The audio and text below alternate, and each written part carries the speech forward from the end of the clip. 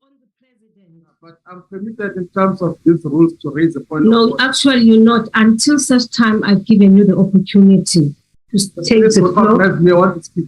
Take a seat. I've asked Mr. President I want to raise a point of order first. Speaker, you are out of order, Speaker. Honorable. There is a point of order being called. You are out of order, Speaker. And you are the one who's disrupting the president. You are disrupting the president. Allow the point of order before Honorable Malemba.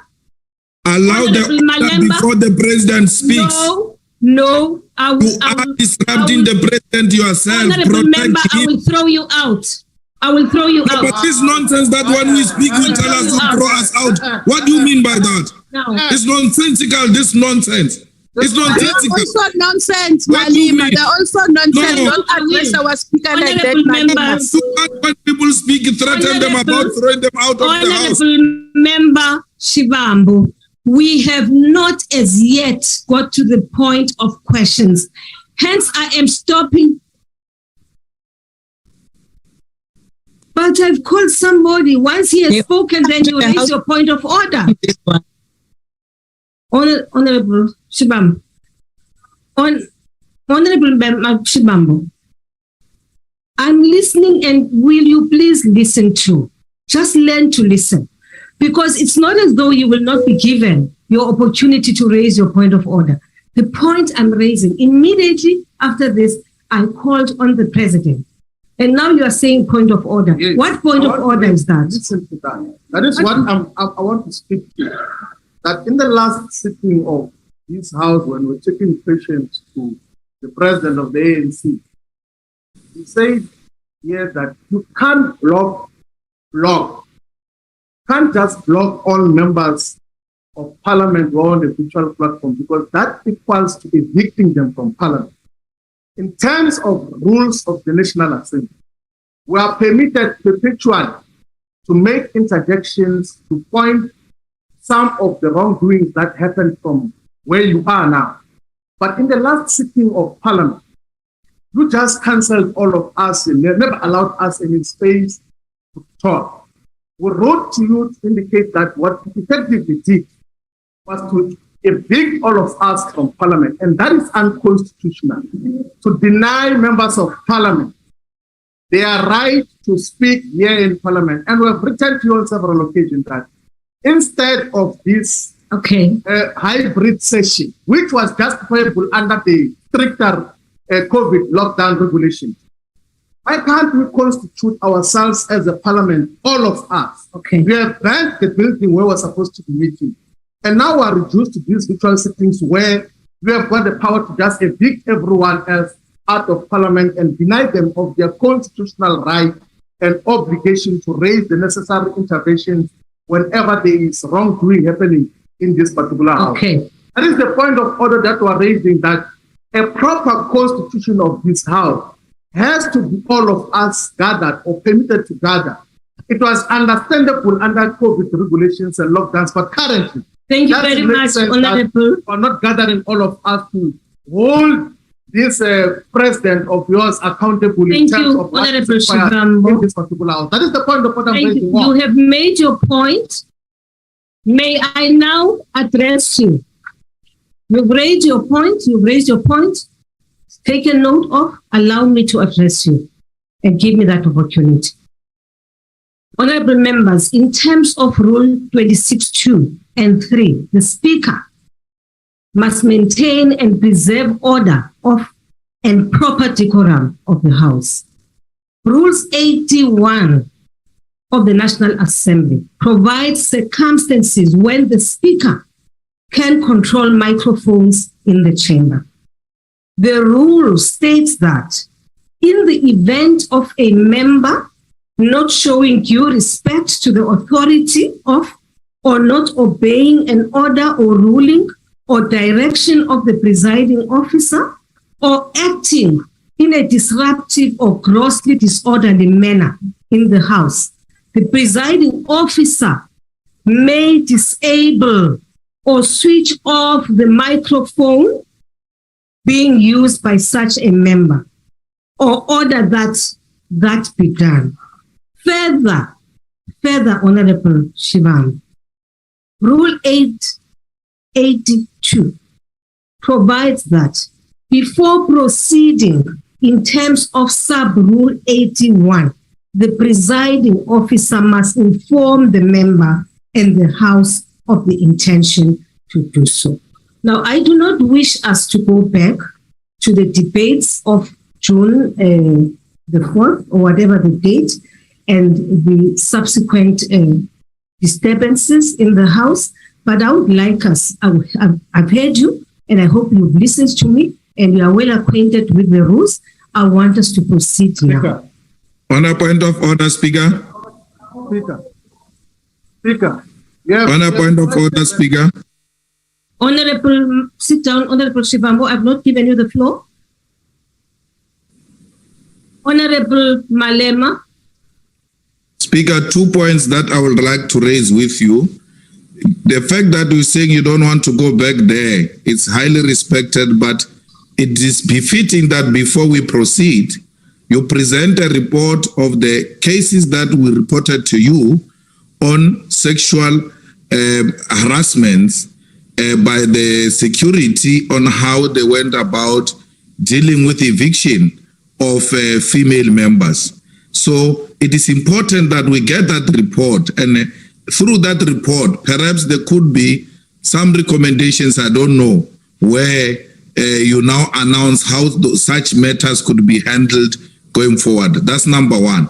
Number two, Speaker, we were meeting in a manner we're meeting now during COVID-19, and we cannot, when the regulations have been scrapped, continue to meet in this manner we're meeting, because you are doing this deliberately to protect the executive to be held accountable properly, because you're micromanaging us through switching off the microphones and then removing some of us from the platforms. All we're asking is, let this parliament be postponed today, and there must be a proper sitting of members of parliament, all of us, under one roof. Order, honorable members. The executive. Order, will you please allow Mr. Malema, who has given the floor to finish what he's saying? Order. Order. Thank you. Yes, thank continue. Honorable Malema. Yes, I'm finishing, Speaker. Yes, finish. The way we are constituted, it is extremely wrong. There are no longer COVID restrictions. Postpone the sitting, arrange a proper venue, and allow all of us to come under one roof. Because the way you are doing is tantamount to protecting the president of the ANC and the executive from being held properly accountable to Parliament. It's our duty to hold these people accountable. But the way you have arranged, you have made it so easy to cut us out, switch off the mics, because you can do so willy-nilly. Unlike when we are physically all there to hold the executive accountable, including him, this president who's running away and responding. Point made, Honorable Malema. I've understood the issue you're raising, and that is a matter which is on the table, where members are calling on us to go back to a physical form of sitting. Just to say, on the 7th of September, next week, Wednesday, all the chief whips of the different parties will be meeting with the speaker, and one of the items on the agenda is this particular issue, if that satisfies you. And the report on the abuse of our female members? The issue of Honorable Jakude. Honorable Jakude.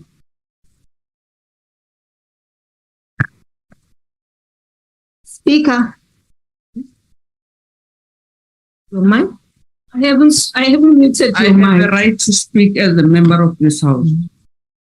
Thank you very much, Honorable Speaker.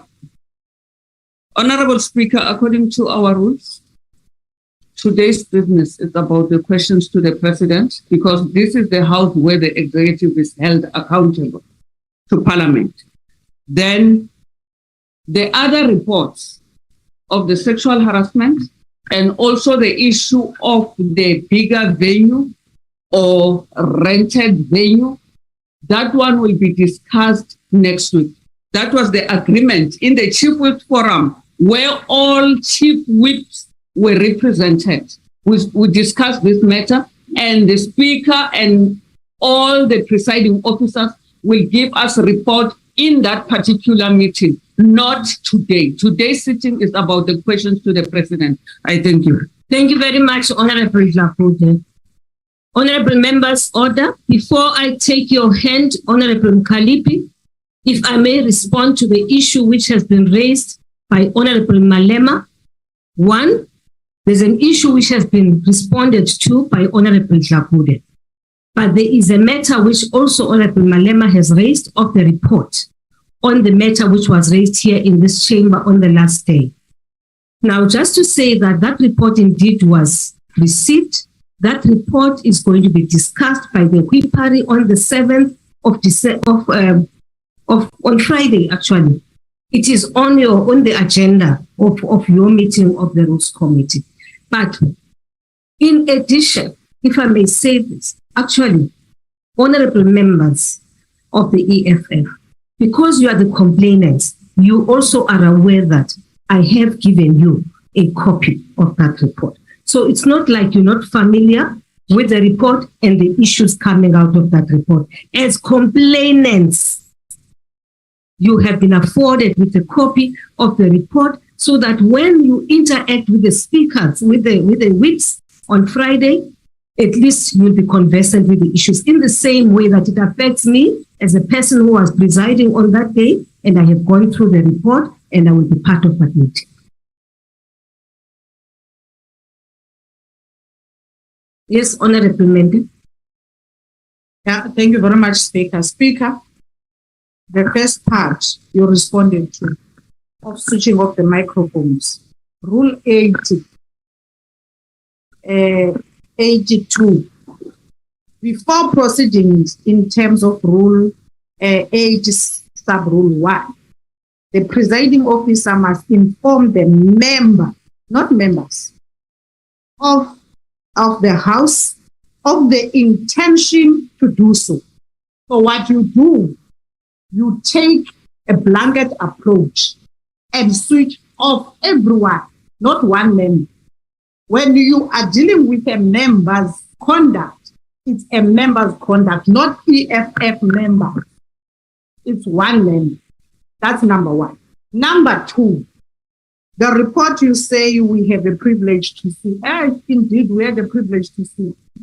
But we are going to have a problem if we are, as women here in this house, when we are being harassed and violated by men called by you. You equally, to be honest, Honorable Mente, you are out of order because this is not the item for the day. Against us. Honorable, you even list men. When did you see a woman touching a man here?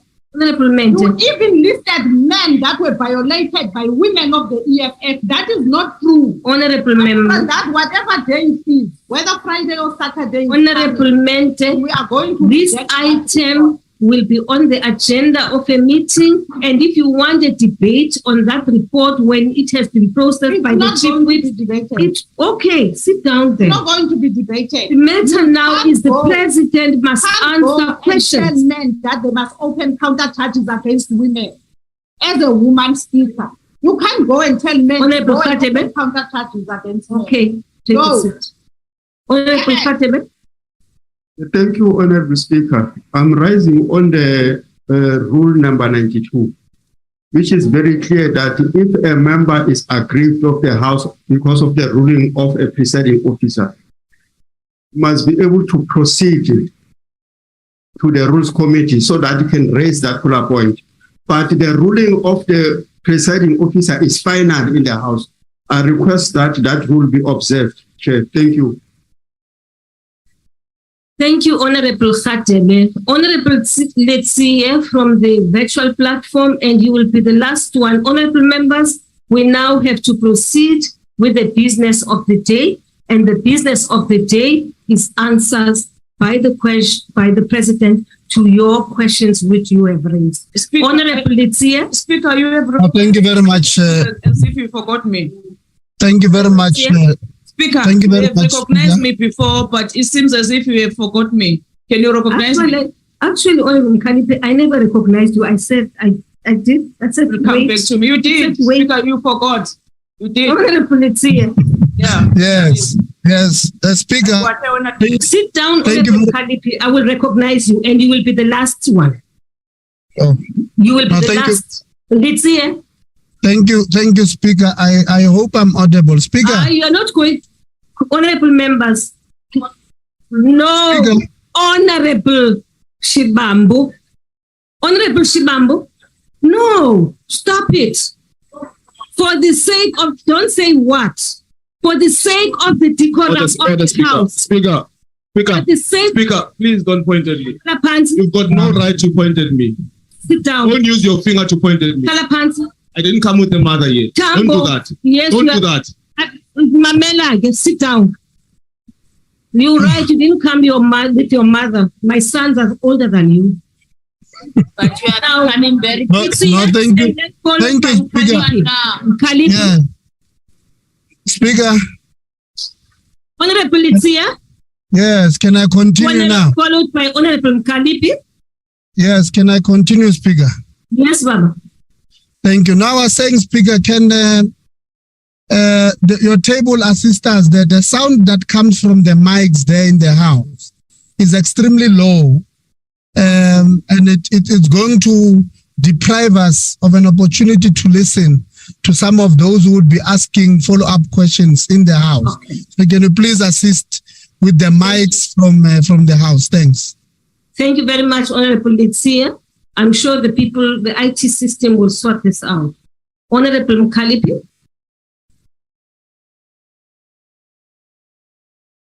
Honorable ICT people, can you fix the com system? Yeah, Speaker. Okay. All Speaker. right. Yes, Honorable Mkhanipe. Yeah, I just want to say to you, Speaker, I'm rising on a point of order, rules Yes. 92. Speaker, don't try to manage us. 92. And you are not the Speaker, Wayne. Speaker, don't try to manage us, because the issue of opening Parliament is an old issue. We've been writing to you. Now we are trying to manage us to tell us about the matter or the meeting that will take place on the 7th of September. So we're saying to you now, today, we're supposed to have your president here, the president of the ANC. He's not here. Where is he? He's not here. So we are saying to you, please give us a response, because when you are here, Speaker, we are not representing ourselves here. The people out there, they want to know, when are we going to have all members of Parliament, as per the Constitution, come and ensure that the executive is accountable to the members of the public. The second point, Speaker, is the point that was raised by the National Chair. Speaker, last time when we evicted the spokesperson of the EFF, you also block all of us, and you don't observe the rules yourself. So today, ensure that people who are also, yes, we must admit and also apologize, because we're also against the rules, Speaker. And today, they are our members who is on the platform, and ensure that you don't block them, because they are also members. But lastly, is to say that the country has been open Parliament. We have been saying that let us go even to Khayelitsha. We have to identify public spaces there, community halls are there, so we can go all of us to Khayelitsha in order for everyone to come and account. Thank you very much. Please respond, because even the public is waiting for the response. Thank you very Don't much. tell us about the meeting of September 7. It does not hold waters. Honorable Mkhanipe, thank you very much. You've made your point. The main issue is the opening up of Parliament. And I'm saying you chief whips will be meeting on Friday. And one of the issues you are discussing and finalizing to find a way forward, it is precisely that issue. Before you, there is an order here. And I'm just responding to that, number one. Number two, on this matter, honorable members, of blocking everybody. If I may respond to that, actually, it is not just members of the EFF were cut off. It is all members who were on the virtual platform from all political parties. And it has everything, wait. And it has everything to do, with maintaining the decorum of the House because people were streaming on the virtual platform. And I did explain that. I am now closing this matter, honorable members, and I'm allowing Khatebe. On a point of order. No, I've not given you the floor. Point of order. There's a point of order here. But I've raised a point of order. He had a point of order. He had a point of order. You must have a Sit down, man. Sukuma. Don't stand when you are raising a point of order. For the sake of the decorum of the House. The rules say we must stand up. No, don't. Just sit down and raise your hand and say point of order. But the rules say we must. No. But No. don't talk to us. Speaker, but the rule says we must stand up. Confirm the rules. But guys, can We you are not going imagine to run all the of parliament. us stood up? We won't run parliament according to your feelings. Follow the rules. The rule says we must stand up. Your feeling might be down, but the rule says we must stand I'm up. not a speaker. Honorable members, okay. Thank But you, where Honorable is the president of the Malema, EFF for in that this thing? lecture. But honorable members, I want to make a plea to all of us. Why are you looking for me? I'm not your president. When I'm not the president of the republic, look for your big nose president here. Why are you looking for me? I'm making a plea to all of you, which is that, honorable members, when you still have your hand up and you are asking to be recognized, please take your seat. You'll be recognized. This is a small room. We can't all stand and say point of order. That's all I'm saying. Honorable Khatebe. Thank you, Honorable Speaker. The first point of order I'll raise is on Rule 84. The Honorable Malema has just used an unparliamentary language by calling you Wena. It cannot be right. You cannot be called Wena. You are the head of this institution. Number two, Chairperson, Honorable Speaker, I'm still rising on Rule number 92, point of order, subsection 12. That rule is very clear that when the presiding officer has made a determination, that determination cannot be challenged here on the floor. I request if the members are aggrieved, they must take it where it's supposed to go to. On the third order, which I'm raising, Chairperson, the Speaker, is on Rule number 6.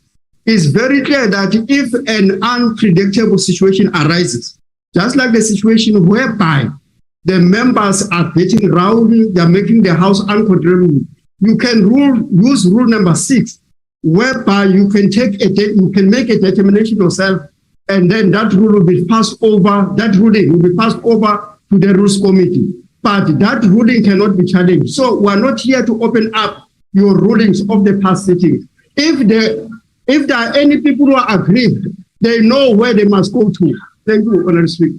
Thank you very much, Honorable Member. Honorable Zulu.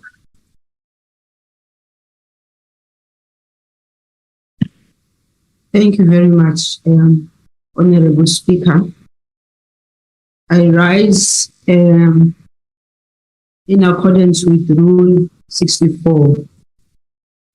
Isicelo nje, Chairperson, ukuthi there is a time when a nation must decide and a house must decide that it shall be able to conduct itself in the manner in which the people of South Africa expect. So according to that rule which I've indicated, Chairperson, isicelo nje ukuthi sifuna abantu kubezwa, but mangabe bafuna sibezwe, but mangabe bafuna ukuthi sibezwe kodwa singabalaleli, it will not be helpful.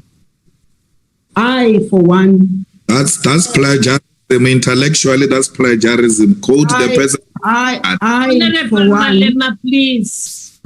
Honorable Zulu is on the floor. Please. I, for one, Chairperson, have said in this House, with due respect, that I'm the last person to request, after having been part and parcel of people or members of this House who've consistently howled, consistently made noise. We came to a point where I, for one, said, can we at least lead our people in a way that they will continuously respect us? And under that rule that I indicated, Chairperson, there is a limit to which you yourself, as the Speaker, can keep on taking interruptions that are very deliberate and very well planned in order for us not to continue with the work of this House. And Honorable who is saying plagiarism or whatever he calls it, yisizulu lesengisikhulumayo, isizulu sabo bonke abantu, hayi isizulu sakwaZulu kuphela. La abantu bekhona, yinto okufuneka siyikhulume leyo. Let there be dignity in the House once and for all. Thank you very much, Honorable Zulu. Thank you, Honorable Zulu. Honorable members. And then you didn't. That's Honorable members. That was a quote. No, man, Honorable. Please. That was not Zulu. That was a quote. Honorable, I quote and I unquote. I'm not going to allow any forms of order now. I want us to proceed. But can you stop Julius also? We are saying also, you mean he has not been stopped? What have I been doing? I said, Honorable Malema, stop it. Not once, not twice. What do you want me to do? Honorable members, will you please, all of you, I'm not going to allow you now, Honorable Shibambo. We are now continuing with the business of, I'm not going, because you are diverting us from what we are trying to do. For your permission, I'm just indicating to you that for me to speak, I've got the right to speak. Honorable Shibambo, then if you don't, the right to speak, if you don't want me to recognize, if you don't want me, sit down, Honorable. Sit down for what? Because I want to raise the point. Honorable Shibambo, I'm permitted by the Honorable Shibambo, sit down. You don't have the floor. You must. Honorable Shibambo number 2, you are not going to speak because I have ruled that we are now proceeding with the business of the day. Honorable Shibambo, this is the 3rd time I am pleading with you. And now that... Point of order, Speaker. Point of order, Speaker. Where's the... Honorable Shibambo, I've raised it thrice. Point of order, Speaker. Yes, Honorable, where are you? Yes, Speaker. Point of order, Speaker. Honorable Tambo. Yes, yes. Munyaye. Thank you. Thank you very much, Speaker. I rise on Rule 92 in terms of procedure, and I'm going to address 2 points in that regard. Number 1,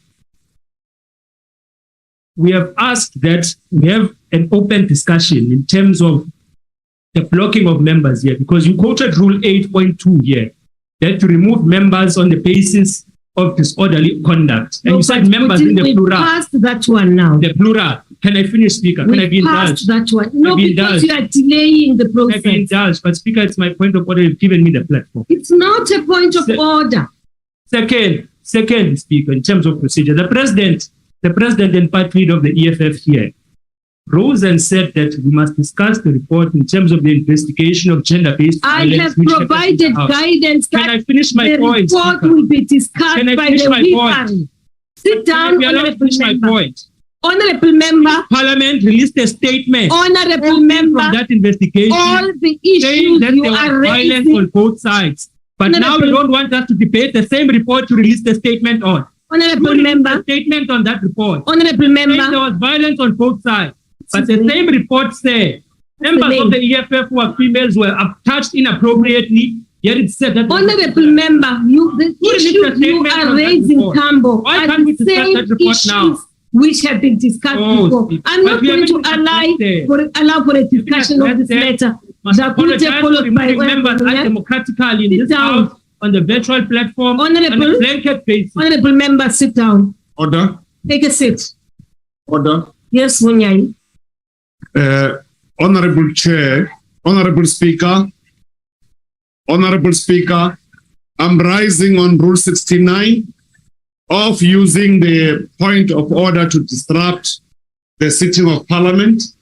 So therefore, I appeal that we must allow the proceeding of Parliament to proceed, Honorable Speaker. Honorable members. What? Honorable members. Point of order, Speaker. Sit down, Honorable Tambo. Point of order, Speaker. Please take a seat. Please note me, Speaker. Please take a seat. Honorable Tambo, please take a seat. Honorable, We're all sitting. can you please switch off your mic? Like this last time, Speaker, you kicked me out without knowing. Honorable members, we now proceed with the business of the day. And as we proceed with the business of the day, as we proceed, Honorable Malema, please, no comments again. What do you mean? No comments again. No. Out of order. Wow. It was not me, Speaker. It was not me. I know my statement is to pronounce, but it's not me. Okay, thank you very much. Honorable members, we now proceed. We now proceed with the business of the day. And allow me to recognize Mr. President first before we start with the questions. Mr. President.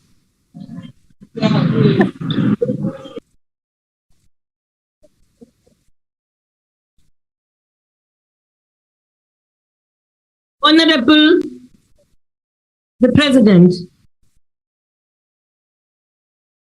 Thank you, Honorable Speaker. Thank you.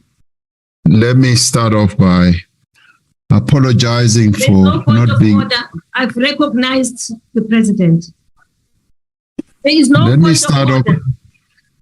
Honorable President, will you please continue? Let me start off by apologizing for not being in the House. It was my wish and desire to be personally in the House. On a point of order, Speaker. On a point of order, Speaker.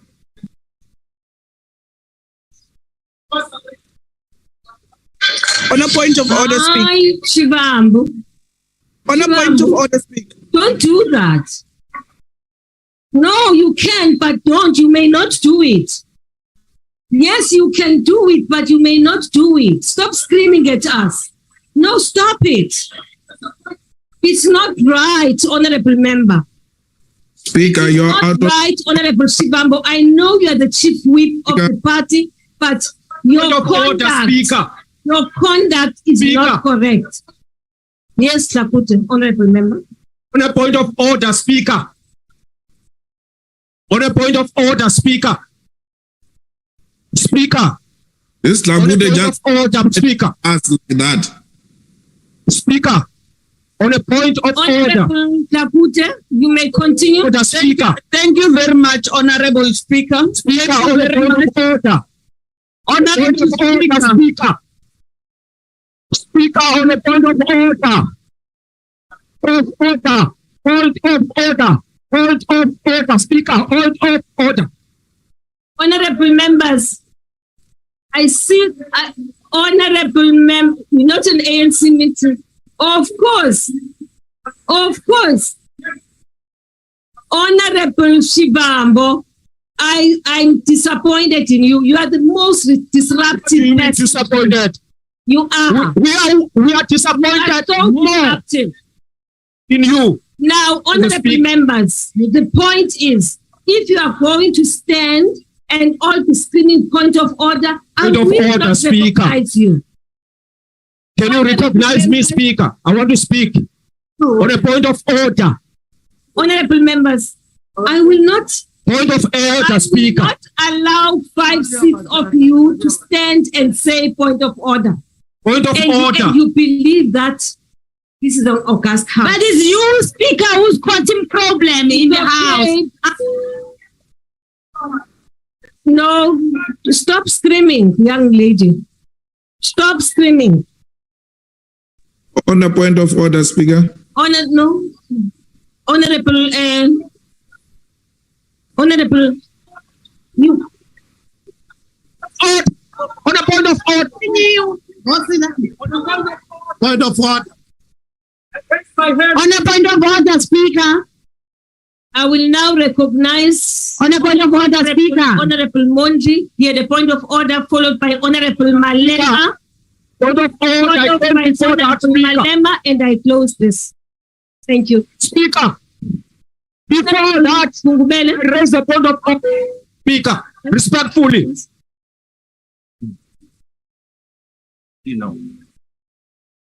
Yeah. Honorable members, will you please What criteria Please. is the recognized point of order? I am taking a criteria that suggests that people have been raising hands and I've allowed many people who are speaking for the seventh time, honorable member. We can't hear Honorable Monji Of on course, the- it's parliament. It's not an ANC meeting. You are right. Now, will you please take your seat? Will you please take your seat? Honorable Pungubele, followed by Honorable Malema, and I will not take points of order again.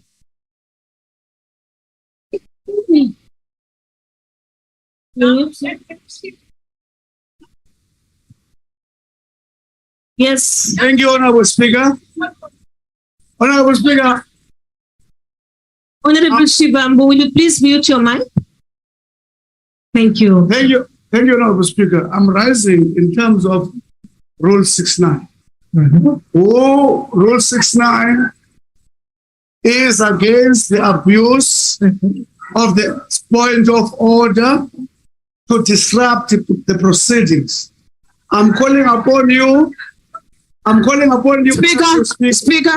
Speaker. Honorable Khalid, No. please allow Honorable Kungubele to make his point. Hi, Honorable Kalipi, take your seat. Take your seat, Honorable Kalipi. Yes, Honorable Kungubele. I'm saying Rule 69, Honorable Speaker, must be invoked because it has been breached several times. They are using point of order to disrupt the proceeding. It borders on turning this parliament into a street bash. So we are requesting Honorable Speaker to invoke Rule 69. Thank you very much, Honorable Kungubele. On a point of order. Actually, Rule 69 On a point of states order. that members may not engage in grossly disorderly conduct in the House. Members may not deliberately, in a sense, create serious disorder and disruption. And this is what the points of order are doing. Number two, repeatedly undermining the authority of the presiding officer or repeatedly refusing to obey rulings of the presiding officer or repeatedly disrespecting or interrupting the presiding officer whilst the latter is addressing the House. Lastly, persisting in making serious allegations against a member without adequate substantiation or allowing the correct procedure. And that is what Rule 69, as stated by Honorable Bungubele, says. Honorable members, I have allowed you to raise several points of order. And I didn't do so because I'm crazy, I'm mad. I did that because I believe in allowing people to express themselves until it gets to that point where you cut the line and say it can't be it because the House is becoming disorderly. And that is where we are. We are at that point. And I'm making this point for the second time now. Honorable members, I am still allowing Mr. President to then raise the matter he was raising. And then we proceed with the questions for the day. Thank you, honorable members. Speaker, you said I was going to follow after Honorable Mondli. You're right. I did say, I'm sorry, Mr. President, I did say, Honorable Malema, raise your matter. I hear the people who are speaking about turning parliament into street bashes. So we have not been to street bashes. So regulars will know how street bashes run. But the point I was making is that it is wrong for staff members to switch off the mics without your instruction. Members of parliament want to rise and raise issues. All the mics are off, including when Honorable Ngungubelo was trying to speak. The mics were showing a green light, which is a demonstration that some mere administrator who thinks he's got the power he doesn't have switched off the mics without your instructions. Please control those administrators. They are nothing else but administrators who are elected to be there. And we can't be mooted by administrators who know nothing about being elected. Please. Thank you. Thank you, Honorable Malema. Honorable members, as I had ruled, I said this is the last. Never been to a street bash. Remove that one, Ronald Lamula, honorable members, will you please switch off your mic? Please mute. Thank you very much. Mute. I've never been to a street bash with Lamula. He was It's misleading the house that he has never been to a street bash. Speaker. Honorable members. Point of order, Speaker. What is the point of order? Can that minister who just appeared there, he's lying. He must not say no, the president of the EFF, please. Don't do that. Speaker, please. You know that language is not used. It's unparliamentary. Speaker, you just read the rules now. Rules now. You said there's no member that must cast aspersion on any member here. You can't that say minister must withdraw now. Is lying. Will you please withdraw that? I will withdraw that. Yes, thank you. That's fine. Honorable Speaker, members, absolutely, I withdraw. Speaker. Thank you. Thank you. Speaker, I withdraw that. Please, allow me to understand Speaker, what the minister was saying. What was he saying? Yes, Speaker. The minister said that the president of the EFF and the incoming president of South Africa has been to a street bash, which is a lie. But now you see, I did not hear that. You wish. Can I finish, Speaker? Honorable, Speaker. Can you withdraw that, man? Honorable Lamula, we want to proceed on withdraw that. Speaker. Hello, sorry, Speaker. I'm still on the floor, Speaker. No, but you're down now. How do you know, Speaker? No, but you've told me the essence. No, I didn't say that. The essence of what? My point of order can be in two parts. I've been asking to speak. You know what? Honorable Speaker, Tambo, please can you withdraw? That's number one. Number two, Speaker. Honorable Tambo, please take your seat. Speaker, I've got another part. Take your seat. To my point of order. Take your seat, man. Take your seat. On a point of order, take your seat, please. On a point of order, please do take your seat. On a point of order, will you please take your seat? On a point of order, I am pleading with you to take your seat. I am equally pleading with you. You are saying you are being aggressive. That is a point of order. You want to speak, and I'm pleading with you to take your seat because I had ruled that we have come to the end of the points of order. Yes, and now we proceed. Lamula must withdraw. Lamula must withdraw. Lamula must withdraw. Lamula must withdraw. To call president a liar. How does he accuse a party leader of attending street bashes? Lamula must withdraw now. You made Lamula must withdraw. Rule of Dollar must withdraw that thing. Honorable Lamula. Honorable Speaker. Yes, Honorable Lamula. Yes, Honorable Speaker. Will you please withdraw your statement on the street bash? Yeah, in the interest of peace, but I did not say he attended. I said that is misleading the house. Unconditionally, man. Just withdraw. Yeah, in the interest of peace, I withdraw, Honorable Speaker. Mamela. They are in charge here. Honorable Lamula. Honorable Speaker. I withdraw, Honorable Lamula. I am not going to. I don't want that. In the interest of this, I just want you to withdraw. I withdraw, Honorable Speaker. Thank you very much. Valage, mute. But we can't hear him, boss. Thank you. Honorable members, we proceed. Mr. President, will you please continue and finish so that we start with the questions? Thank you, Honorable Speaker. As I was saying, I wish to apologize for not being there in person. And I'd like to thank you for giving me the latitude to be able to answer these questions on the virtual platform. I have a family situation. My wife has had a procedure, and I'd like to be there to support her as soon as I finish answering these questions. So I'd like to thank you for allowing me to be in a position to answer the questions on the online platform. And thank you very much for that. Thank you, the President.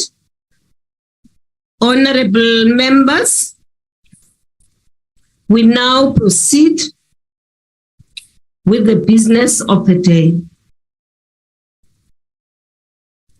The business of the day is the only item on today's order paper is questions addressed to the President.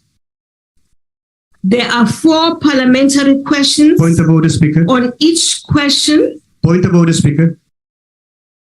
I've said I'm not allowing any more points of order. No, Speaker. I think it's very important if the President has pressing family issues, we can excuse him and he can go take care of that. Man, I don't want to hear that. It's okay. But I don't want comments anymore. There are 4 parliamentary questions. Supplementary questions. Parties have given an indication of which questions their members wish to pose as supplementary questions. Adequate notice was given to parties for this purpose. This was done to facilitate participation of members who are connecting to the sitting through the virtual platform. The members will pose supplementary questions, will be recognized by the presiding officer. In allocating opportunities for supplementary questions, the principle of fairness, amongst others, has been applied. If a member who is supposed to ask a supplementary question through the virtual platform is unable to do so due to technological difficulties, the party whip on duty will be allowed to ask the question on behalf of their member. When all the parliamentary questions have been asked by the President, answered by we will proceed to the next question on the question paper. The first question has been asked by the Honorable M.S. Shabane.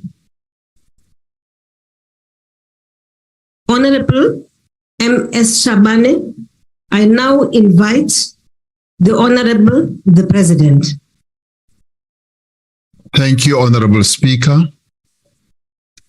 Honorable Speaker, the issue of migration is an important developmental issue within the African Union and SADC, Southern African Development Community, and indeed across the world. As a consequence, it features quite often in bilateral engagements between South Africa and various African countries that we interact with on an ongoing basis.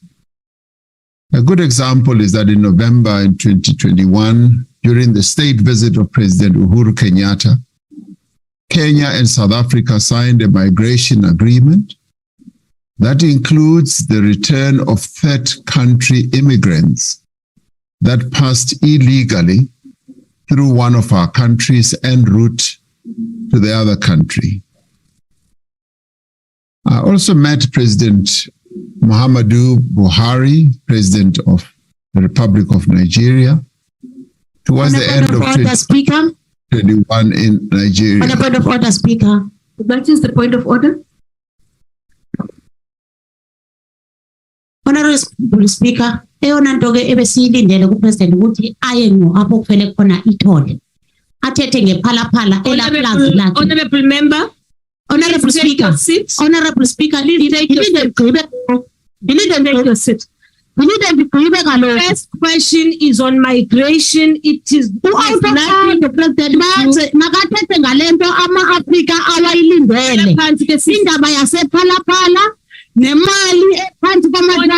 Honorable Matulelwa. Honorable Matulelwa. Honorable Matulelwa, the first question on the order paper is a question on migration. It has nothing to do with Phala Phala. You will raise the Phala Phala issue when the time comes. Please take your seat. That was the first question, Honorable Member.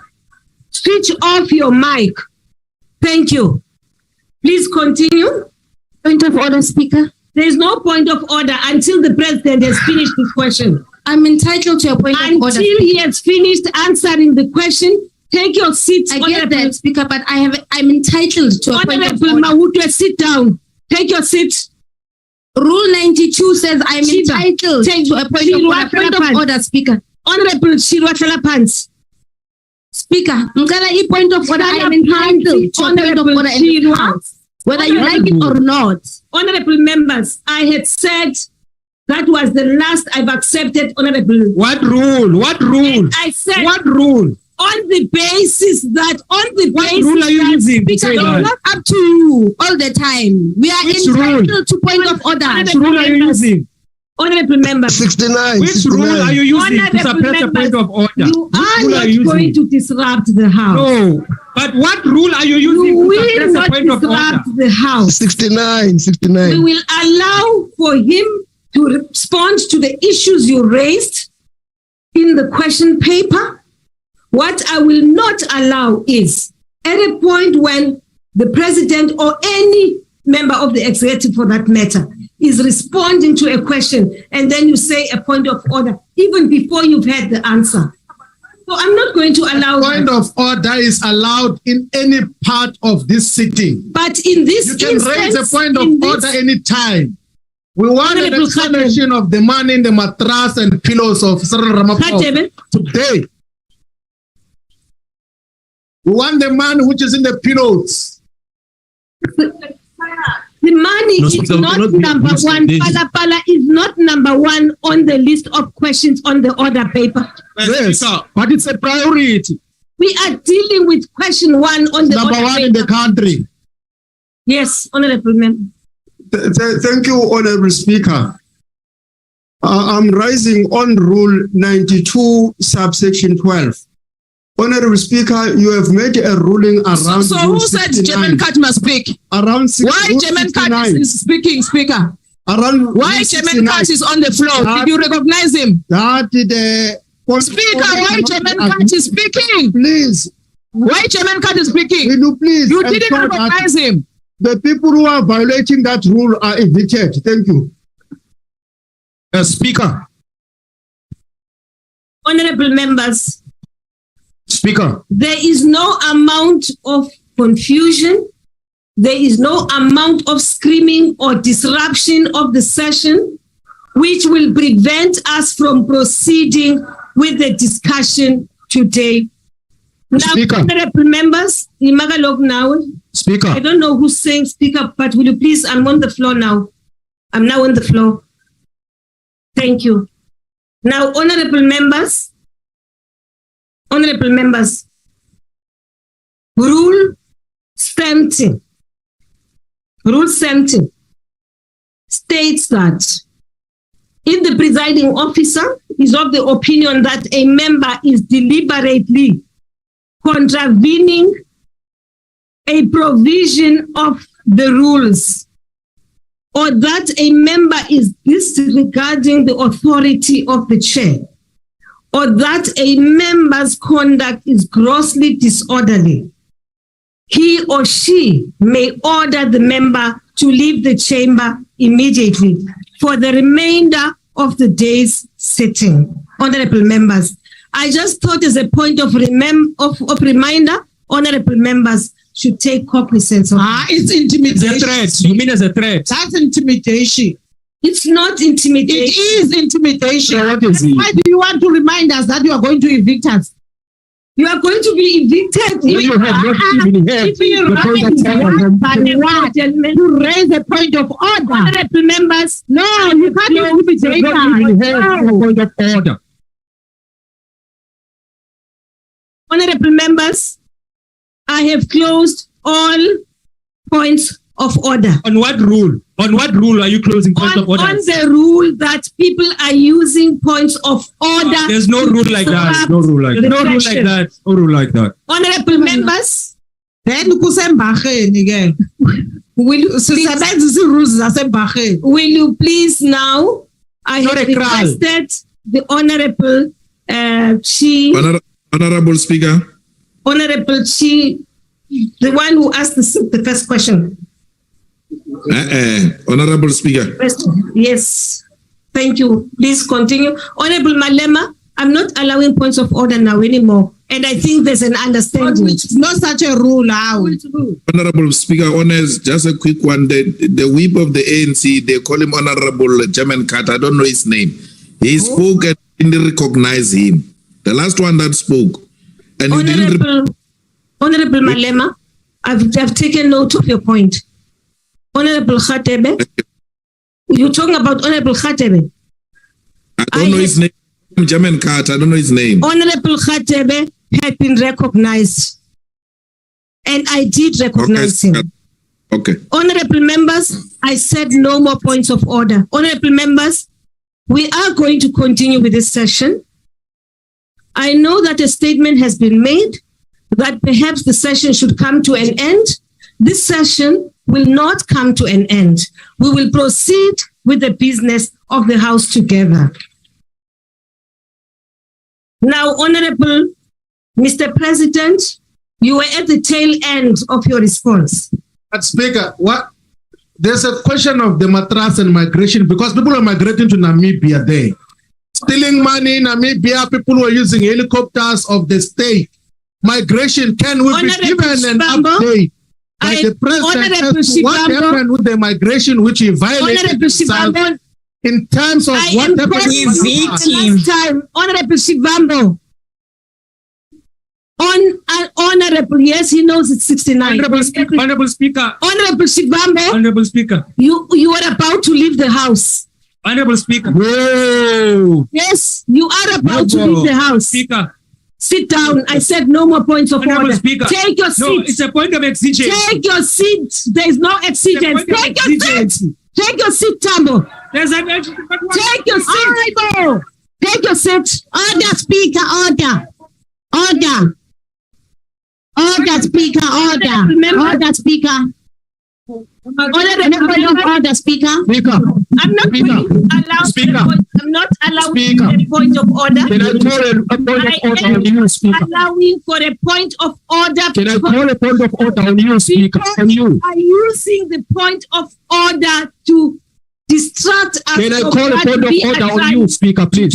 Even to me, you can write to me and point that. Don't be agitated, Speaker, as presiding officer. I have no choice if your people are screaming. You can't be agitated. Now, Honorable Member.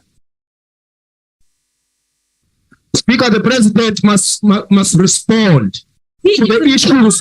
He must respond to the issues pertaining to the abuse of women and the abduction of women in Phala Phala farm.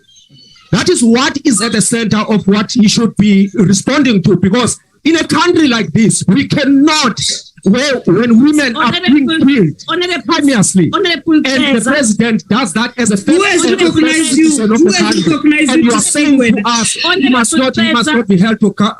Honorable Teza, will you Honorable Speaker. Honorable Teza. Honorable Speaker. Honorable Teza, will you please leave the House? On what basis? Honorable Teza, what basis? Will you please? Speaker, you didn't warn him. You didn't warn him. Speaker. Speaker. Speaker, you haven't given me the warning. You didn't warn him. Leave the House. like you did with No. Honorable member. Honorable Speaker, the way you want, the way fighters wait. Will you please? Honorable Speaker, the same way There's you no want such a Shibambo, please warn him. You didn't warn him, Speaker. Speaker, you didn't warn him. Honorable Feza, Speaker, you did not warn him. Speaker, you didn't warn him like you did with Shibambo. Speaker, you didn't warn him. Warn him first. Leave the house. No. I was expecting. Honorable Feza, I called you more than 3 times. Please leave the house, Honorable Feza. Honorable Speaker, you warned Shibambo and said to him, you will evict him if he doesn't listen to you. You have not done that to Feza. Call the PPS. Please warn him. You must leave the house. Thank you. Ufuna usibulala manje, uyaqala. You are calling those people. You must leave the house. Speaker. You didn't warn him properly, Speaker. Speaker, you can't. You read the warning. This is exactly what we have warned you about. You can't use a blanket approach. You see the violence we're talking about. Honorable Paulson, you may as well leave. No, you can't do that. No, Speaker. No. Hey, Speaker, we are banging chaos in the House, Speaker. We banging chaos. Why are you banging chaos again? Now, Honorable Speaker, you can't take Honorable Paulson out. Honorable Paulson was the first one to obstruct the PPS from removing the honorable member. Why are you removing? Can I say this? Paulson was the first one to bring back our member here. Honorable Shibambo must play wrestling. Speaker, not a wrestling ring. Now the next one, Honorable Paulson is gone. Honorable Tenjua, what's that name there? Honorable Tenjana, will you please leave the house? For what? For obstructing the PPS. No. Obstructing the PPS. Why? Why? Out. Why? You know what you did. Why? What rules are you using now? Why is he leaving the house? Why? We help you run the house, please. But you know what you did. Why? Tell us. You know what you did. Puma. Speaker, can I help you? Point of order, Speaker. Speaker, can I help you? Speaker. Mute your mics. Your mics, please. Honorable Tenjuan, no member, to all of you, no member may in any manner whatsoever physically intervene in, prevent, that's what you did. Honorable Tenjuana, Speaker. Sergeant in arms, please remove Honorable Tenjuana. Speaker. Speaker. Honorable Malema, I'm not allowing any more points of order now because points of order have been used to disrupt us. Honorable Tenjuana. I want to appeal to you to come down, please. Oh, thank you very much, Honorable Malema. I'm coming down. Honorable Tenjuana, please. I won't allow you. No. Honorable Tenjuana. Sergeant in arms, you are taking long to report back.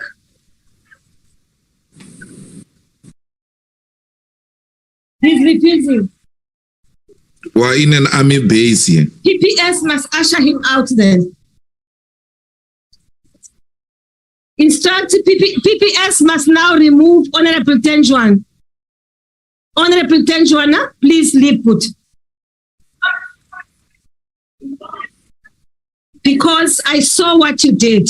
I haven't heard from other people. I saw when you were shaping.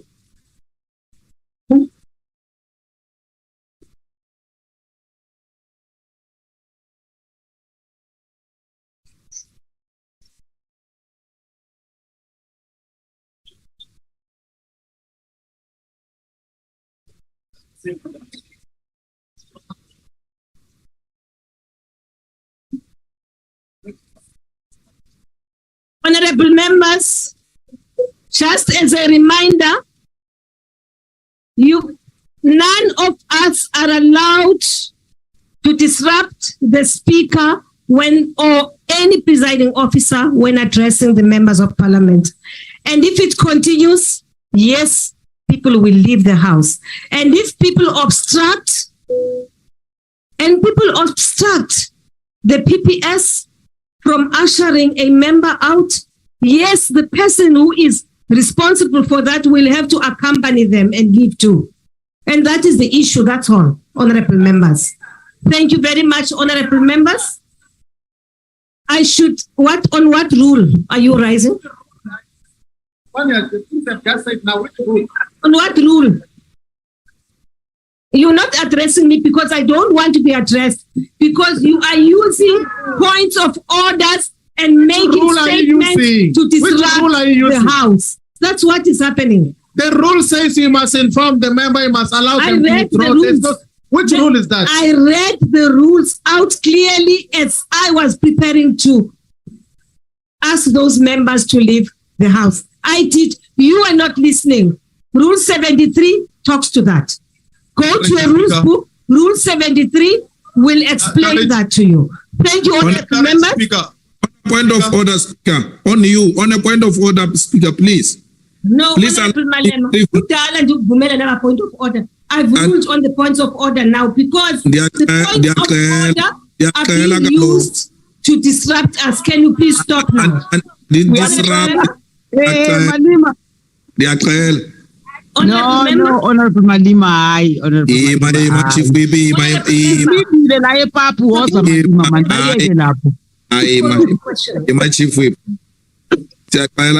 Speaker, remember, Mr. President, are you done with your answers? On a point of, I just want to highlight something quickly, Speaker. Man, please, honorable member. Mr. President, are you done with your first question because we were interrupted? No, I'm not done, Madam Thank you. Speaker. Will you proceed then? No, it's done. Please proceed to answer your question.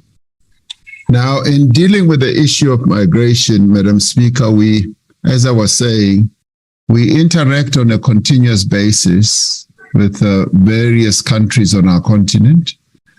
And amongst the agreements reached is to have a consular migration forum between ourselves and a number of countries, but specifically between Nigeria and South Africa, where senior officials meet twice a year to look at visa issues, illegal migration, and other issues concerning either of our two countries. Similarly, an immigration cooperation agreement formed part of my discussions with President Nana Addo Akufo-Addo of Ghana in December last year. We had bilateral commissions at head of state with Mozambique in 2022 in March, as well as Botswana in April of 2022. In both cases, cooperations on deportments and agreements on migration cooperation were broadly concluded. In the last few months, there have been engagements at ministerial and officials level with our counterpart countries such as Lesotho, Botswana, and Zimbabwe on migration issues. Now, during our chairship of the SADC Organ on Politics, Defense and Security over the past year, we have prioritized the draft regional migration policy framework and action plan. The draft plan proposes principles as well as strategies on matters such as border governance, irregular migration, labor migration, and others. Like any sovereign nation, Madam Speaker, we have the right to implement policies and measures that guarantee the integrity of our borders, that protect the rights of South Africans and provide that all who reside in our borders have a legal right to do so. To this end, there are ongoing joint operations by South African Police Service, South African National Defence Force, the Department of Employment and Labour, and the Department of Transport to deal with illegal migration. Now, the first cohort of the Border Management Agency border officials has been deployed in areas where we know that there is often illegal entry into the country. We are dealing with the challenge of illegal migration. And we must remember that we are a democracy founded on the rule of law. Acts of lawlessness, intimidation, and humiliation directed at foreign nationals, whether they are documented or undocumented, should not be tolerated. If migration is managed properly and occurs within the legal framework, those from other countries who are foreign nationals can contribute positively to our society, as they could bring skills and resources to our economy and create jobs for South Africans. We have recently undertaken a comprehensive review of the policy framework for work visas to ensure that migration is managed in a way that benefits our country and supports our national interests. We need to work together to ensure that all the country's laws are enforced by the relevant authorities firmly and consistently. I thank you, Madam Speaker. Thank you, the Honorable the President. Before I allow you, Honorable Shabane, to raise your first supplementary question, may I just remind all of us once more that Rule 92 provides, amongst others, that a member may raise a point of order at any time during the proceedings of the House in terms of the procedure prescribed in Rule 66. Rule 66 provides, amongst others, that no member may interrupt another member while speaking except to call attention to a point of order or a question of privilege subject to Rule 92. And that is why I have decided that I'm no more allowing for points of order, because these points of order, some of them have been spurious points of order, and they are disrupting us from the work which we are seeking to do today. Thank you very much. Honorable Chavane. Thank you, Honorable Chavane. Thank you, Madam Speaker, and thank you, President. Mr. President, thank you for your comprehensive response, particularly your articulation on the AU Agenda 2063 progress, thus far linked to migration. The positive side of migration is that it can contribute to economic growth of the country, the tourism sector, to advance relations between member states. The undesirable side of migration relates to its illegality and possible link to criminality. In the recent past, we have witnessed a terrible incident in some parts of our country, as in Sugarstone, where our undocumented foreign nationals freely terrorize our people and engage in illegal mining.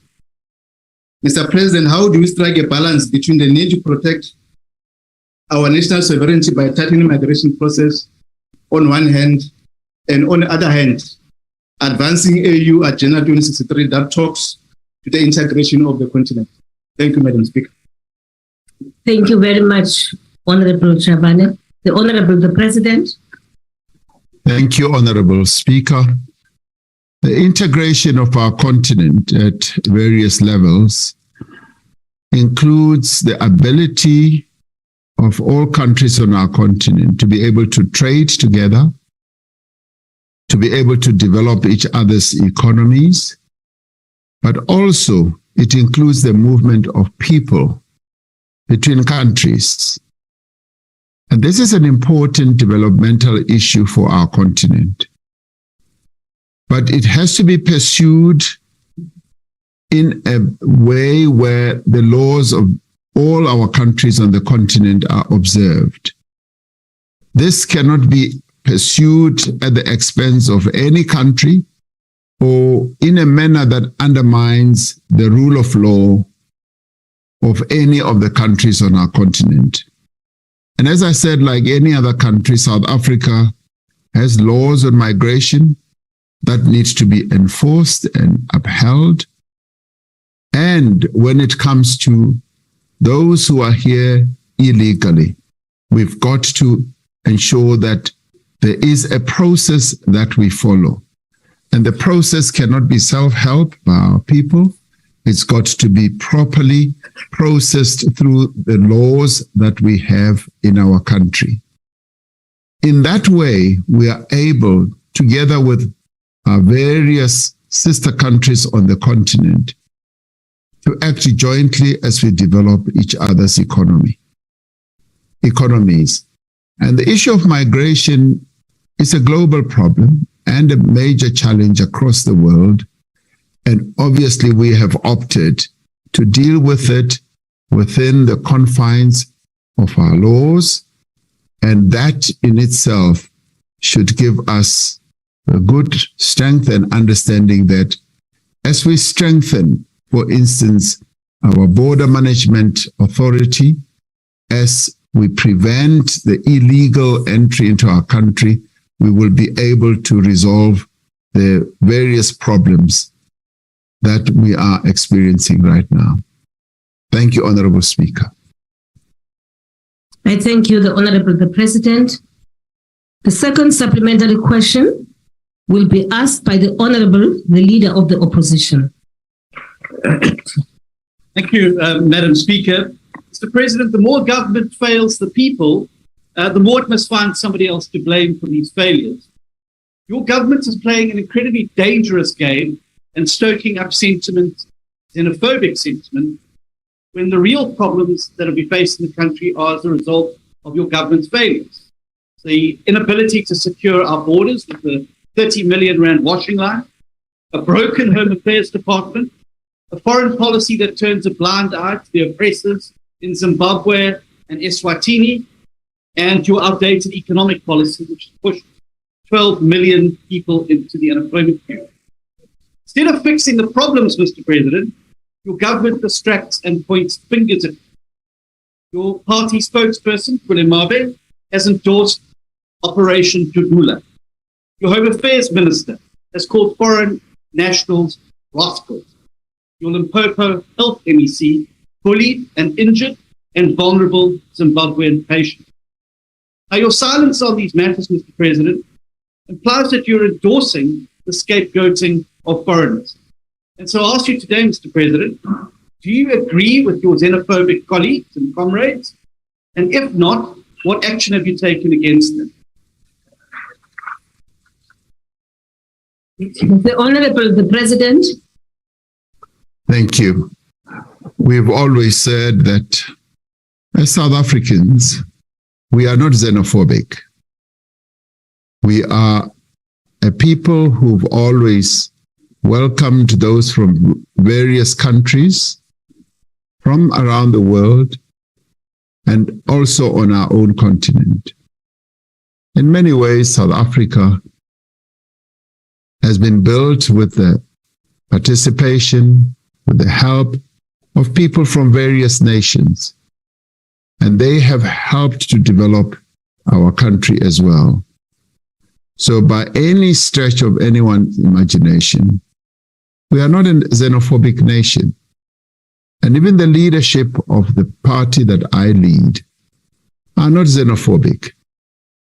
Yes, there are challenges, as I said, that are global when it comes to issues of migration.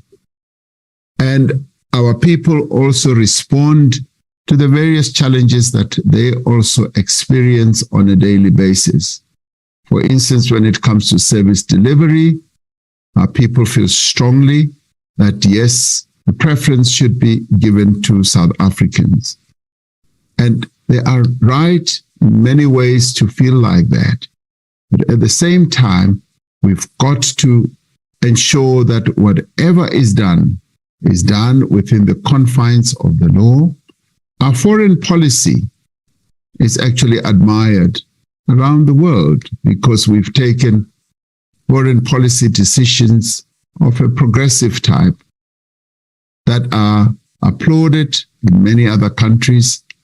Our participation on the African continent through the AU is highly respected. In SADC, South Africa is held in high regard, being the type of country we are and the economy size that we have. And in many, many ways, we contribute progressively to various policy positions that are taken by SADC and also our continent. So South Africa is not xenophobic. South Africa is quite welcoming. And we're saying that rule of law, legality has to be observed, as it is the case in any other country around the world, but also specifically on our own continent. And as we integrate our continent from a trade point of view, from an investment point of view, we also recognize that there will be movement of people. People from South Africa are moving to various other countries on the continent, and people from other countries are moving to South Africa. And we are saying it's all got to be done within a particular legal framework. And that is where we stand. And we believe that is the correct stance that any country can take. And that is where we are headed. Our Home Affairs Department is dealing with enormous challenges that emanate from the past as well. And I believe that they're doing a really good job, particularly now as they're setting up the Border Control Authority. And that in itself is going to help us to ensure that there is legality, and the migration, which we cannot avoid and run away from, is done within the legal framework that we have. Thank you, Madam Speaker. Thank you, the Honorable President. The third supplementary question will be asked by the Honorable N.F. Shivambu. No, thank you very much, Speaker. It is common cause now, President of the ANC, that there are millions of dollars that were brought legally from Qatar and from the Procedural into your farm and hidden under mattress. And when it was taken from your farm, you send your security guards to go and look after that money in Namibia. Did your head of security and your political advisor comply with immigration laws when they were chasing the money which was taken from your farm? That is one. Two, you agree with what was done by the MEC of Health in Limpopo of mistreating a fellow African from Zimbabwe in terms of the conduct that happened in Phala Phala last week? That is the questions. The Honorable the President. On the first issue and question, that matter, which relates to one of the questions that will come later, is a matter that is currently under investigation. And the various investigating arms or agencies of our country are in the process of dealing with that matter. And I will say a little bit more about that later when the question properly arises. On the second one, obviously, the MEC of Health in Limpopo has raised an important issue: how service provision is affected by migration. That is an important issue that is top of mind in the minds of many South Africans.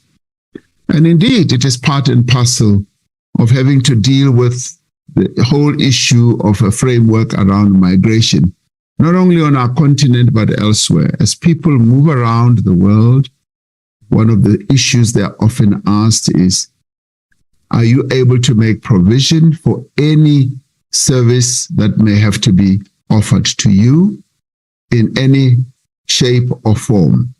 So that is part of that whole process of having to deal with migration. So the MEC, as I said, has raised an important issue which is currently under debate. And of course, she raised it in the presence of a patient. And I guess it's such an important issue, could have been raised in another way, but be that as it may, it has been raised and it has evoked quite a debate, not only in our country, but also in Zimbabwe and also in the rest of the continent. And it is a matter that is going to enjoy quite a lot of attendance, even as we meet at head of state level, to discuss precisely what the movement of people should really entail, what should accompany that in the form of services, in the form of health issues, in the form of either criminality and rule of law. So all those matters, Honorable Speaker, are matters that are germane to the whole process of migration, which we as a nation also have to deal with within the context of Pan-Africanism, within the context of being a part of this continent, and within the context of our basic humanity. And also in the end, it has to be done within the context of our own constitution. We have a constitutional architecture that looks at the people who are present in South Africa and also how they should be tended for or how services should be provided to. So those are issues that need to be debated as we move forward. Thank you, Honorable Speaker. Thank you, Honorable Mr. President. Speaker, the question was not answered. Supplementary question Speaker, will be asked. the question was not answered.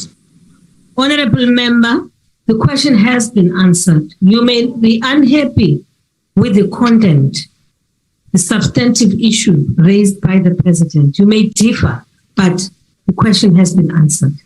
Honorable Hero, this last supplementary question will be asked by Honorable. I'm not in a position, sorry, to prescribe how members of the executive should respond to questions. However, I am compelled to ensure that they respond to questions. The how part is a matter which you can raise in your portfolio committees. Honorable Hero. Thank you, Madam Speaker. Mr. President, we understand that the issue of migrant labor in the Southern African region is complex. We know it has a long history, and in some cases like Lesotho, the wage remittances are a substantial part of that country's economy. These bilateral agreements that allow for migrant labor in many cases predate our democracy and were designed for the purpose of providing cheap labor. We also know that a lot has changed in South Africa since these agreements were signed. We have a very high unemployment rate ourselves. And one of the big problems with these agreements is that they allow for self-management, where labor brokers and employers are able to exploit migrant labor. So, Mr. President, isn't it time that our migrant labor policies balance the need to protect South Africans from exclusion from the labor market, especially the seasonal seasonal opportunities, while securing the labor rights of migrants and local employees through more direct management of employment practices? Thank you. Thank you, Honorable Hero. The next question, number 8, has been, I'm sorry, Honorable Mr. President, I'm really sorry. The Honorable the President. Hence I said you must be patient. You see, now you're making even simple mistakes. Thank you, Honorable Speaker. Honorable President. Thank you, Honorable Speaker. I should say that, yes, indeed, I agree with Honorable Heron, because in the end, we need to have a balance. And the balance has to be, we cannot do many of these things at the expense of the interests of our own people. But at the same time, we've got to recognize that those who also come to our country, who come legally, who come in compliance of our labor policies, who come in compliance with our migration policies, also do have a right to come through here as they comply with our laws. Like South Africans, who can also and do go to various other parts of our continent, either following the businesses that are owned by South Africans to go and work there, or going to invest there, or going to trade. The laws of those countries that they go to are laws that would permit them to be in those countries legally. So that balance has to be there. And for us, obviously, the first prize is to look after our own people and to make sure that our own people's rights are not trampled or ignored. But at the same time, those who come to work here have the right to also within our labor laws framework to have their rights also respected. And I therefore would agree with Mr. Heron that yes, as everything keeps on evolving, and policies also evolve, we do need to look at whether the policies that we still have are still relevant for the modern times that we live in, and also look at the various industries and sectors and the extent to which they are able to have workers from other countries to come to work here on a legal basis. Thank you, Honorable Speaker. I thank you, Honorable the President. Question number 8 has been asked by the Honorable the Leader of the Opposition, the Honorable the President.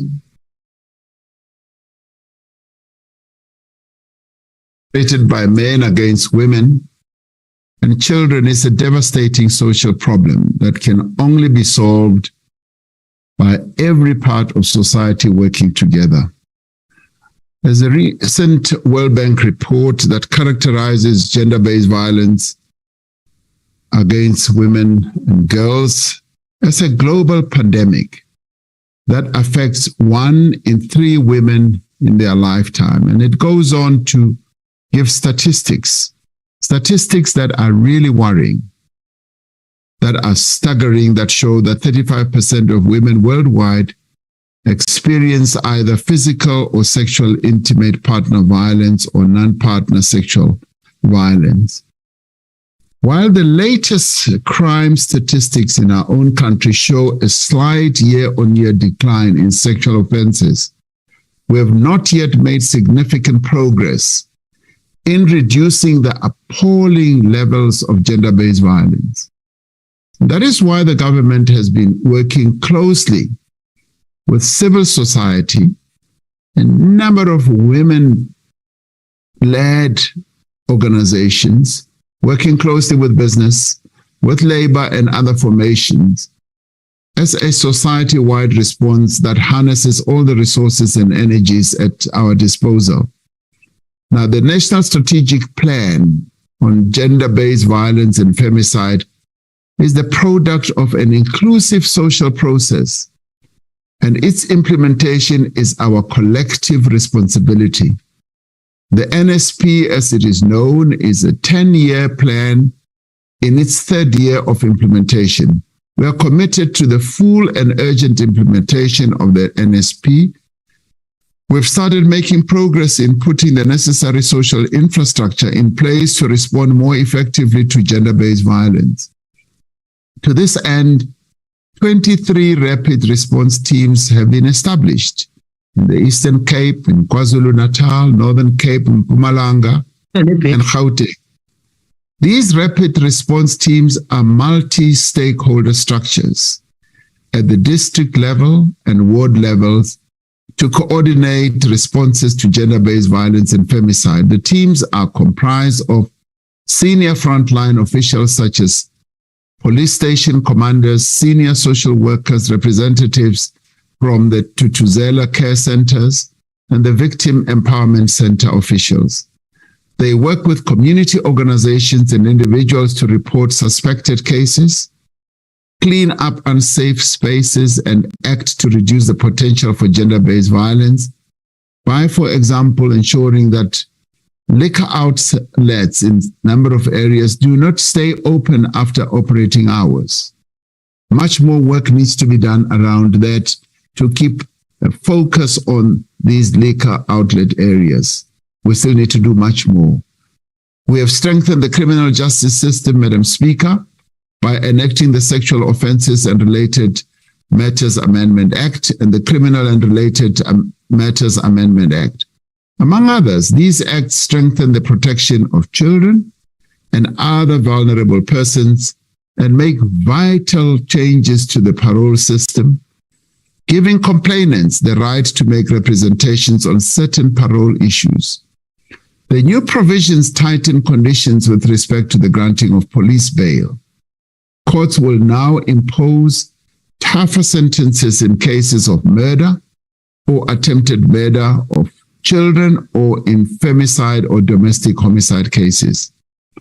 Rape perpetrated in domestic relationships, rape of a child under 18 years, gang rape and serial rape will result in life imprisonment. Through the Tutuzela care centers, we are working quickly to ensure that gender-based violence survivors can access efficient and sensitive criminal justice services in an accessible manner, in a responsive and gender-inclusive manner. Now, these centers are also proving effective in improving conviction rates. The current conviction rate for matters emanating from these centers is 76%, which is up from 60% in 2010. The Sexual Offences Community Affairs Unit in the NPA achieved a conviction rate of 94% in femicide prosecutions and 74% in sexual offences cases in the last financial year. It is not enough to arrest, prosecute, and sentence perpetrators of gender-based violence. Our shared responsibility is to prevent such violence and build a society where women and children can feel free and being safe in our country. One of the initiatives in this respect is a national prevention GBVF program called What About the Boys?, which is a partnership of the Department of Basic Education, the chemical industry, CETAs, and the private sector. About 10,000 boys in grades 8 to 12 are now part of the program. They are encouraged to reimagine traditional ideas of masculinity, learn how to manage their emotions, and create healthy minds and bodies. We are also working with partners to promote the economic empowerment of women and thereby reduce their vulnerability to abuse. Our interventions, Madam Speaker, include gender-responsive budgeting, which I'd like us to see us focusing more and more attention on, so that our budgets respond in a gender-sensitive manner or responsive manner. We're also looking at preferential procurement for women-owned enterprises. We've already put a percentage that needs to be taken into account and observed. And we're promoting the participation of women in business supply chains and ensuring that women are well represented in the labor market. We will be convening the second presidential summit on gender-based violence and femicide later this year to reflect on what has worked and not worked and what further actions need to be taken to accelerate real meaningful change in the lives of all the women in our country. We know that we will not win this battle overnight. There's so much that needs to be done. And sometimes we make progress, sometimes we regress. But building a safe and violence-free country, particularly for women and children, means healing our nation. And it means restoring healthy respect for our common humanity and respect for women, and rooting the values of our Constitution in ourselves, in our homes, and in our communities. This is something that we should all feel strongly and passionate about in our country. Thank you, Madam Speaker. I thank you, the Honorable the President. The first supplementary question will be asked by the Honorable the Leader of the Opposition. Thank you very much, Mr. President. A month ago, your Police Minister, Phala, said in an interview that a 19-year-old rape victim was, quote, lucky to be raped only once. It's clear from this comment that Minister Phala has himself given up and lost faith in his own ability to keep South Africans safe from rape, murder, and other violent crimes. And it shows, Mr. President, in the statistics to which you referred to. On your Police Minister's watch, 67 citizens are murdered every single day. 153 people are raped every single day. 364 violent robberies occur every single day. South Africans are under daily attack from violent criminals in their homes, in their workplaces, and on their streets. And your Police Minister, by his own admission, has given up trying to protect them. Mr. President, the question to you today, if he has given up on his own ability and has no faith in his ability to keep our citizens safe, why do you have faith in him? Why have you not fired him yet?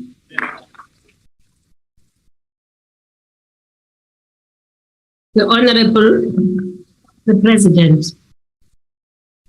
Thank you, Honorable Speaker. I would like, with great respect, to dispute and disagree with Honorable Steenhuisen that Minister of Police has given up on the fight against crime, and particularly on issues that have to do with gender-based violence.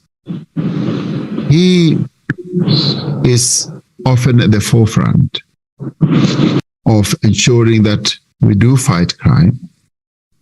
And you refer to the statement that he made after the Kagiso incident. And I'd like to suggest that that was clearly not his intention, and that may have been lost in translation. But as far as his commitment, he was there. He was there soon after that incident happened. And he was there amongst other leaders, not only to care for the victims, but also to ensure that there's an investigation that has led to the arrests that have ensued. Working together with the police commissioner, the national commissioner, with various other police officials. And let me say that he is often there whenever all these calamitous criminal activities happen. So I think we need to give him a little bit of latitude and also recognition. The issue of criminality in our country is recognized by everyone. It is a major problem, and we are addressing it. Just last week, we held a meeting of the National Security Council, and we urged all our law enforcement or security agencies to focus on criminality, and particularly also to focus on various areas or nodes of great criminality like illegal mining and a whole range of others, particularly gender-based violence. And I do think that we are making progress, and we will make even greater progress with the greater determination that the police are going to be demonstrating going forward, and the focus that the leadership of the police are also going to be demonstrating.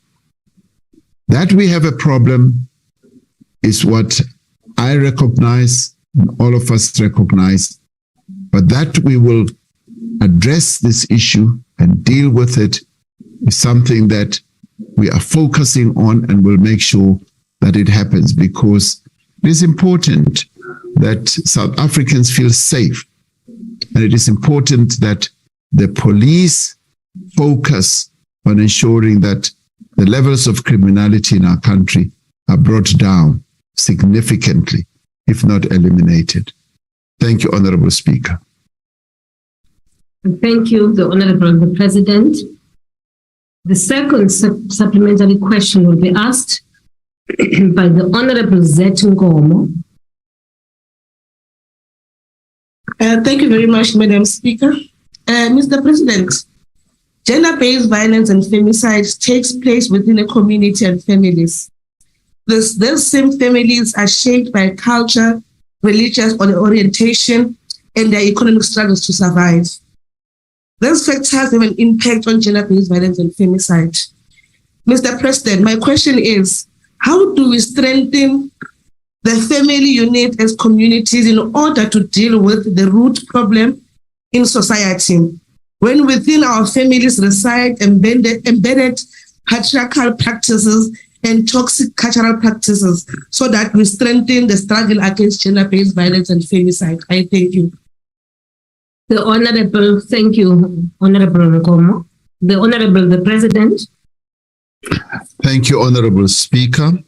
Indeed, this is a societal problem. And it is for this reason that we say all of us need to address this issue in a way that we are all implicated. We therefore need to embark on a number of interventions, actions that will lead to the solution.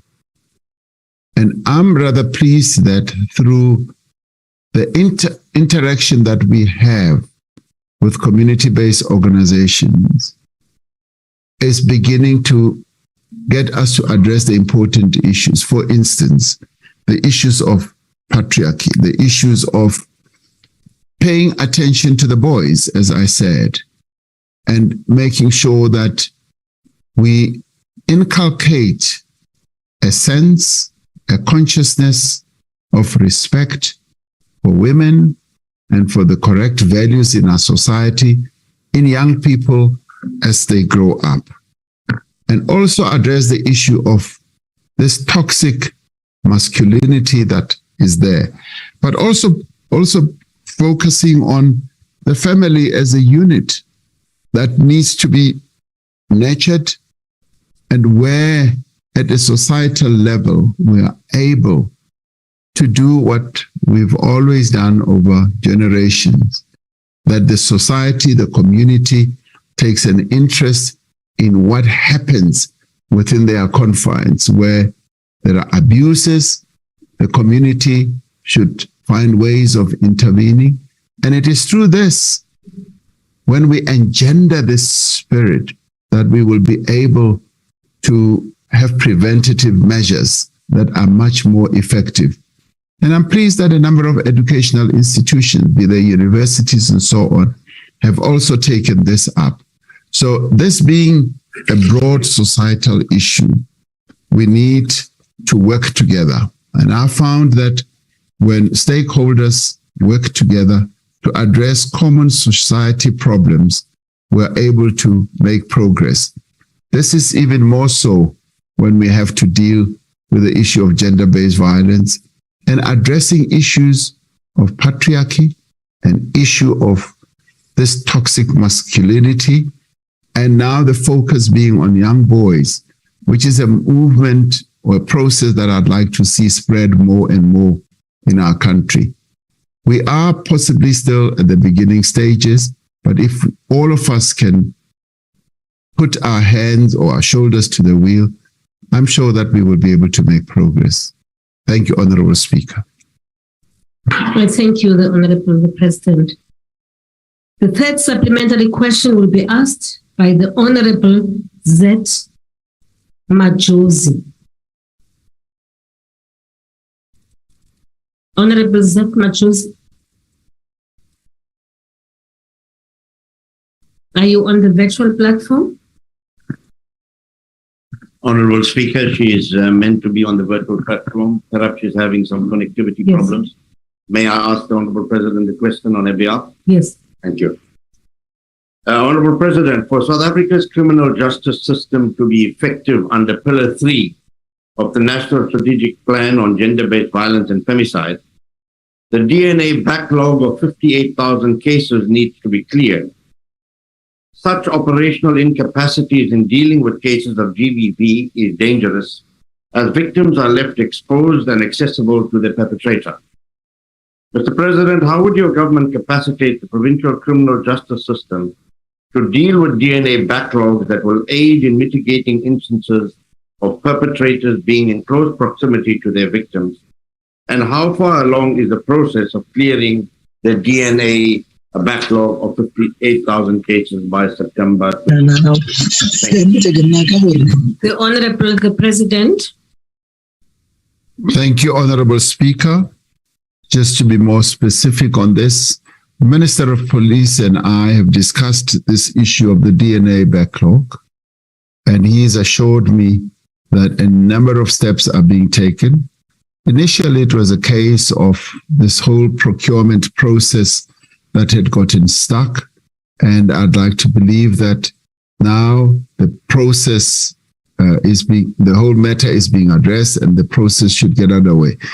It is concerning that we built up a backlog of 58,000 DNA samples that need to be cleared. And it is an area of focus that I've also communicated to the minister that needs to be cleared up.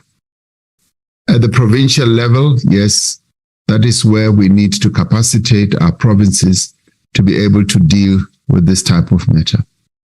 Thank you, Honorable Speaker. And the last supplementary question will be asked by the Honorable P.J. Groenewald. Geachte Speaker, through you. Honorable President, it is correct that you say that there is improvement. I have just received, for instance, a report, a household report. Order. A household report that says there is an improvement where women, for instance, feel that they are more safe when they move around. But the fact of the matter is, if we look at the murder rate of women and children for the first quarter of this financial year, then we see there's an increase when it comes to women of 53%, in children. But when it comes to assault with gross bodily harm, then we see in the case of women, it increased with 55%. And when we talk about children, 17 years and younger, we say it's an increase of 58%.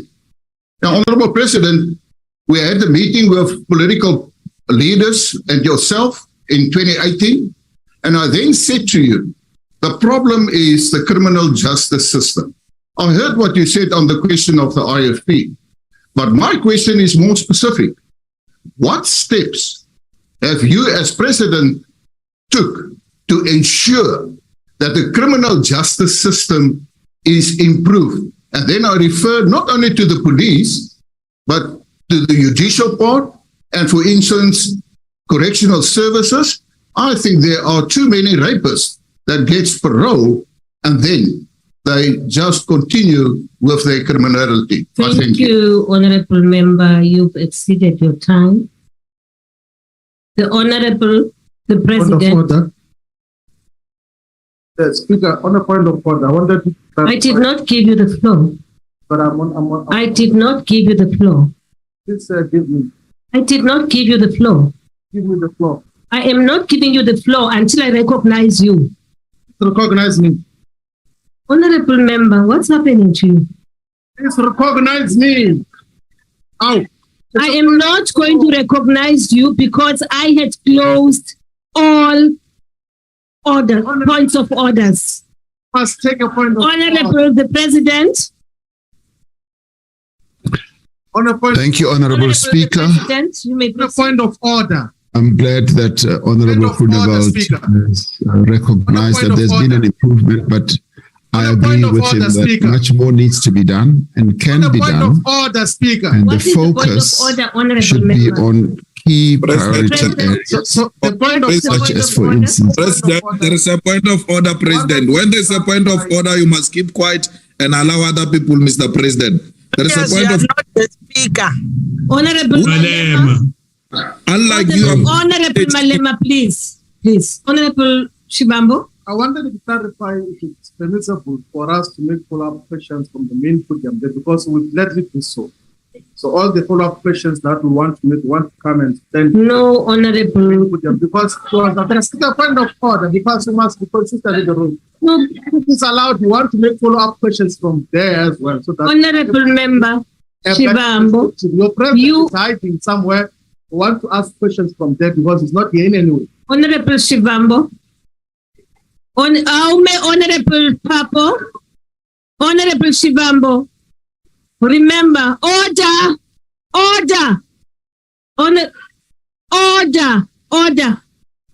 Honorable Shivambo, remember, whenever we're preparing for questions, you have a right to submit follow-up questions, an indication that you would want to make a follow-up question. And I do have a list of parties which made that request.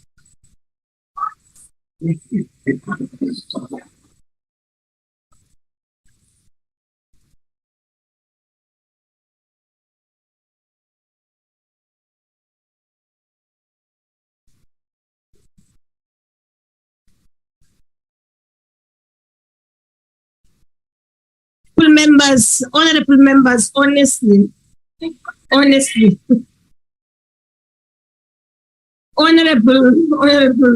Shivambo, what is the problem here? I mean, you may speak from the podium and we did not come, Honorable Mkalipi. Order, Honorable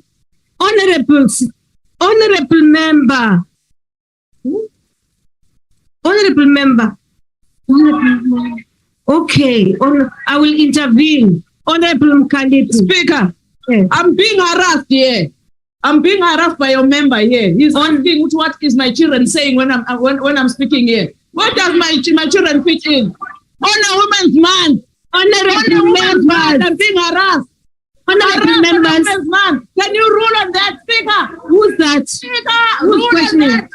I'm harassed by this doctor. Okay, take your seat. What does my kids fit in?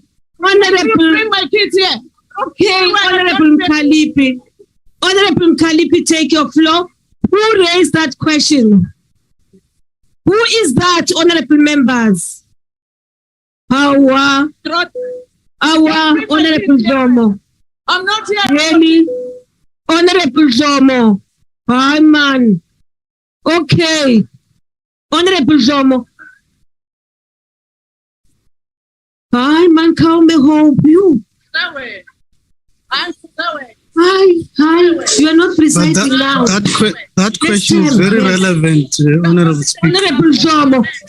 That question is very relevant. Pakame Puti, take the floor. What did you say?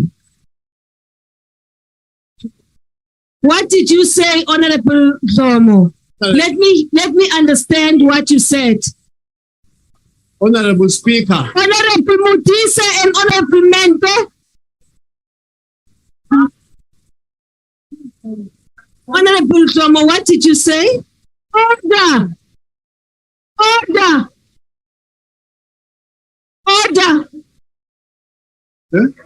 Honorable Zomo. Honorable Speaker. What did you say? Can you just clarify me? What did you say?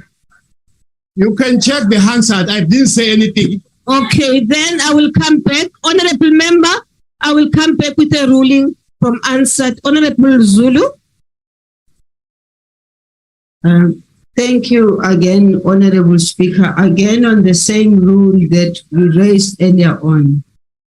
It is just a plea, Honorable Speaker, because members of this House on both sides do have to appreciate what we've been raising all the time.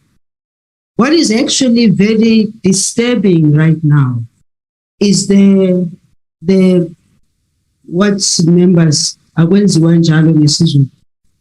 members of the EFF on the front and members this side actually going to a point of almost talking physical threats against each other.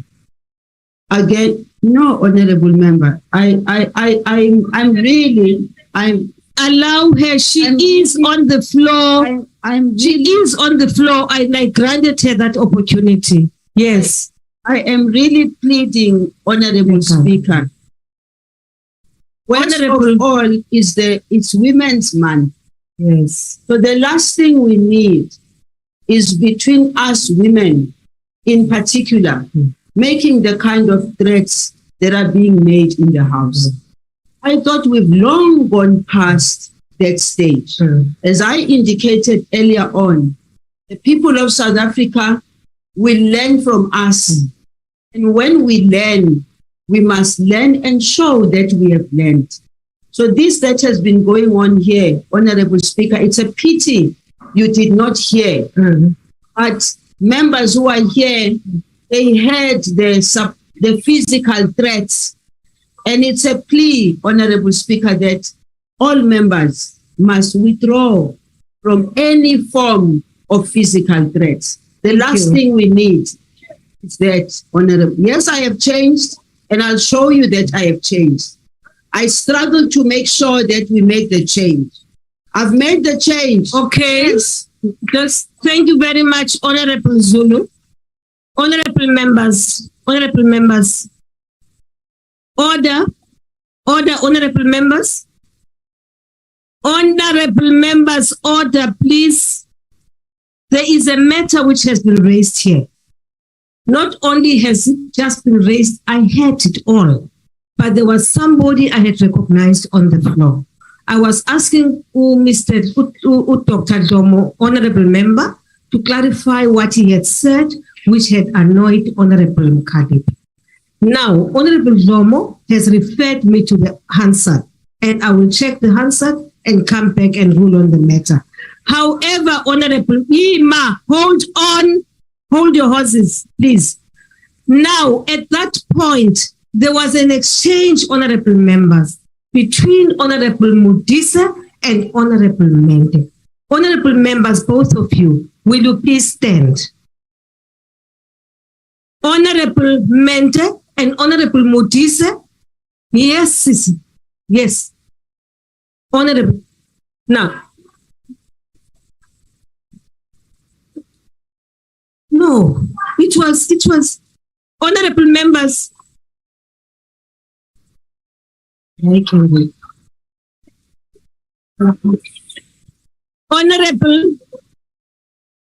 Honorable members, order, honorable members,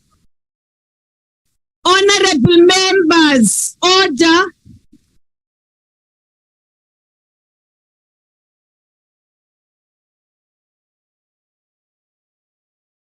Honorable members, you were right to take the floor to stand because I did call out your name to stand. But Honorable Mente is correcting that and is pointing me to the right person. Will the person who was having an exchange with Honorable Mente take the floor, honorable members? Sit down, Honorable Modise, and thank you very much. Honorable, allow me. Honorable members, order,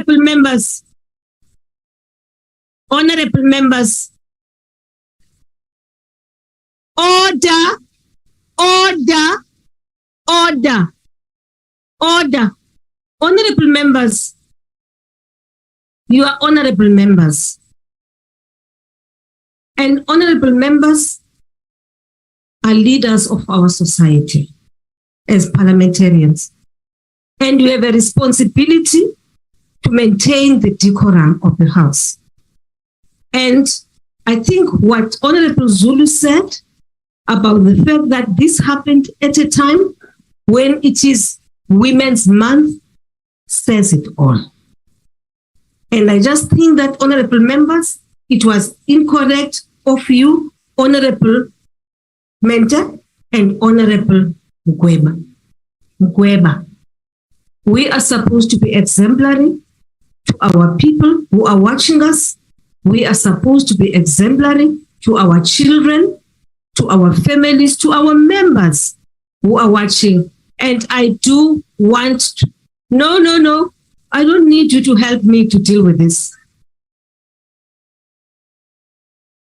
Honorable Mente, Honorable Mkweba, with all due respect, I'm appealing to both of you to withdraw what you said to one another for the benefit of this House.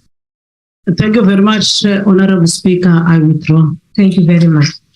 Honorable Mente. Thank you very much, Speaker.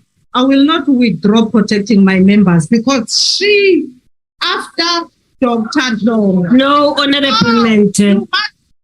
Honorable Mente.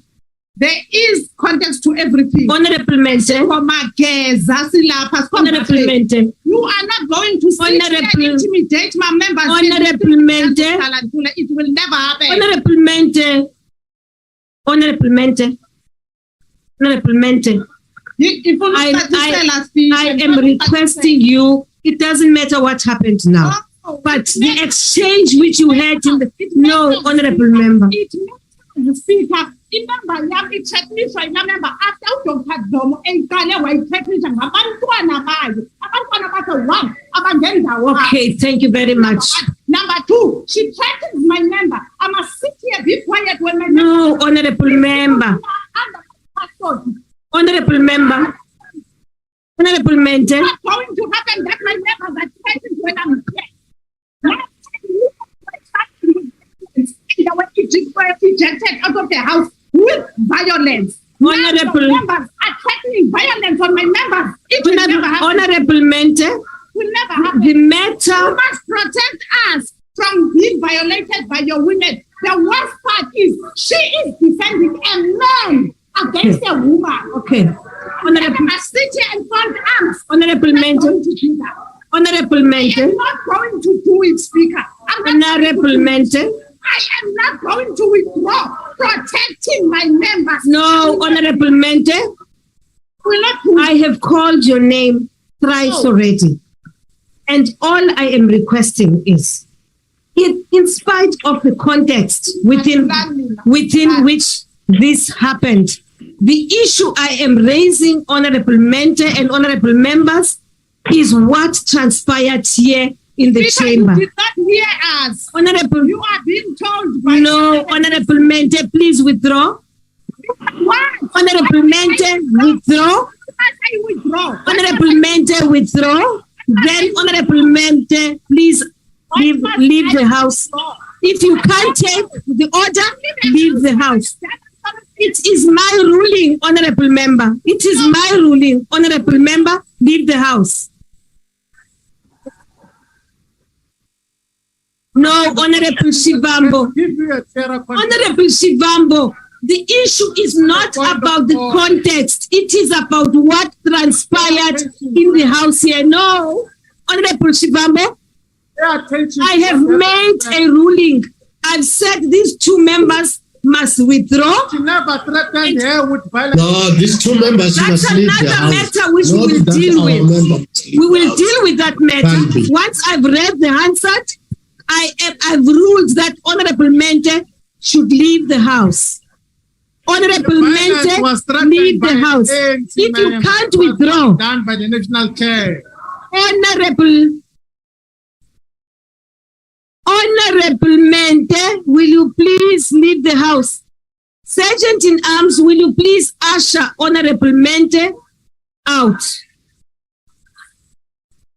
I've not called bouncers. I've requested the sergeant in arms to usher Honorable Mente out. On a point of order, speak.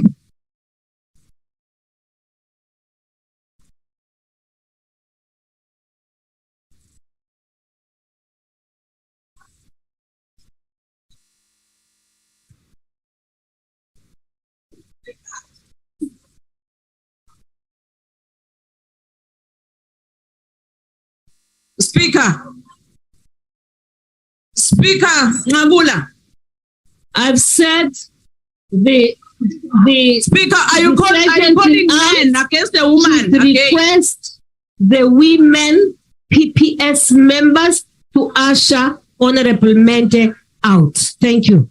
Speaker, can I speak? Honorable members. Speaker, can I speak? Not allowing any point of order now. No, but Speaker, this thing started about me. No, Honorable Mkhalipi. Honorable Mente, please leave the house. But Honorable Shivambo, please give the way so that Honorable Mente can be ushered out. Please give the way.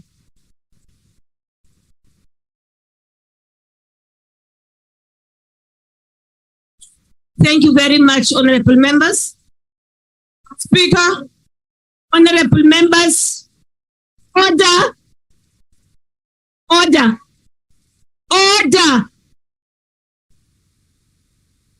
Remember, order, honorable members. Remember that this all happened in the context of an exchange between yourself, Dr. Dlomo, and Honorable Mkhalipi. And for that, I have ruled.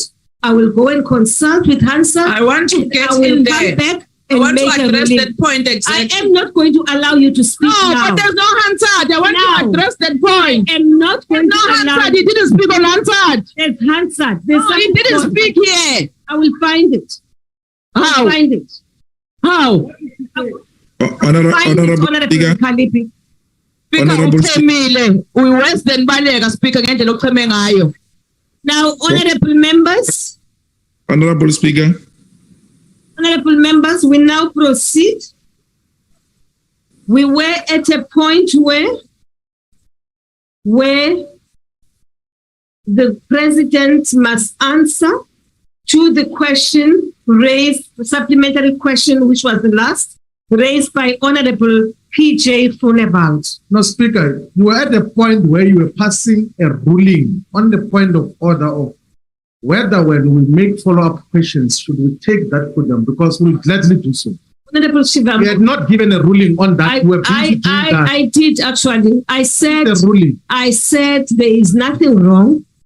However, we encourage people to answer or to pose questions from where they are, but I was not going to interrupt him at that point where he was at the podium. That's what I said. But you wouldn't have said it because there was this exchange which was going on in the chamber, honorable member. Now, for the record, that's what I said.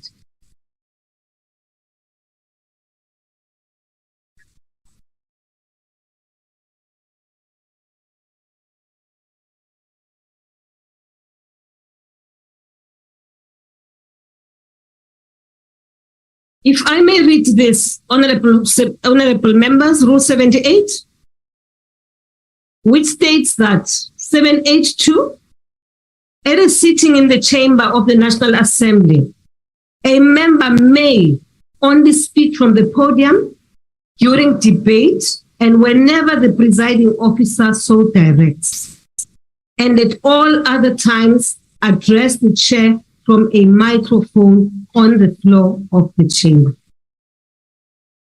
A member may deliver his or her address in such other manner as the member is physically able to do and agreed to by the presiding officers. In this instance, I did not prevent the honorable member from taking the podium. And therefore, honorable member, I really request that we proceed. Honorable members, the President, will you please respond to the question raised by Honorable Funebald? Thank you, Honorable Speaker. Honorable Grunewald wanted to know what I have done in relation to all the issues that he raised to improve the criminal justice system. A lot has been done, Honorable Speaker, in relation to just ensuring that the prosecutorial process in our country is streamlined in relation to ensuring that They focus on crimes that have to do with gender-based violence and femicide. And I think we're seeing a lot of progress in that regard. There are more prosecutions, but not only that, but there's greater success in convictions. When it comes to the judiciary, we've set up special courts as well. Special courts where children and women feel much more able to bear testimony to what would have happened to them.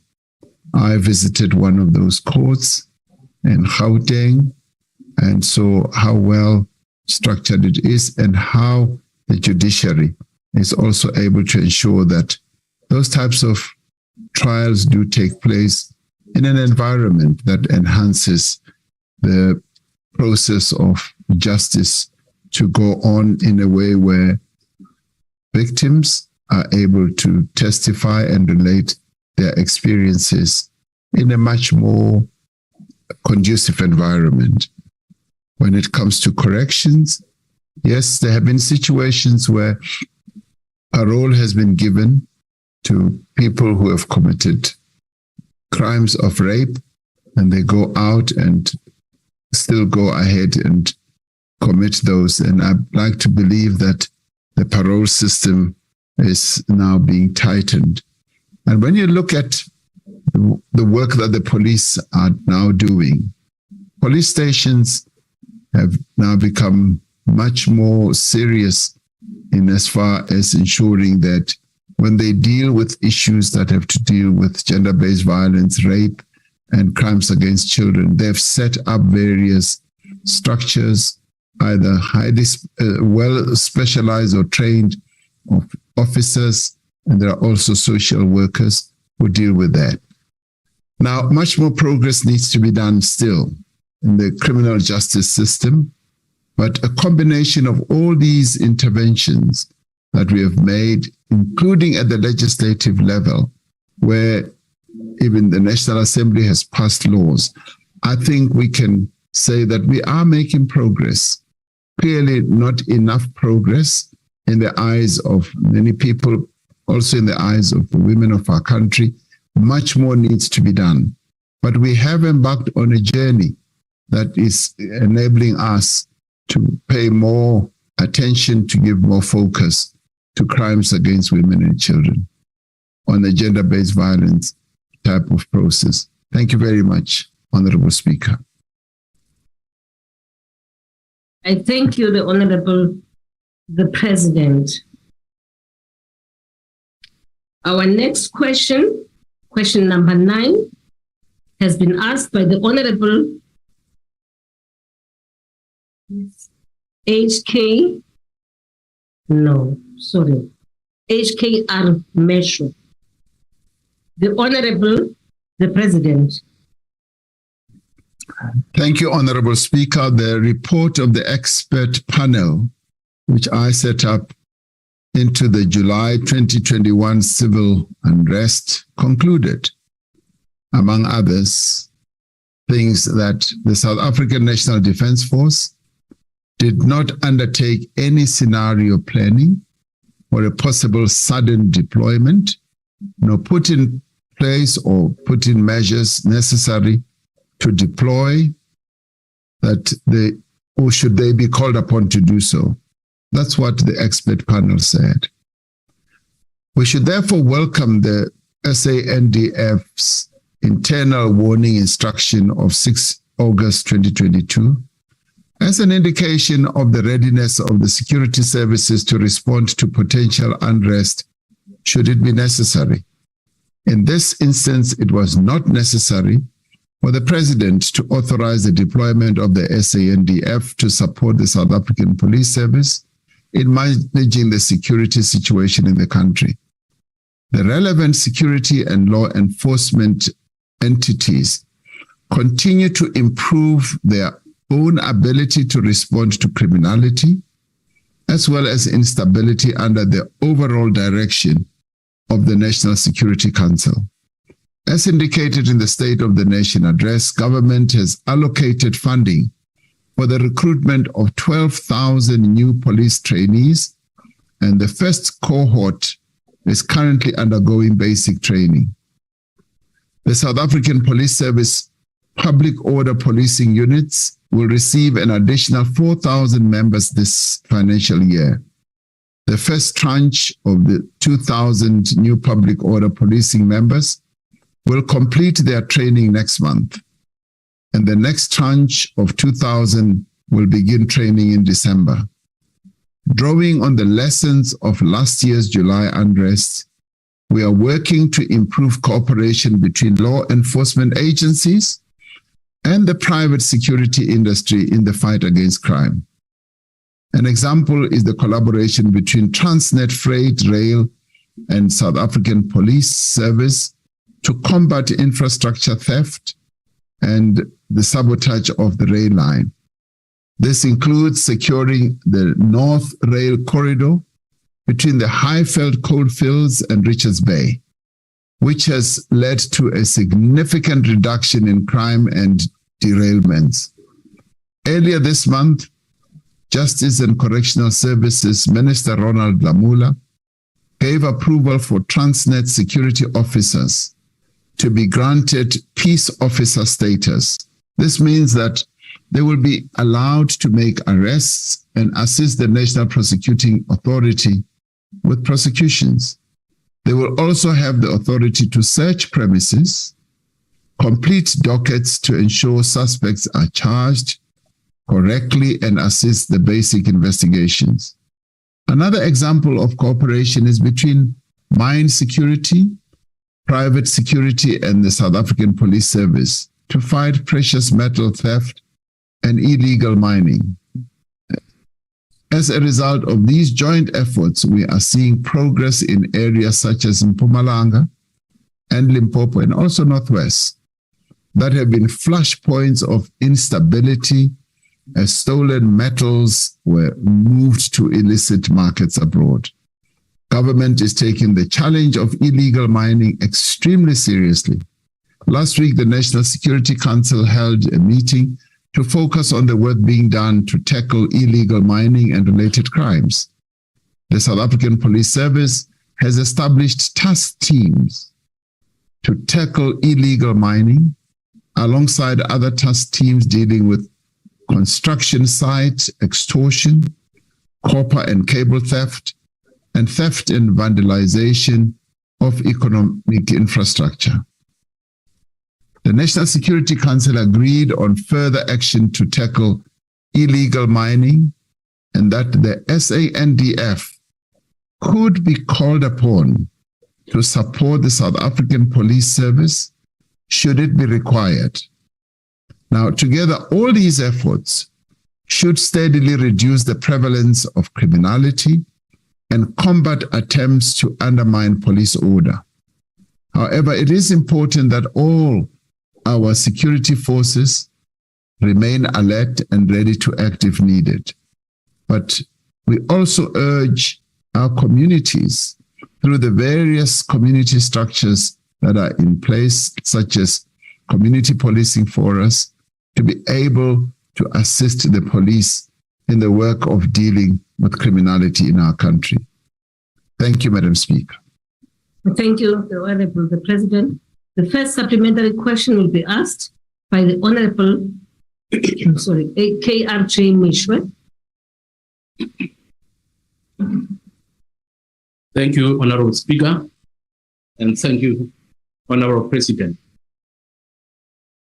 The ACDP is extremely concerned about the current state of criminality in our country.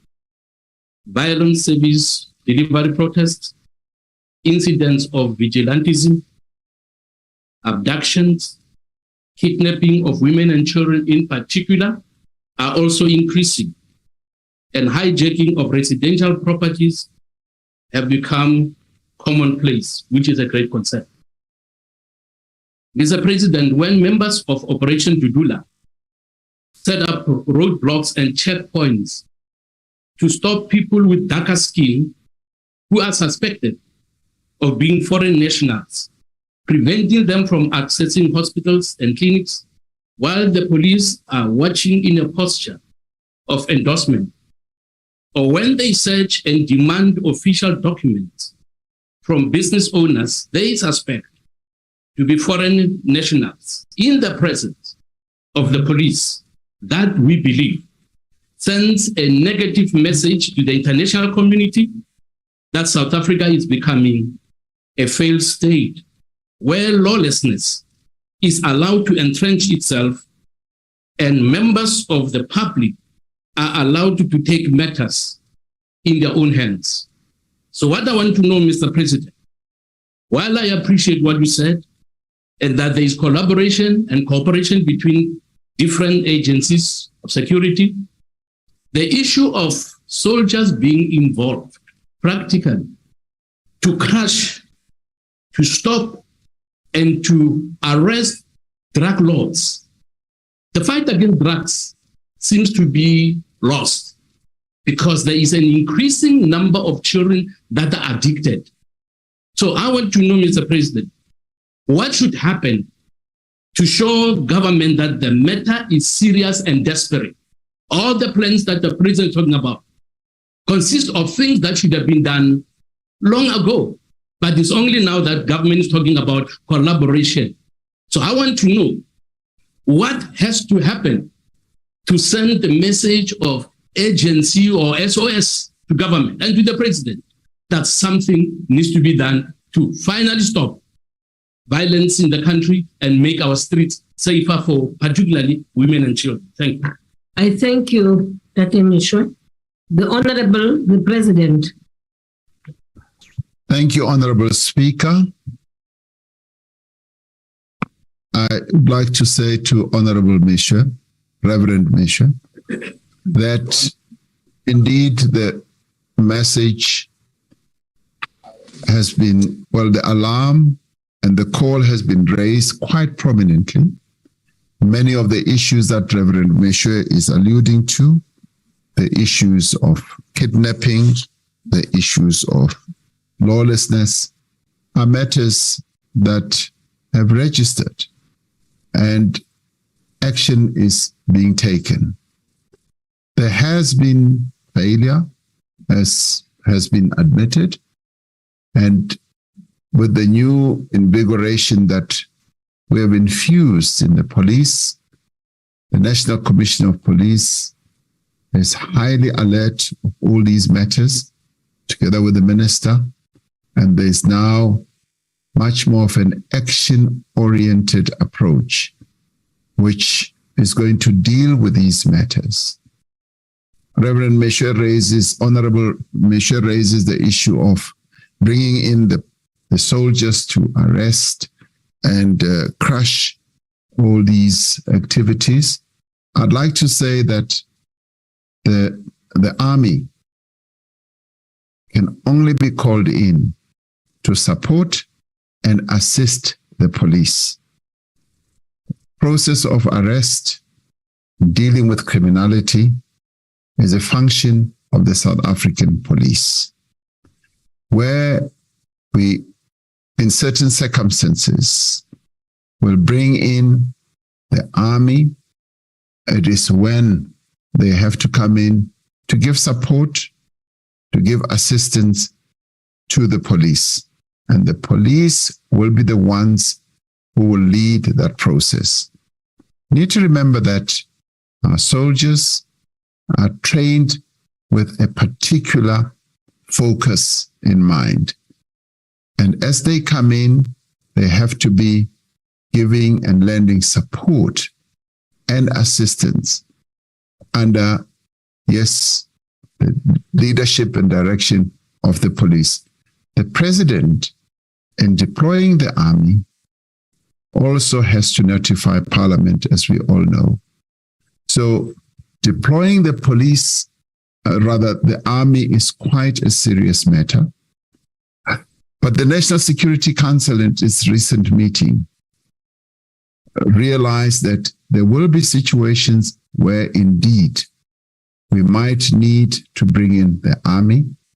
And when that happens, it is the president, but the president can only finally do so informing Parliament, informing the National Assembly, as well as the Council of Provinces. I think we should look at that in that context.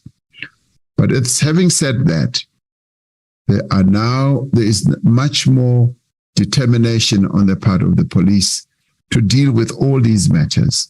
I did say earlier that the police has set up a number of units that will be focusing on all these areas. For instance, when it comes to illegal mining, the numbers of the police who have to focus on this have been increased, and we are already beginning to see the positive effects of all this.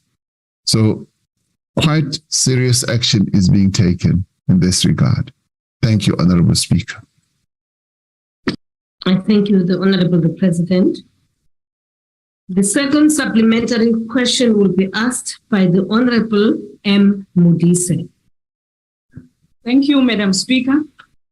Honorable President, the expert panel on the July 2021 unrest, amongst other things, recommended that the capacity of the security services needs to be strengthened to respond effectively to all situations.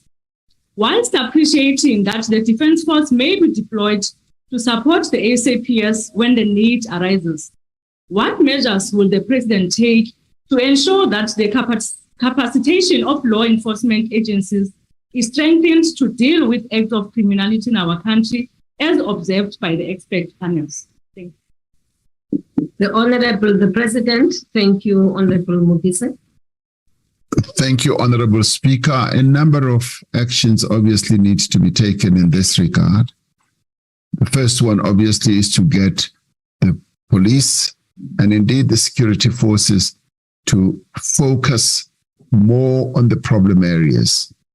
And what is good is that the National Security Council meets quite regularly and focuses on areas of risk and areas of concern. Of course, the other one is to capacitate our security forces from a capability point of view, as well as ensuring that we focus on the budgetary side of things. With the financial fiscal constraints that we have faced, we've seen, yes, a cutback on their budgets, particularly Defence Force as well as the police. And these are matters that are now being looked at so that we strengthen the hand of the police and we also strengthen our Defence Force. And if we do all that and appoint the right people for the right positions, we do believe that we will be able to make progress. And this is a process that we've now embarked upon. And the training element, the capacitation element, is also another area that we're looking at. And we're looking at all these matters holistically to ensure that we address the various areas of weakness all around, particularly when it comes to our police. So progress is being made.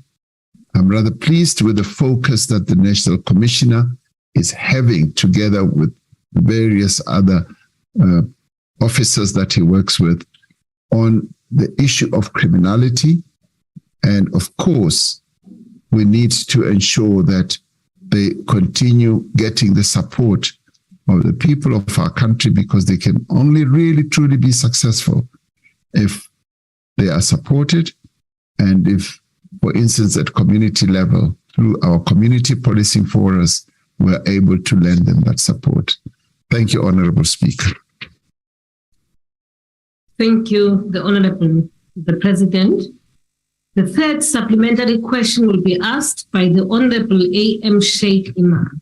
Thank you, Honorable Speaker. Mr. President, it's not the Defence Force or the South African Police Services that can do what we need in South Africa to create a better quality of life and protect our people. When a country is not able to provide food to its citizens, it's in a state of collapse. If it cannot provide water for survival, it's in a state of collapse. if it cannot provide homes, it's in a state of collapse.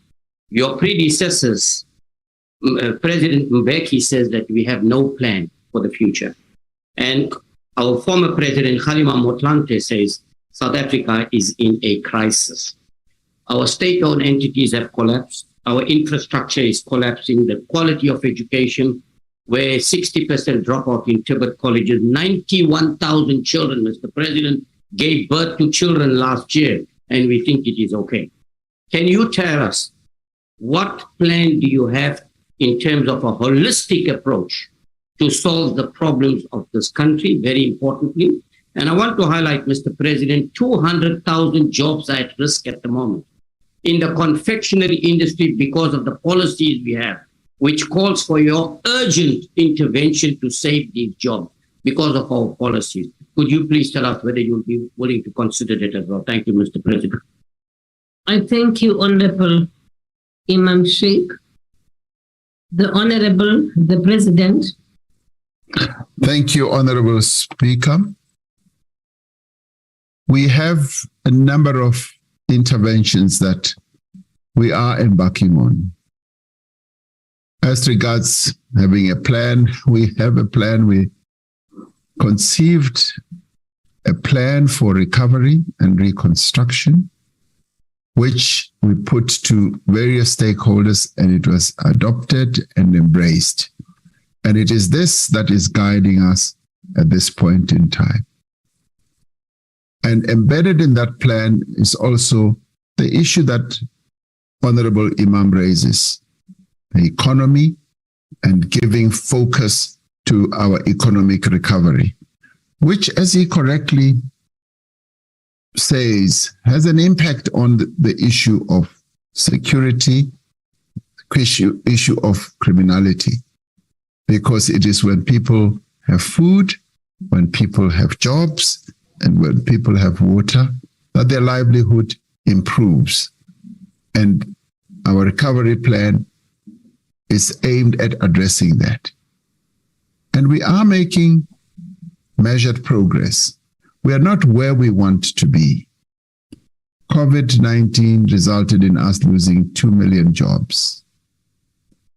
And losing 2 million jobs in an economy of our size is quite a devastating act, where many people have lost their livelihoods and go to bed hungry. And it was for that reason that government had to intervene to introduce a relief measure for many of our people who were not able to cope with the ravages of COVID-19. So many initiatives are underway.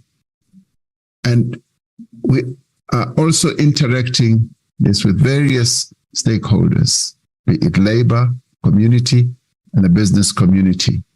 And what we had initially thought we would make progress on in forging a compact is taking time, but the discussions are ongoing.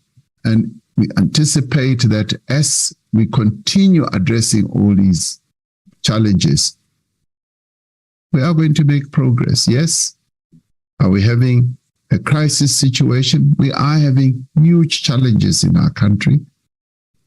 And they've been given rise to what we know: unemployment, inequality, and poverty, which did not start yesterday, which has beset our country over a number of years and was exacerbated by the recent calamities that our country has just recently, just 18 months, 2 years ago, gone through. And in the course of that, government has taken a number of other actions or interventions. Government at its own instance, and for the first time in the history of our country, was able to come up with an intervention that created 1 million job opportunities, especially for young people who are negatively affected by the incidence of unemployment. We've been able to also extend that to people who work in the rural areas, small, medium farmers. So a number of activities have been taken, and where we've also assisted the early childhood development, say, if you like, practitioners, in quite a positive way, where young people have been cared for. Are we concerned about the 91,000 young people who have given birth to kids? Yes, we are concerned. And COVID-19 also did not help us much in this regard, as it has also happened in many other countries. So we are grappling with all these challenges and all these problems.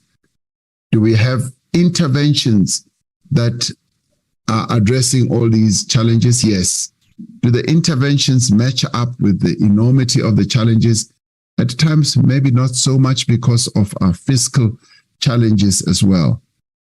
But what I can assure Honorable Imam is that government is not resting on its laurels. And we are also continuing to deal with issues of corruption, another major pandemic, if you like, that our country has had to face during the course of this period. And we are beginning to see great progress that is ensuing in that regard. So progress is being made. We need to make much more progress, but we are moving forward. And at times we seem to be moving backwards, but forward movement is what is our great focus. Thank you, Honorable Speaker. I thank you, the Honorable President. The last supplementary question will be asked by the Honorable General P.H. Holomisa. General. Honorable Kamal, can you hear me? Yes, we can hear you. Yes, we can hear you, General. You may proceed. Mr. President, okay, Honorable President, firstly, we wish Umamekaya a speedy recovery. Ngazenzela prescription athume wena uyithenga ngokwakho ungathumeli bodyguards. Mr. President, would you consider establishing special disciplined units comprised of SANDF and SAPPS, which are to be trained under one roof to actually implement what you are discussing at Security State level, Council level, to make the budget available to properly train and equip the said units and let them be on 24/7 standby in all 9 provinces. That would improve the lack of state of readiness we've witnessed on a number of occasions, where you issue an instruction, for instance, to a defense force, and it takes them time for them to deploy. But if they are trained and they have got equipment, and those operation orders would be monitored at national level, perhaps by Security Council or in a joint operation center. That would also, Mr. President... You have exceeded your time, General. You have exceeded your time. To enhance their capacity, they should work with police crime and military intelligence units. Thank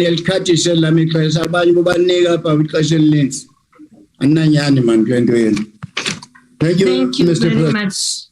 Thank you, General, Honorable General. The Honorable the President. Thank you, Honorable Speaker. Honorable General Holomisa. Uteta njengo General Winyan. And you're making a number of what I would call positive proposals on improving the state of readiness of our security forces or units. And it's something that really we need to think about. What you should have noted which is what sparked Honorable Misha to raise the question, is the notice that was issued by the Defense Force, which was aimed at getting the army to be action ready if they are called upon to be ready. That I saw in very positive light, because it basically meant that the Chief of the Defense Force and his various other officers are seeking to address the weakness that the expert panel into the 2021 unrest had spoken about. So there is a move to improve our state of readiness. And similarly, on the SAPS side, there is that similar focus as well. So you are suggesting, Honorable General, that we should have units that would be combined and look at what needs to be done to improve the state of readiness in all our provinces. It's something that is currently underway in different iterations, maybe separately, but you're suggesting do it as a combined force. That's something that can be looked at, although it will need to be looked at within the protocols of these various units, these various institutions, the Defense Force and the police. Because when they are called upon to help each other, they intersect at a particular area of focus where the Defense Force is called upon to support and to assist the police. But I'd like to thank you for the suggestion put forward. Thank you, Honorable Speaker. Thank you, Honorable the President. That comes us to bring us to the end of that question. And question number 10 has been asked by the Honorable N.Q. Mbana.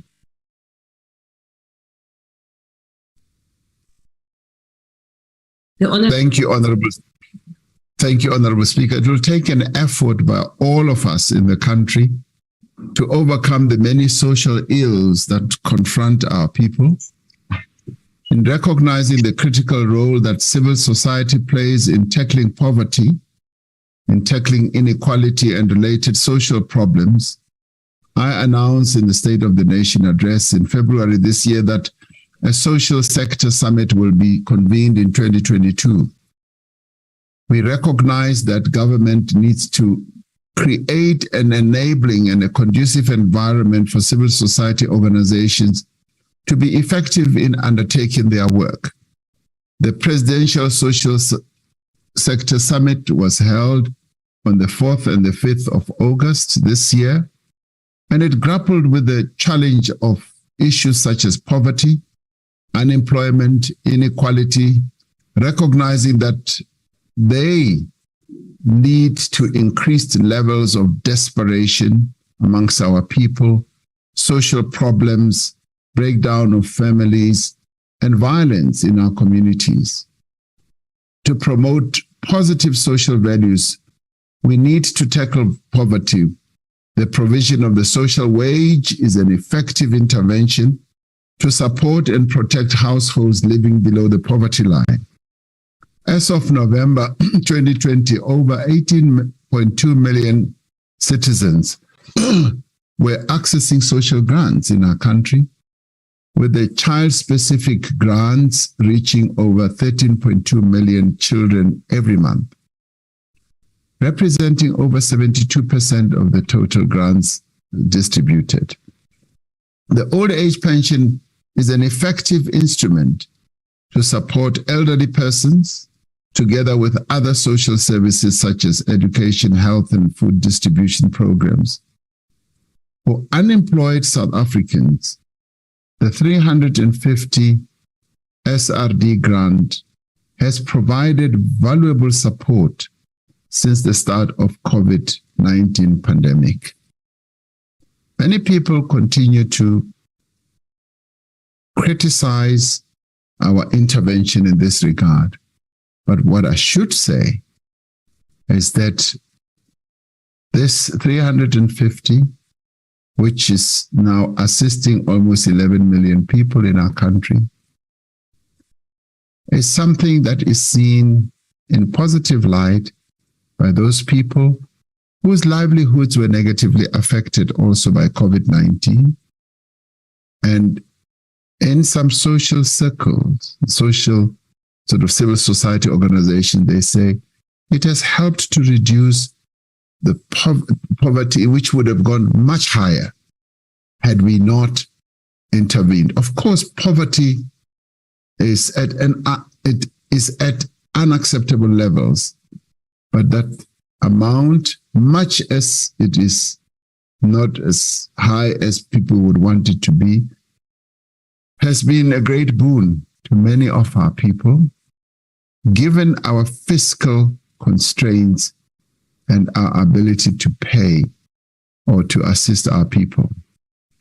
The expanded public works program is one of the government's key programs to provide temporary work for people who are unemployed. The program offers an essential avenue for income transfers to poor households in the short to medium term.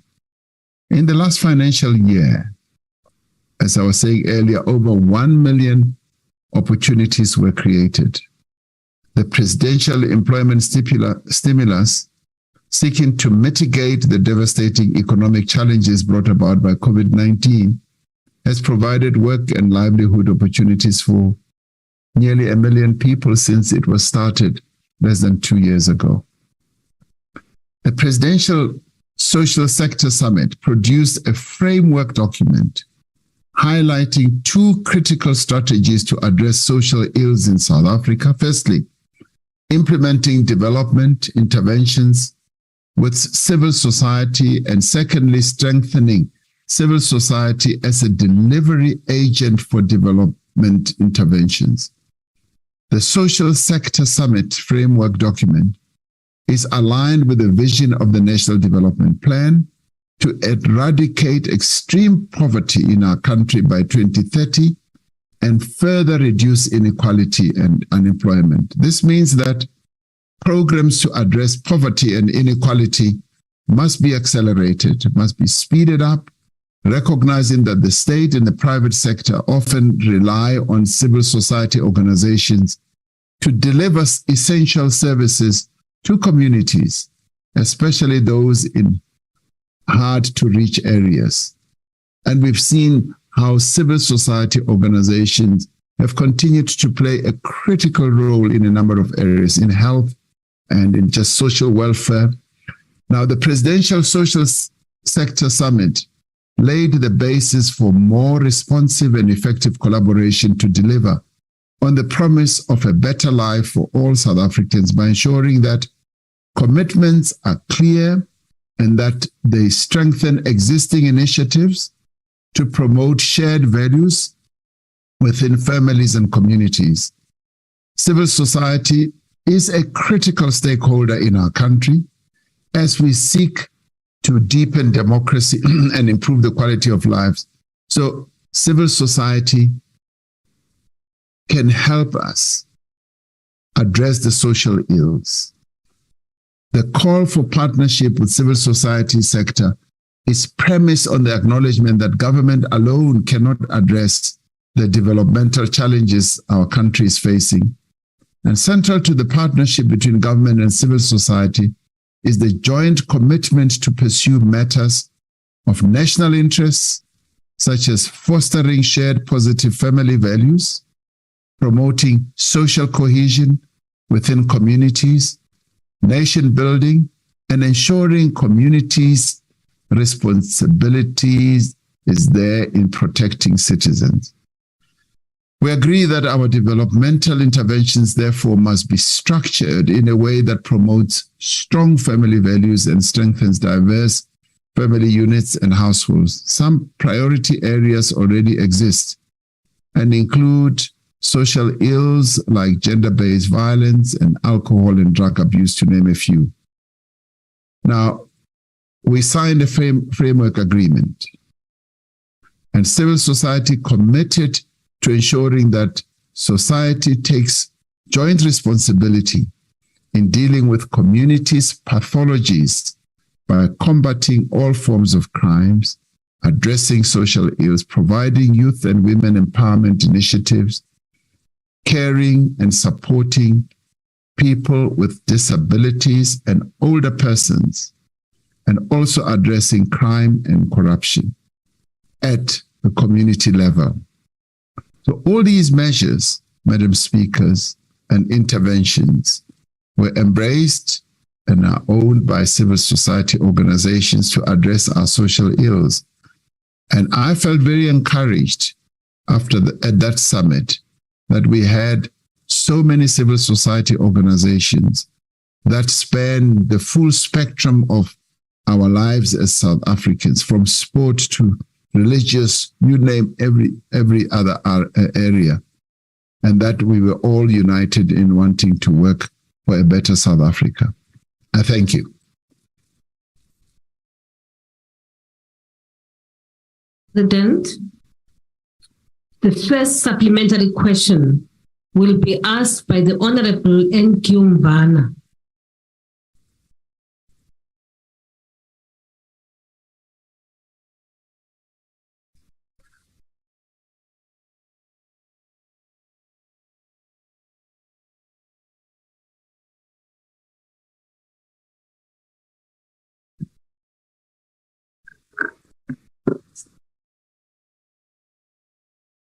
Thank you, Honorable Speaker. Your Excellency, thank you for the elaborate response. And we are confident that the Presidential SOTA Summit resolution will enhance intervention of the government and strengthen support for evil society. As I was present in that Presidential SOTA Summit, I also think I've got confidence that the social society and civil society will be able to know their responsibility in terms of assisting.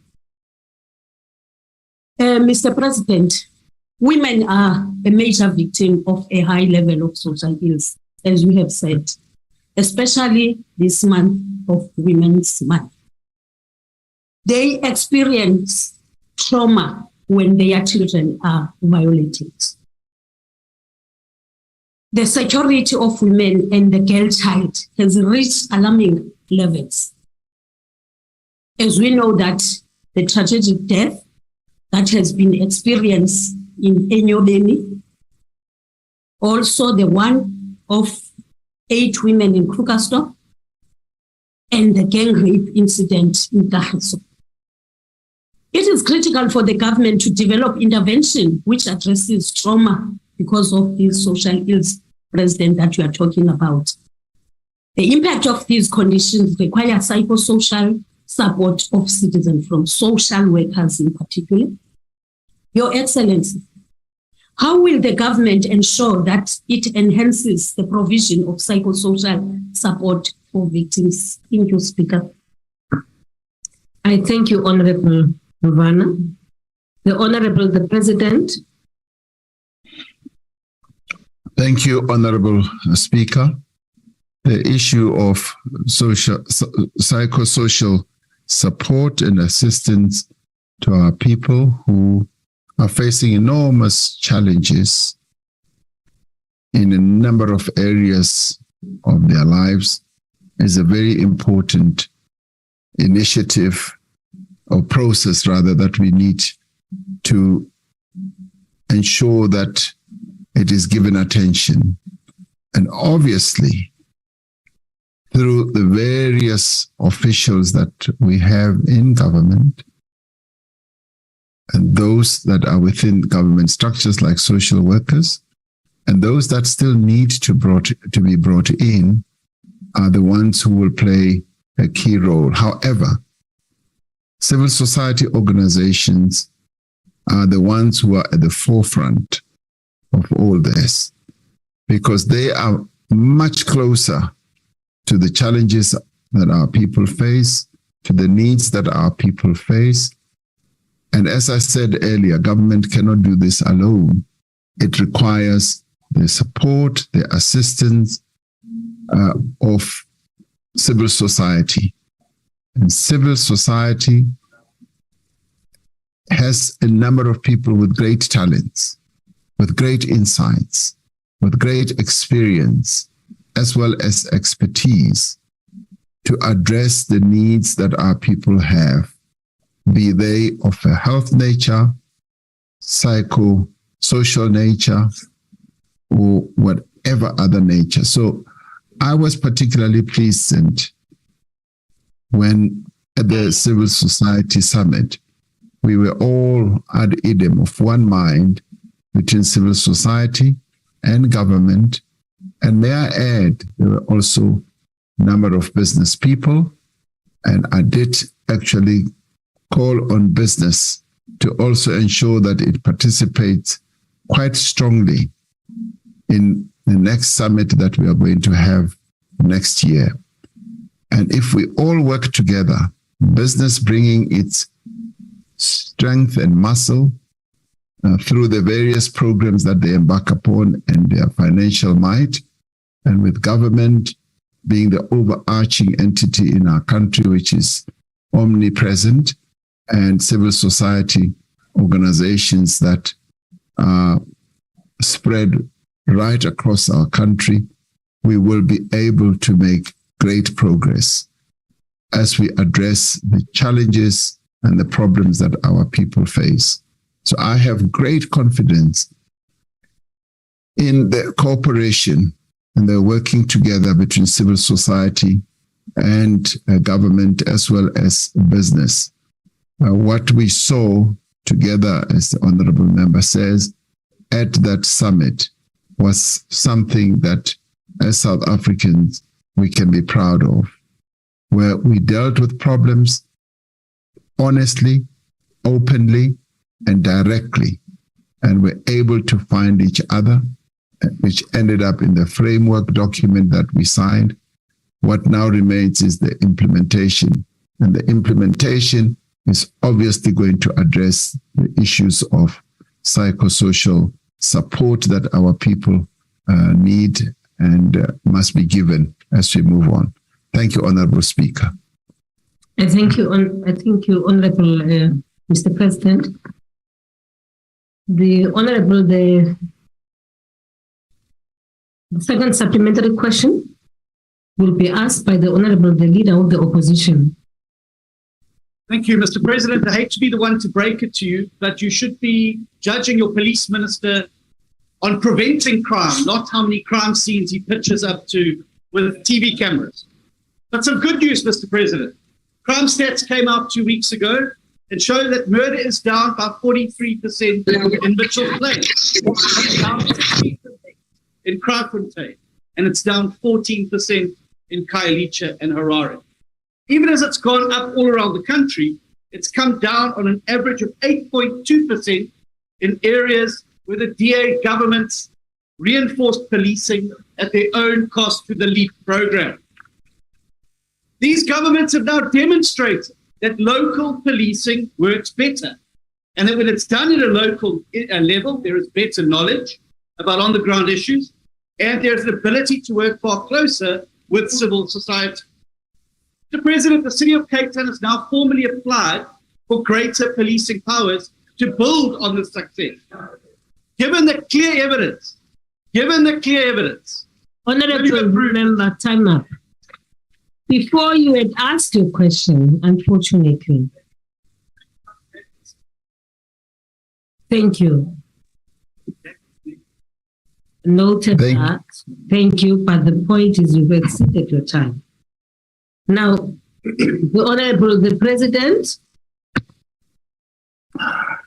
Thank you, Madam Speaker. I note with pleasure and with being very impressed that the record that Honorable Steenhuisen is setting out is something that's evolving in those areas in Cape Town that he has mentioned.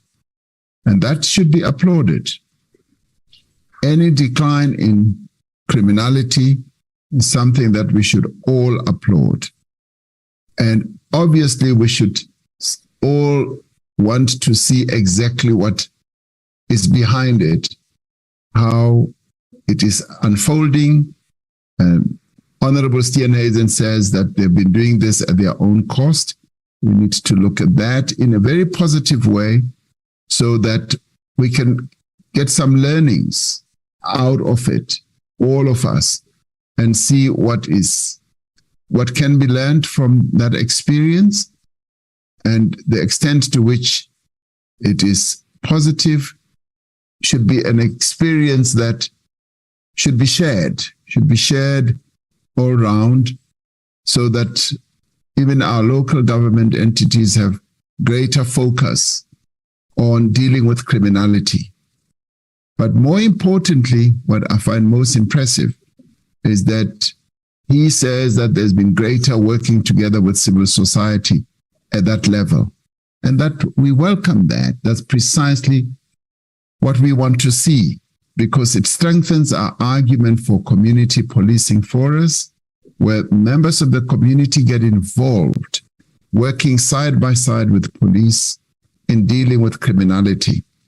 Because, as I often say, it is members of the community who know who the thieves are, who know who the rapists are, who know where those people who are either peddling drugs are peddling drugs from.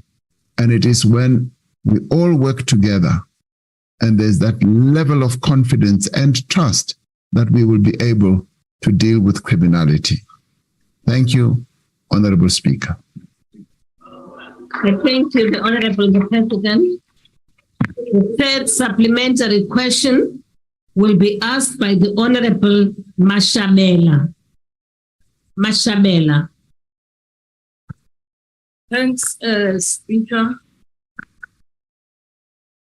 The outgoing president of the ANC, the recently released crime statistics show that the South African Police Service is unable to protect citizens from the high levels of crime. Each and every quarter for the past 2 years, there are over 10,000 reported cases of rape in this country, while there are over 6,000 cases of murder. Do you still have confidence in the ability of Mr. Begitsele to lead the country? To lead the country's crime-fighting plans? If you do, what specific action you've gone beyond your time now, Honorable Member, to show that he is able to lead the country battle against crime? Time up, Honorable Mashabela. Thank you. I thank you, Honorable Mashabela. The Honorable the President. Yes, I do have confidence in the Minister of Police, in his ability to continue to lead our fight against criminality in the country. Thank you, Honorable Speaker. I thank you, the Honorable the President. The last supplementary question will be asked by the Honorable S.A. Buthelezi. Thank you, Honorable Chairperson.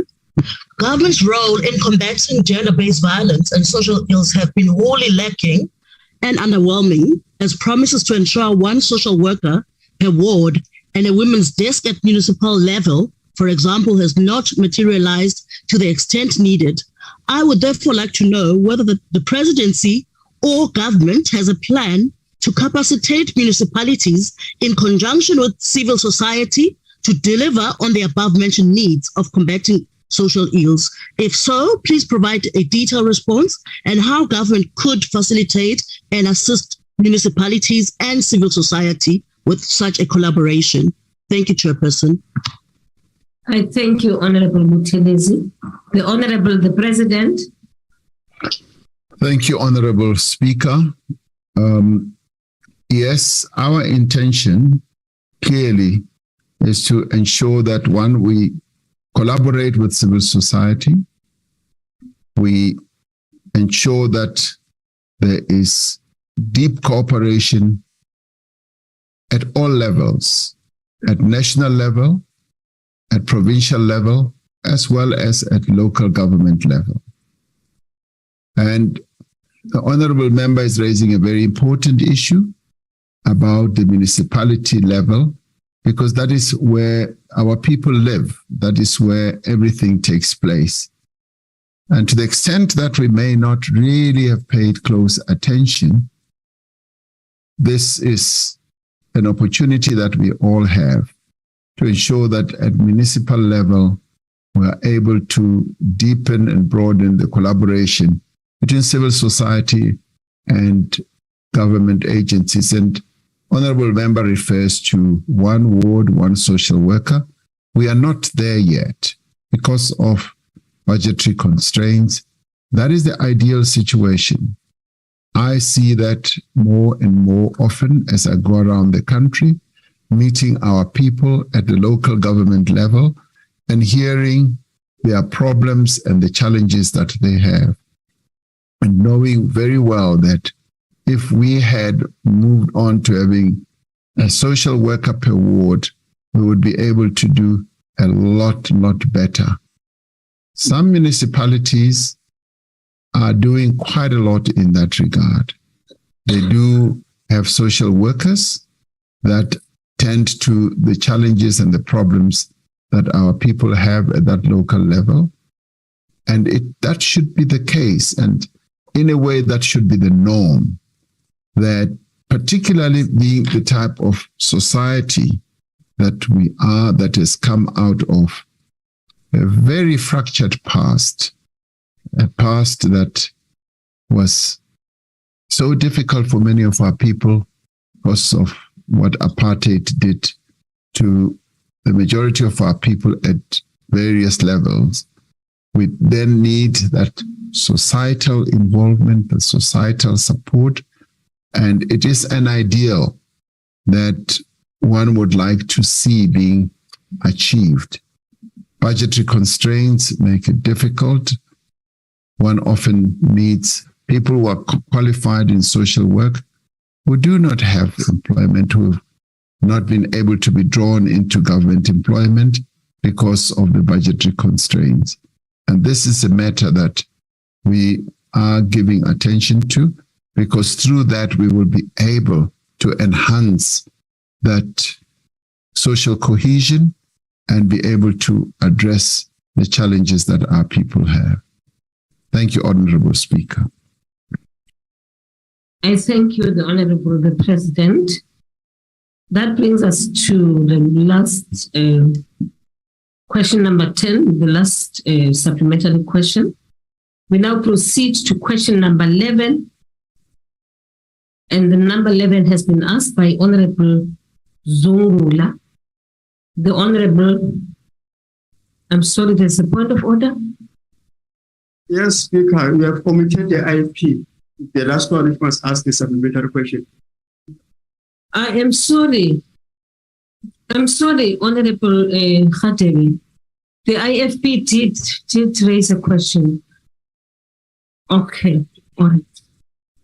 Okay, I understand. Thank you. We are now on question 11, and question 11 has been asked by the Honorable V. Zungula, the Honorable the President. On a point of order, Speaker. Point of order. Where are you? Tilapa, ma'am. Yes. Uzungula. Thank you. Bango Zungula. I'm sorry. I'm really sorry. Now I don't like it when my surname is wrongly pronounced. Honorable Zungula. Okay, Honorable Zungula. The Honorable the President. Thank you, Honorable Speaker. I know that there's a great deal of interest in my answer to this question.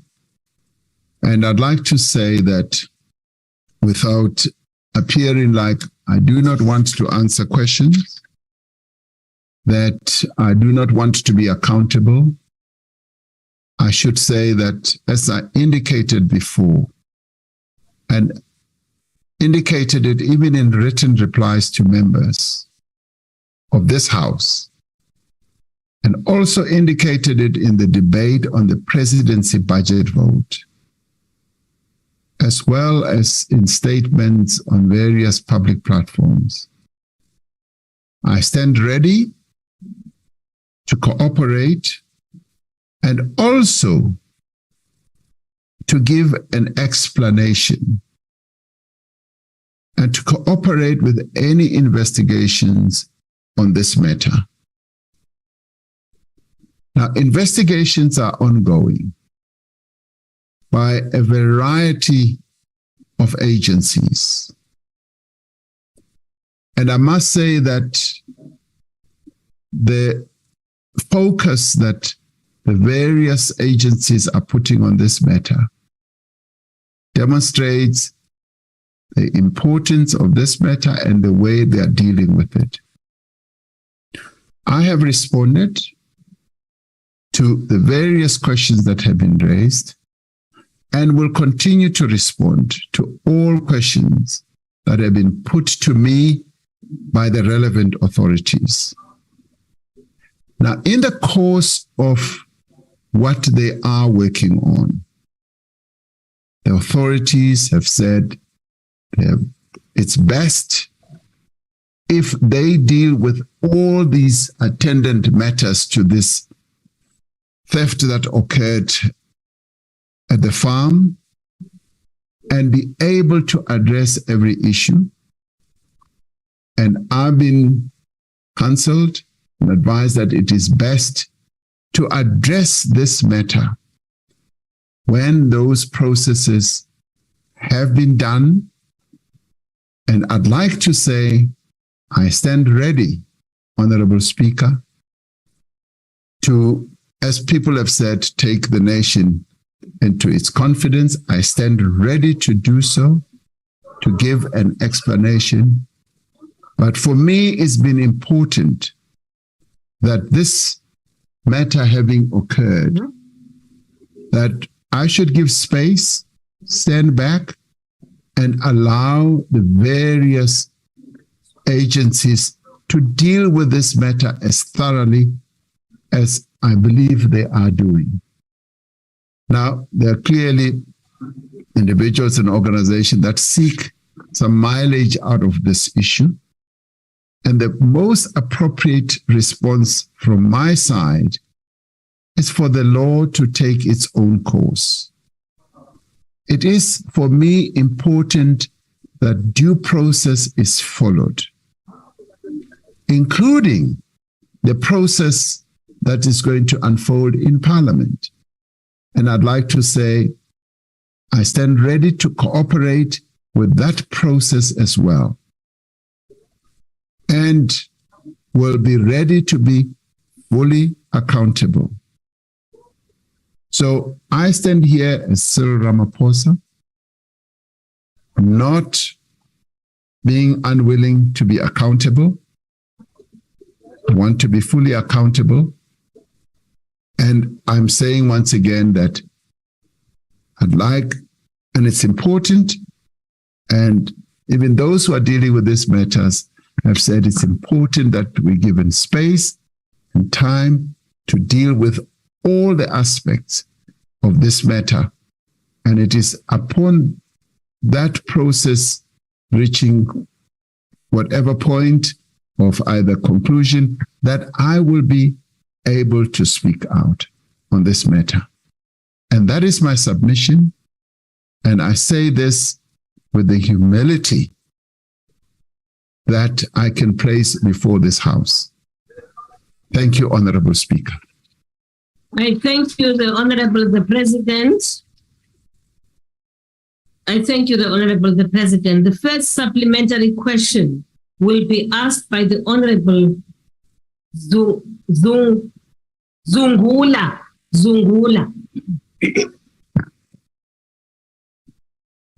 Speaker, the President has not answered. We can't accept his explanation about law enforcement agencies and everything that he has stated. The purpose of asking questions, and we in Parliament follow a process whereby the NA table approves those questions, it is because we want answers. Now, if the President does not want to answer, you must rule on that, Speaker. So I can't move on, Speaker, to asking a follow-up question without the answer being given. I'm not done, Speaker. I'm not done. My question has got two parts. If you're to listen to the so-called answer of the President, he's not covered anything that I've said. So, Speaker, I want to state to you, ask Lomhlekazi akaphinda aphendule, then I'll ask the follow-up question. Follow-up, Speaker. Thank you very much, Zungula, Honorable Member Zungula. If I may, just before you speak, Honorable Kwangwa, I see you have your hand, Honorable Chilisi. And me. And me, Yes. Honorable Malema. Honorable members, order. Will you please, may I have your attention? I just want to read a part on the nature of replies to questions. Members of the executive should use the opportunity provided by question time to provide the House with as much information as possible to assist members in exercising their oversight. Yes. However, honorable members, it is not possible for the chair to prescribe to the executive on how they should respond to questions from members. If a member is dissatisfied with a reply, there are processes available for them to obtain further information in line with their oversight responsibility. I hope that I've responded. I can only steer, but I cannot prescribe how questions should be responded to. Honorable Zungula. Thank you, Speaker. Yes, Honorable Member. The question is clear. The first part of the question is asking if the President is willing to engage the elected representatives of South Africa on this particular issue.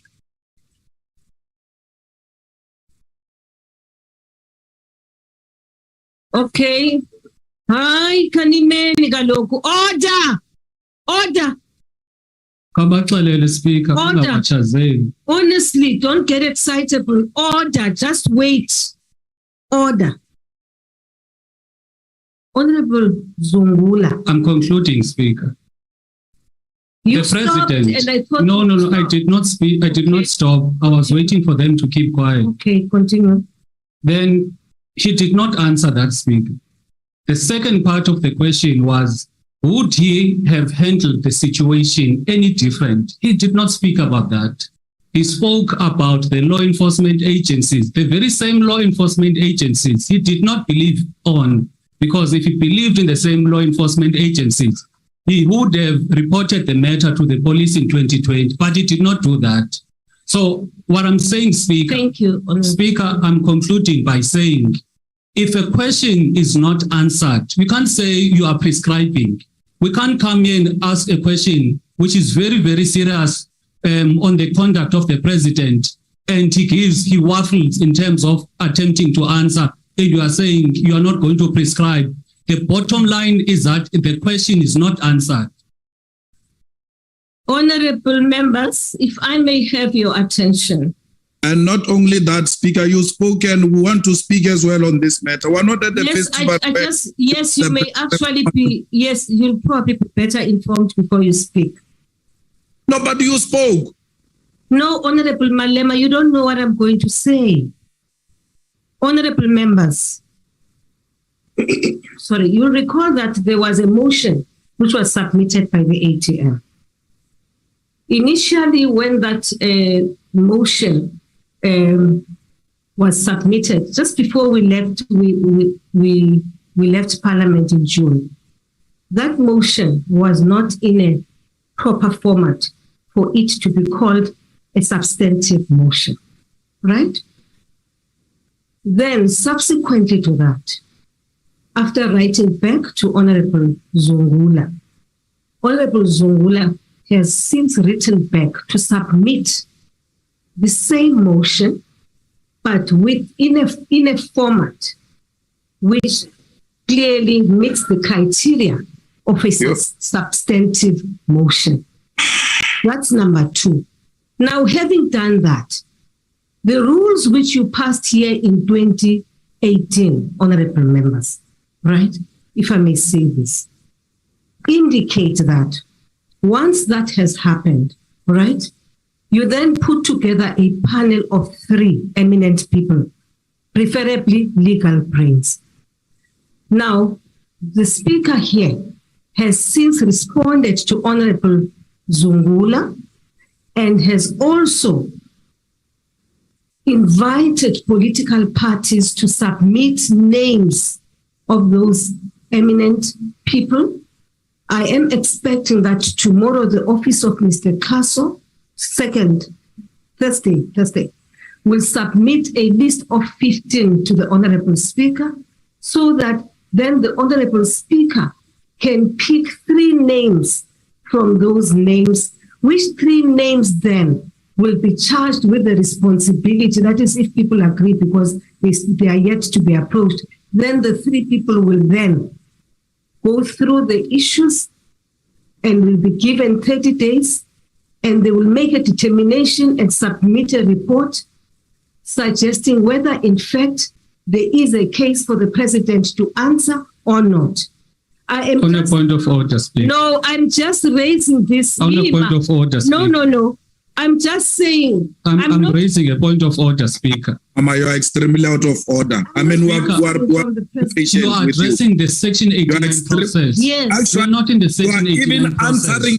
You are not just questions and answers to the president. You are answering for the president. What you are asking for is that the president respects this house by answering questions. But you are answering for the. I'm Honorable Zungula. If I've offended you, my apologies. However, all I was responding to is that part which says, when he said he's ready to cooperate with Parliament, that of course, now that there's going to be this section, this panel of 3, the president has no choice but to cooperate with that panel which you proposed. And Speaker, you are out of order. Speak on a point of order. Speaker is out of order. I will now allow for Squatcher. Honorable Squatcher had his hand up. Sorry. It's sorry. Sorry, it was Kwangwa first, then yourself, and then Munyai. Honorable Malema. Yes. Sorry. Mama. Yes, sir. Let me correct now. Kwangwa. Yes, Kwangwa. Oh, Honorable Kwangwa. Speaker, you see the problem here, the problem that we're facing, is that if we're going to have a situation where we have questions on the order paper, we go through the entire exercise of submitting our questions on time, the president and the executive authority is able to see these questions. Then when we come here, a president can get away with not answering the question. It renders the entire exercise futile. It is a critical challenge to law. The question might be part. And bazawuza abantu ngibeka ngesintu bafika bazosithela ngesebele inkawu apha sithi baphendule imibuzo bengayiphendulanga. Ayikwazi ukwenzeka. Honorable Zungula is indeed right in saying the question has not been answered. There has not been an attempt on the part of the president to respond to the question or to try to attempt to even give an answer. Ukuthi the law must take its course and whatnot does not address lento siyibuza apha sifuna iphendule ngoku. Thank you. Thank you very much, Honorable Kwangwa. Thank you very much, honorable members.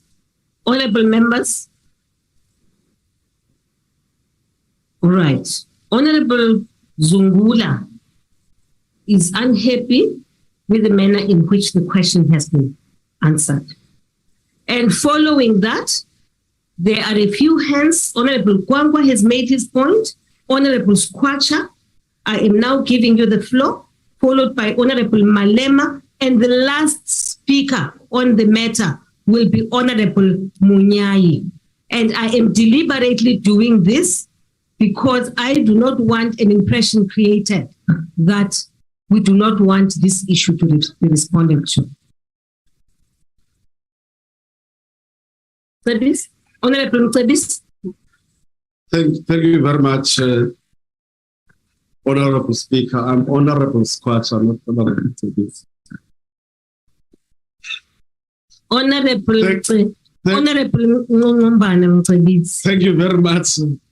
Thank you very much. I really want to say, Honorable Speaker, that after you had just read, I thought that would have a chance to proceed, because the difficulty listening to the response by the president and looking at the question, sitting here, the president has adequately answered the question. And he has even referred to him being accountable. And so this is why you are saying you will not be able to prescribe. But I really think that the president has adequately answered the question. Thank you.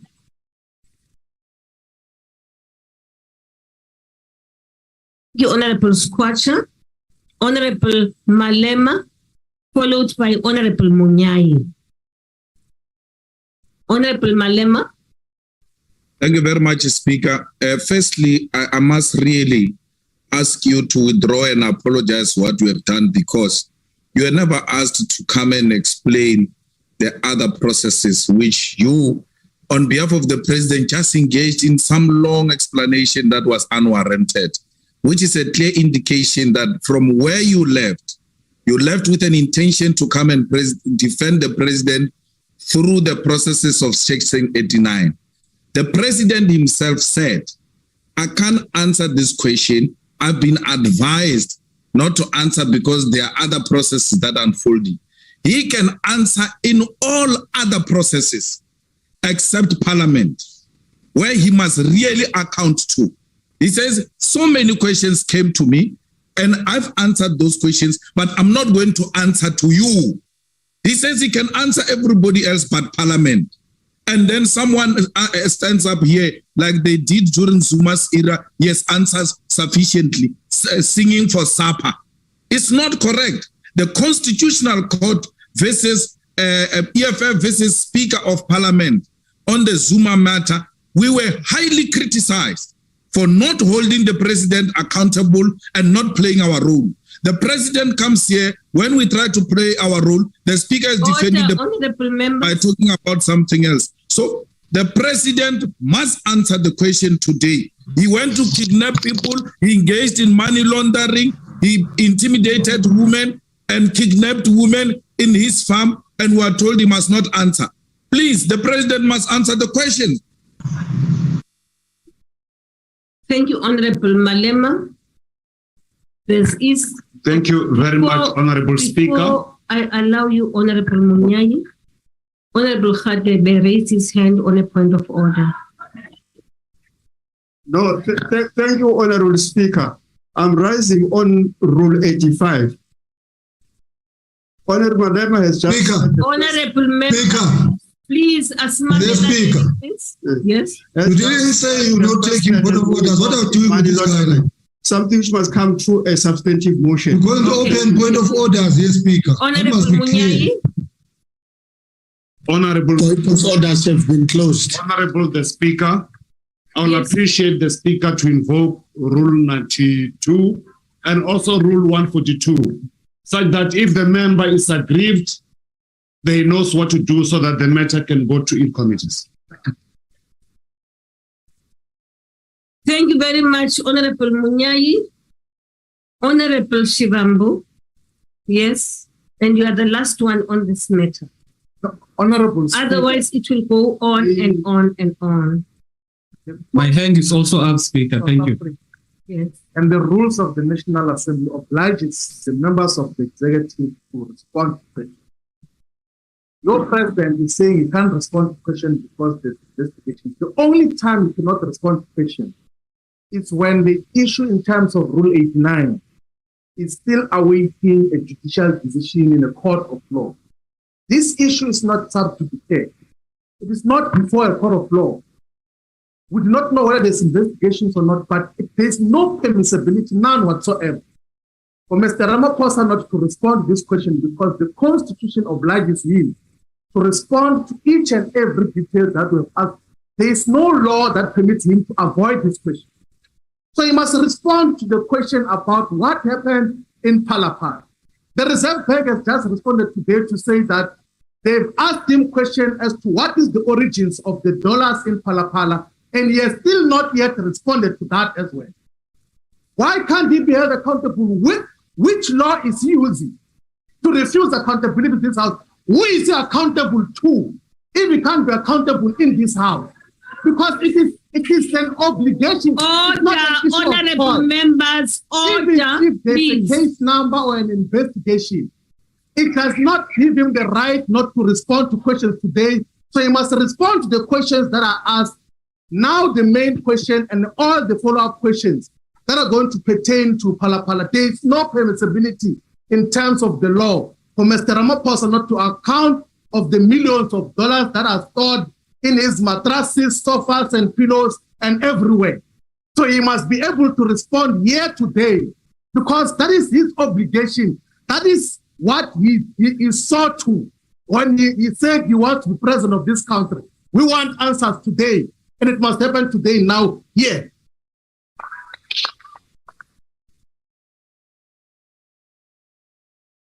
Thank you, Honorable Shivambu. Honorable members, I think it's important for me to just clarify why I raised the issue. I wasn't saying the president should not respond to the issue, but I had taken note of what he said, and that is he is ready to cooperate even with the process in Parliament. Now, my assumption then was that when that panel takes off, he will be able to answer the questions then. Of course, you are unhappy about that, so I am now allowing Honorable Kwahube to raise her hand. Speaker. Thank Speaker. you. Honorable member? My hand was up before Honorable Kwahube. Honorable Kaloku Sungula. My hand was up before. Baba, I noted you. Thank you. I noted, remember, you are the one who's raising this issue. So then there was an issue here from the members, and I will allow you definitely to be the last one on the matter. Is that agreed? Thank you. Honorable Kwahube, followed by Honorable Ntlangwini and Honorable Pungubeli. Thank you, Speaker. I'm rising on Rule 140, which is questions to the President. It's quite important, Speaker, to note that subsection 2 says the questions must be submitted to the Speaker at least 16 days before the question day. So which means that the President and your office had these questions for 2 weeks before this matter was brought to the House. It's simply not good enough then, Speaker, for now the question to not be answered. If it was ill-suited, the question should have been removed from the question paper. Now we're sitting here and we're arguing back and forth about a matter that was now allowed to be on the question paper. The question must then thus be answered. Thank you.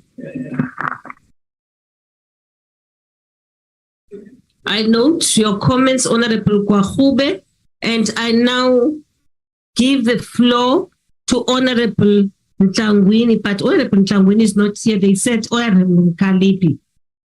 Honorable Nkalipi, they said. Okay, no problem. Very Ntlangwini, because we don't have EFF.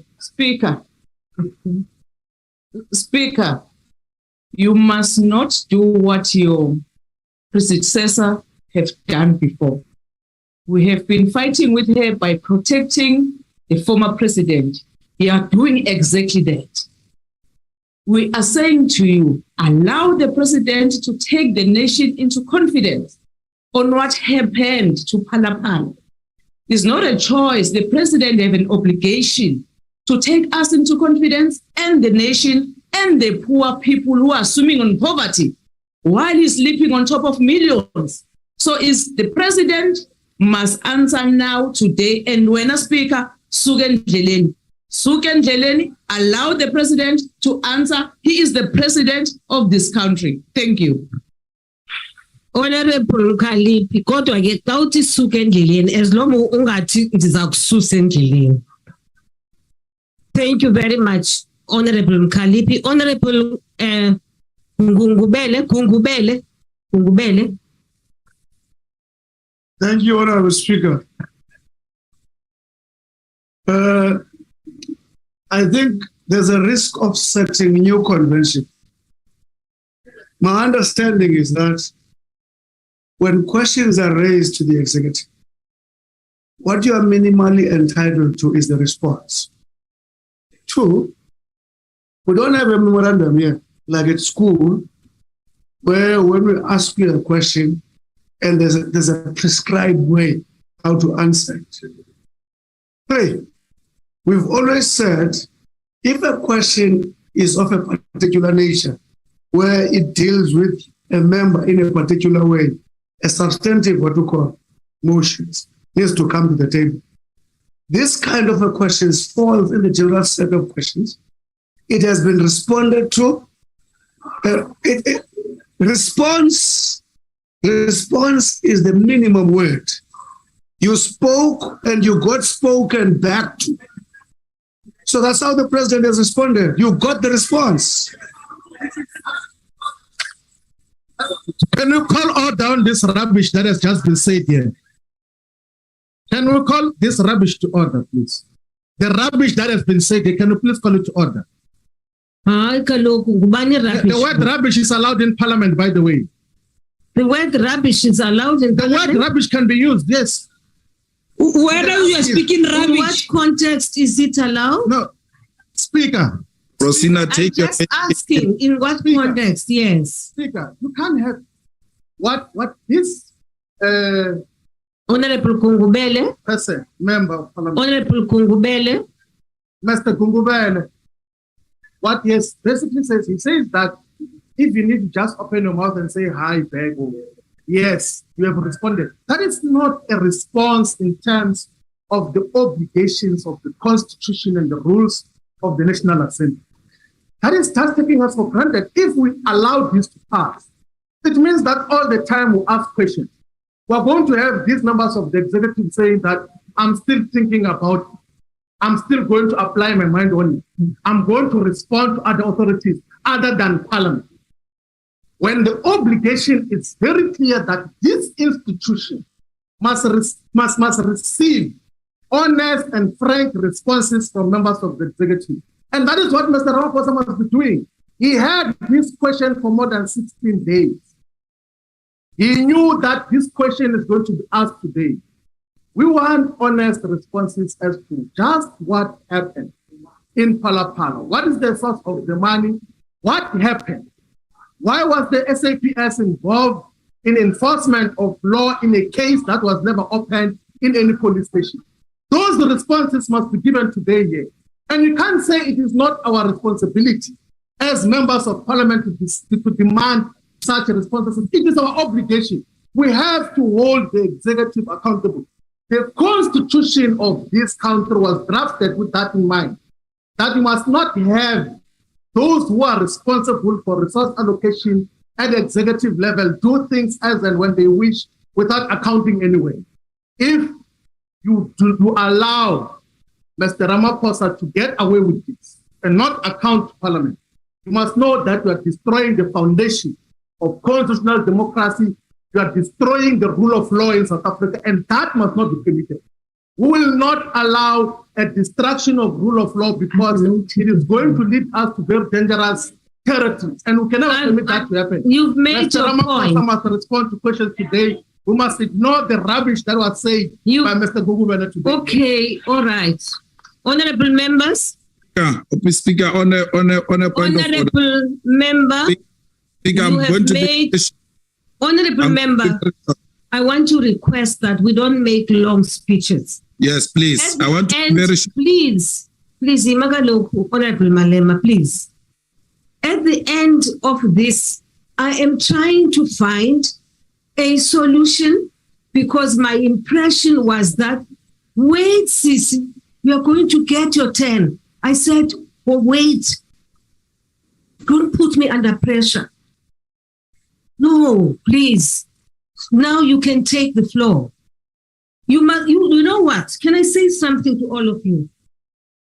When you are chairing, when you are presiding, and when you are trying to navigate parliament and wanting people to find one another, no matter how much we differ, right? For the benefit of South Africans, once you put me under this kind of pressure, it's bad. It's bad for all of us.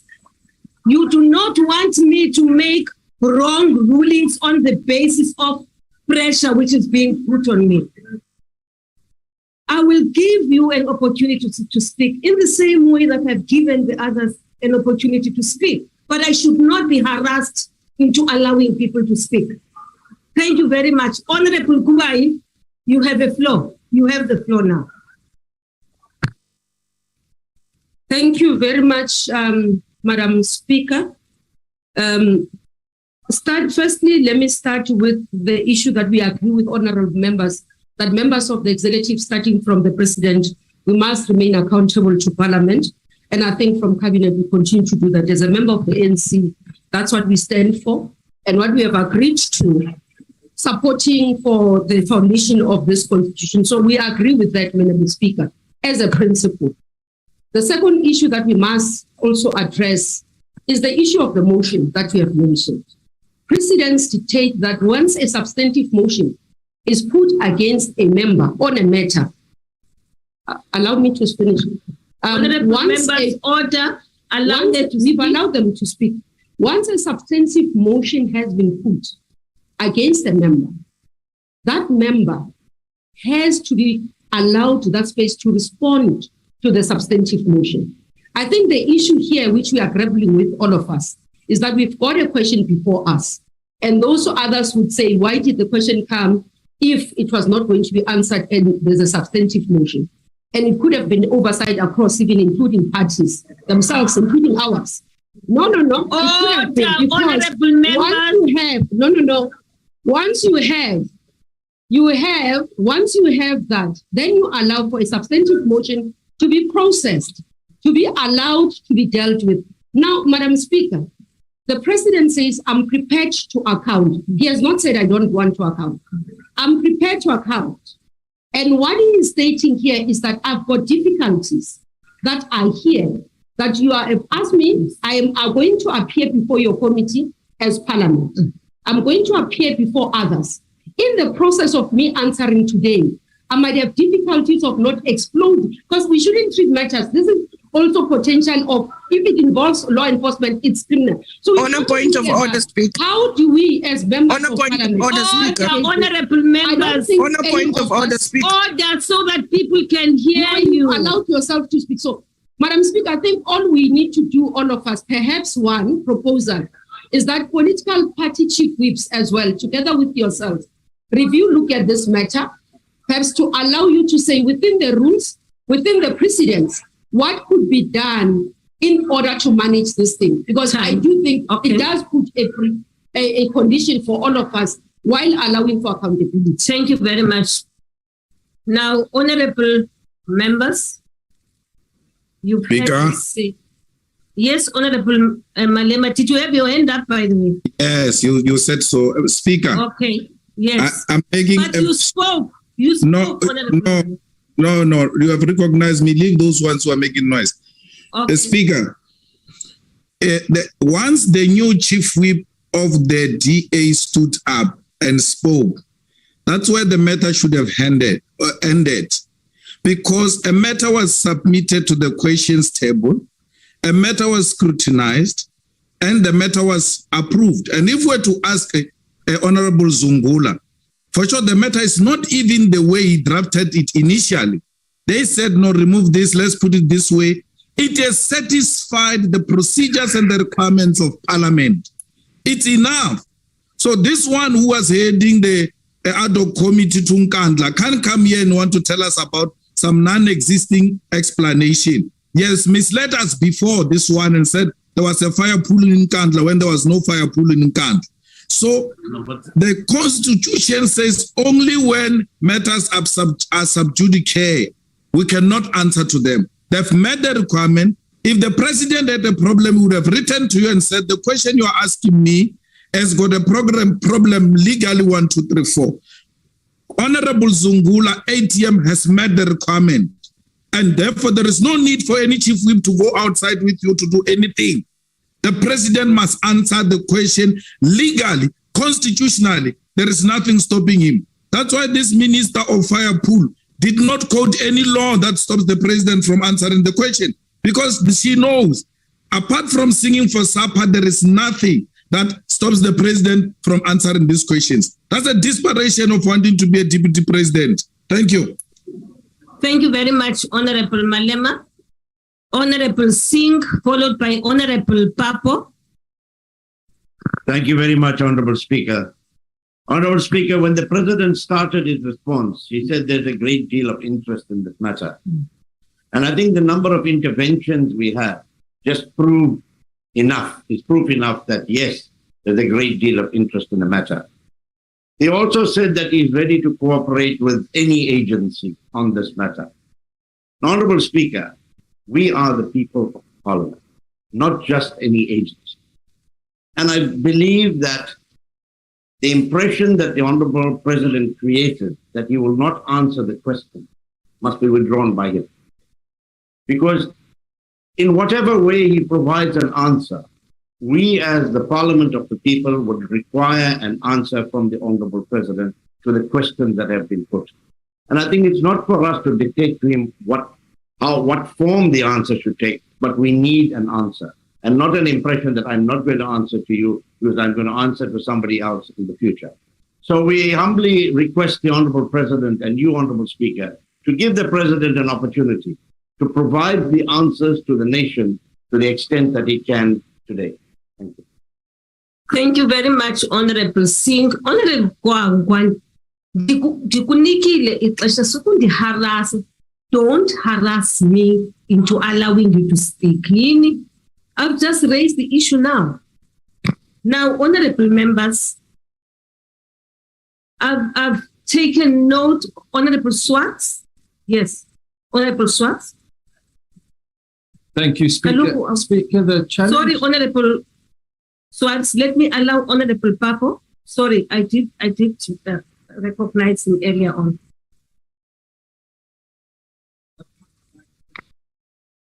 Honorable Papo, you have the floor. I think you actually outlined a process. The question, if it was unfortunately selected, and the president says that he will be answering to the panel which is going to be appointed by the very National Assembly, I think it doesn't answer. I don't understand if people are saying... Order, honorable members. Don't worry about them. I think that, I'm speaking. No, I'm saying wait. Order. Order, honorable members. I've given you opportunity to speak and be listened to. Allow Honorable Papo to express his views in the same way that you have expressed your views. I don't agree with what they said, but I didn't say that they are wrong. Yes, those are views. I think at some point you need to make a ruling. There was the response given. That response said, in Parliament, I will respond to questions to the panel. You are going to respond. You are going to form. If members do not like the response, there are procedures if you don't like a question and the response from a question. Which says that you then force somebody to answer a question in the plenary. If you do that, it will be against the very rules which you are actually talking. There is no member who can be forced to answer a question the way other members want. The president said that the law enforcement agencies, there's a panel which members Zungula has himself has requested through a substantive motion. We're faced with a substantive motion in the House. That substantive motion is going to be responded to by you this week setting up an independent panel. The president will be required, and that panel is a panel of the National Assembly. It's not a panel of another body.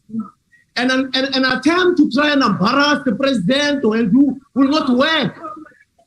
You are not forced by the rules to force a president or a minister to answer a question the way some members want it to be answered. I don't know how you're going to do it, because we've had instances in the House where a minister will answer a question the way they understand the question. So to whatever story, member Malema taking pot shots at our members and so on, it will not actually help, because you are not going to force the president to answer question, because they, in a manner, they want it to be answered. Thank you. And then we're then subjected to threats. We're then subjected to threats by membership Bambo. That's why I asked him, if it does not happen, so what? Speaker. Madam Speaker. So, that's why you are not elected. I'm not thank you. I'm not intimidated by you or Malema, you know. Hope is a hopeless character, man. Don't just put my name when I Oh, Speaker. Honorable members. That hope must not just call my name the way it likes. Tough luck. That's why you're not elected in Gauteng. It's because of this bomb popish. And you see the Speaker, Malema is making personal attacks on us. Malema is making attacks on us on the platform. On a point of order, honorable for you. There's no personal attack. You are not elected because of a fool. That's why you're not elected. You are a stupid. Malema, don't insult others. No, but don't do that. No, you are not elected. It's a fact. I'm not insulting you. Malema is attacking us. That's why you are not elected. Malema, you are out of order. And you too. Madam Speaker. You are out of order. Honorable members. Honorable members. Like honorable members, babe. Madam Speaker. Speaker, I raised the issue that Malema is attacking us on the platform. Hope you are hopeless, man. You are a hopeless man. He's attacking us personally on the platform. I've heard you.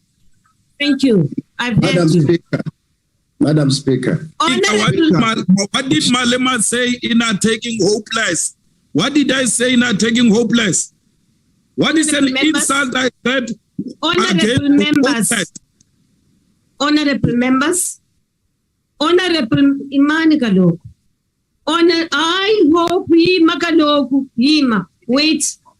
Honorable member, I don't expect that from you. Please.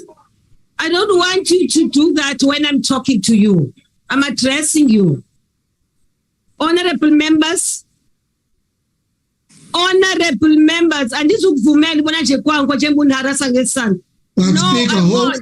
Speaker, Hope is also a coward. He won't do anything. He's a useless coward. Madam Speaker, members, to get angry this kind and we're not Parliament and outside Parliament. No, we're not scared of Hope. Antagonistic and exciting engagement is not going to help us to solve the problem. The issue I have raised here, honorable members, order, man, Chabalal, honorable members, order. Honorable Kwagwa, Sandra, order. You see, the problem is that now we are behaving like young people. As in children.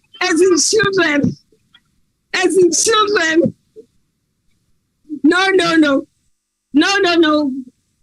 Order, Speaker. My apologies, as in children. Order, Speaker. Yima.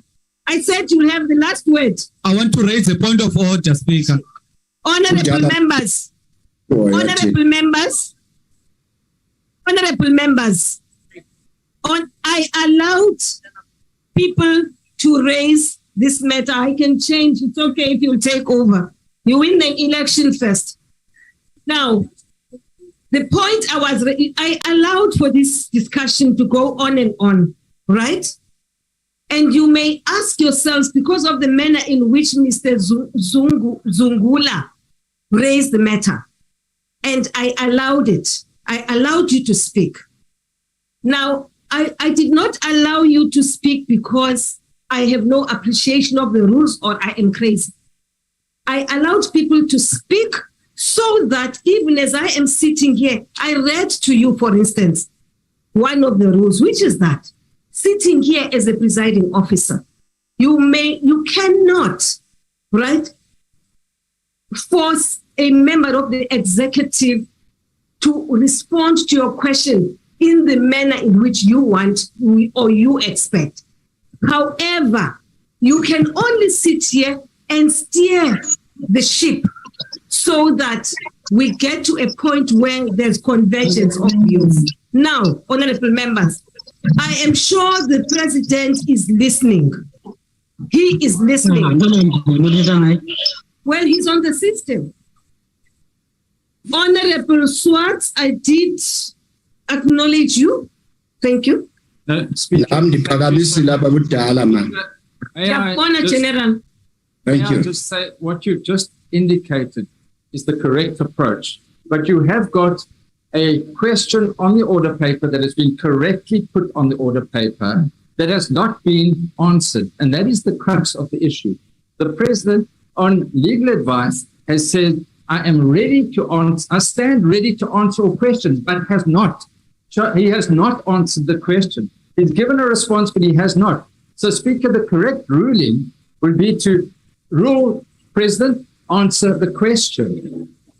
Not give a response to say, I can't answer the question because I've got legal advice to do so. And if the president says he will account to investigative authorities rather than Parliament, that is a very dismal state of affairs. So I would implore the president, he says, I stand ready to answer all the question. That is now, that he would use his discretion and answer to Parliament right now. Thank you, Speaker. Thank you very much, Honorable. Thank you, Honorable Swart. Honorable Khatebe. Thank you, Honorable Speaker. I'm really sorry. I'm really sorry, General. You had raised your hand and I recognized you. Honorable Speaker.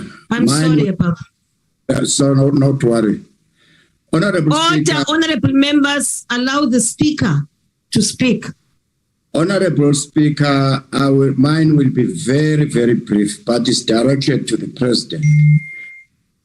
My President, I thought at least you would say, notwithstanding the current investigation on Phala Phala, I, Madam Ramaphosa, can assure this country and this Parliament that I have not broken any law. I close my case. That's what we expect from you, at least for now. Thank you very much. Thank you very much, General. Yes, yes. Thank you, General. Honorable Khatebe. Thank you. Thank you, Honorable Speaker. I'm still rising on Rule 92.12. You made a ruling initially here that you cannot prescribe how the member of the executive should answer the question. And then number two is that, again, we cannot come and change the rules here in the House. They know very well, the members of the opposition, that if they are aggrieved, there are certain processes which must be followed. You have made a ruling. I think that we must stick to that ruling. Thank you, Chairperson. Mama, umhlekazi kudala ethetha singathethi thina ndithethe kanye mna okuqalele eParliament, and that's a problem. And Mama, I provided a solution to this problem. Oh God. Yes, now you may proceed. No, we mustn't conflate two unrelated issues. All the mechanisms that we're using here are mechanisms that this Parliament has designed in order to hold the executive to account. The Section 89 process must go its own route and will deal with the president when it comes before that process. But this is a question and answer session through which we also hold the executive to account. And the president is here to answer questions, and the question is here on the paper. I did say right at the beginning that it has been put properly and it must be responded to. And all that needs to happen now, Speaker, instead of us allowing running commentary on this issue, put the question to the president and say, you said you are not willing to answer or not going to answer. You have to provide a response. Saying I'm not going to answer is not an answer. I mean, it's ludicrous to accept that as an explanation. Thank you very much, Honorable Kwagwa. Now, Honorable, okay, I've got a list here now. I know I've noted that. You are not an officer here. Okay. Now, Honorable Kasa, followed by Honorable Shivambu and Honorable Munyai. And Honorable Sheikh Imam, I'm sorry I didn't see your hand. I'm sorry. Thanks. Honorable Shabalala. And that will be the last speaker, and I rule on the matter. Speaker. Wemman, you are the last one to speak. This is your issue we are dealing with. Thanks, Honorable Speaker. I suspect that when we say the president or whoever who is a member of the executive must account, you might not have a similar understanding of what it means when you say an executive must account. I think that's the biggest problem. Number two, I am sure you are correct, or other members are correct, when they say the president is listening as we speak, continuing to allow all of us here to speak. I don't think it helps anybody. We should actually allow the president to respond. We should allow the president to respond. I'm sure he was listening carefully as members were speaking. And I don't think we must try to say, this is what you must say, this is what you must not say. I think let's allow the president to respond. Thanks. Thank you very much, Honorable Kasa. Now, here is my list. Honorable Shivambu, Honorable Munyai, Honorable Sheikh Imam, and Honorable Zungula. And the matter is closed. Honorable Chabalala, please. Now, Speaker. I did not see Ndosi's hand. No one even drew my attention to his name on the screen. Yes, continue. Speaker. There is no hand, Honorable Ndosi, on the screen. Continue. Speaker, there is nowhere in the rules of the National Assembly where it says that because you are going to appear in a different platform, you cannot answer in this platform that you are in now.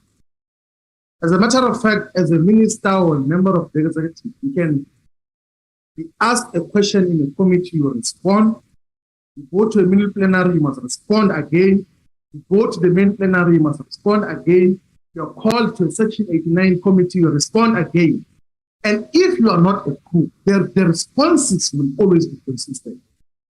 If you ask me what is the color of this jacket I'm wearing, it's red today. I can't say I'm going to answer next week Tuesday. Unless if I'm a cook, then I'm still trying to figure out what I'm going to put up together and create a story. If the president, these are factual issues that are being asked for. If he has got factual grounding on what exactly transpired, why can't he give the answer now? Yeah. He has responded, he has not answered. He has responded, but he has not given the answers as to just what happened. If it's a person of principle who upholds the constitution of this country and is a truthful person, he can respond today, and even in Section 89, he can respond the same response. There's nothing which is going to implicate him here. It's not even awaiting a judicial decision yet. He's not yet arrested. He's going to get there very soon. He's not yet arrested. He has not yet been charged. And there's an obligation. It's not a choice. It's not a choice. It's not according to his will whether he wants to respond today or tomorrow. It is an obligation that he must answer today the question which was properly tabled here for this question session. He has been aware that he's coming to respond to this question today and give proper, adequate answers. He has been avoiding all these institutions. He delayed with the public protector. He's delaying with the South African Reserve Bank. But here we can't allow that as Parliament, that he must run away without giving us the appropriate answers as is required. There is no law that says because you're going to appear in the next platform, you can't respond or give an answer in this particular platform. He's obliged Thank to you, respond and Honorable. answer today. Let him do so today. Want the answer today. Okay, thank you very much, honorable members. Thank you. Honorable Munyai. Thank you very much, the Honorable Speaker. One, I rose before earlier and requested that the Speaker, an appeal that the Speaker must invoke Rule 92, subsection 12A, which indicate that when you have made a ruling, like the Speaker did, and clarified it before this House, I believe that the Speaker should stick to the ruling she had made as per Rule 92.12 and also Rule 142. If a member is not satisfied with the person, they know they need to how they need to follow through on that matter. So therefore, the Speaker appeal again for the second time that at least Rule 92, subsection 12A need to be invoked so that you should stick to our ruling, Honorable the Speaker. Thank you. Thank you very much. Thank you, Honorable Munyai. Thank you.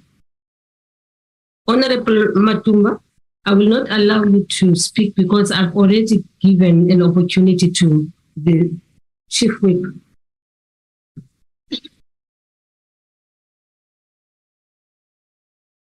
Now, sorry. I said after Munyai, is that it? Sheikh Imam? Sorry, Honorable Speaker, Sheikh Imam. I thought I was next. No. I was still addressing a matter. There's a name which has just come in, which is that Honorable Matumba.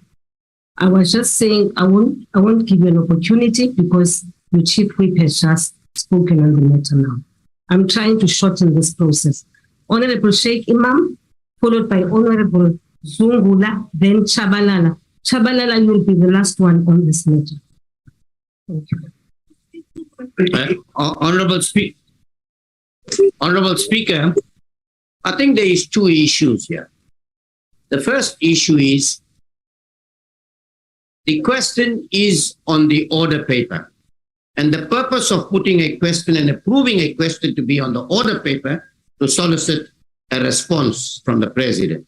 So I think we should take that out of the way. The President has to respond because there is a question on the order paper. Now, your office had actually approved this question. So that's the first thing. The second issue, Honorable Speaker, is this, that whether we will be satisfied with the response of the President or not. Now, that's another issue altogether. So I think the President should respond. He must respond. He doesn't have an option because the question is on the order paper. Everybody is equal in terms of the law. The second thing is this: if the response that the President gives is not good enough in terms of what we are asking him, based on the fact that he believes it might interfere with the actual investigation that is going, then that's a matter we could deal with at another stage. But I think for the purposes of going forward, President must respond as adequately as possible without putting himself in a difficult position so that we could go forward with this matter. Thank you, Honorable Speaker. Honorable Sheikh Imam, Honorable Zungula, followed by Speaker. I think let me start by saying you are not fair. You are not objective. And if there's any breakdown in the decorum of the House, that is a reflection of you being a speaker. You stated when Honorable Shivambu was speaking that he must not make a speech. Few minutes later, Honorable Papo speaks and he makes a speech for more than 20 minutes. You allow him to speak. Honorable Khadele spoke, and after he spoke, you allowed Honorable Monyai to speak after him. The Honorable Matumba just rose. Speaker, please make your point. That is the point I'm making. That is the point I'm making, that you are not fair. Because you allowed the honorable members from the ANC to speak one after the other. Honorable Matumba, when he's raising on a point of order, you do not want him to speak. So that is what I'm raising, that you are not fair. And the reason why there's always a breakdown in the decorum of the House, it is because you are failing to apply your duties objectively and fairly. If you were exercising your role as a speaker fairly, the president would have been forced to answer, because in his own statement, he did not answer. It is not us that is saying he did not answer. It is his own words that is saying he will not answer. So what I'm raising to you, Speaker, is that number one, in his own words, the president said he will not answer. Number two, do not conflate the issues of the Section 89 process with this process. These are two separate processes. Number three, Rule 89 does not block the president from answering. He's not given any valid legal or constitutional reason for him not to account to Parliament.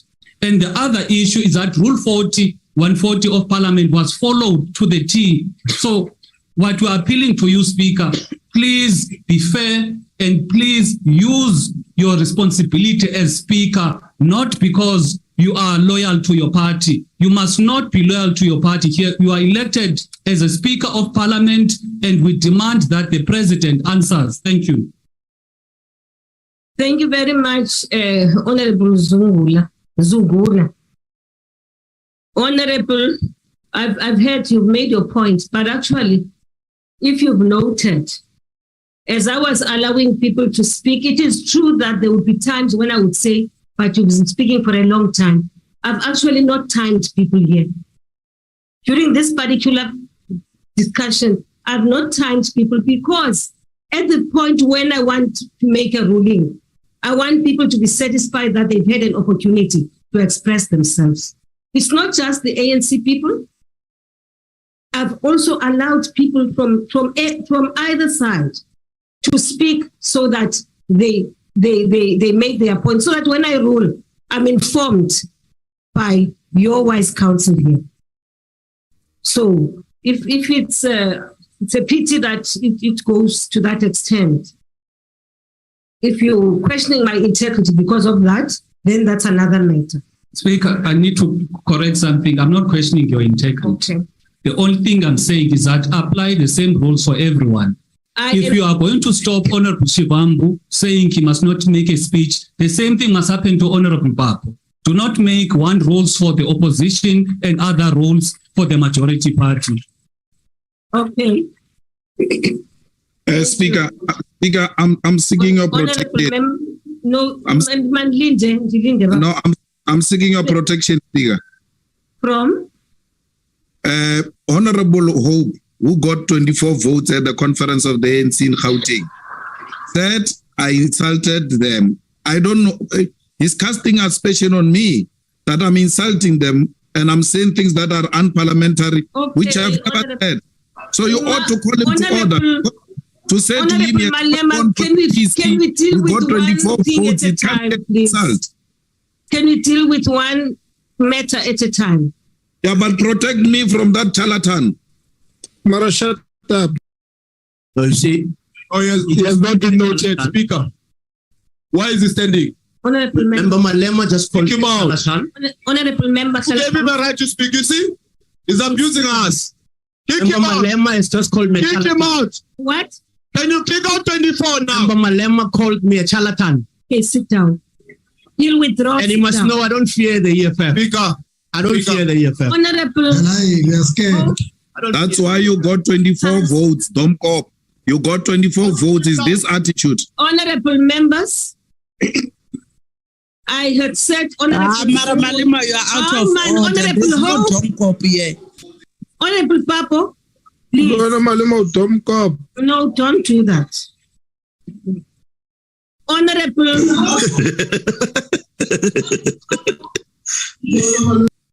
You could tell like when you clock on consistency, but you not said it. Speaker, there is a matter of 24 votes. A factual matter of 24 votes.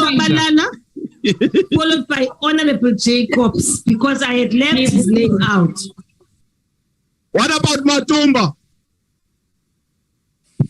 He had his name. But on a point of order, Speaker. I left it out.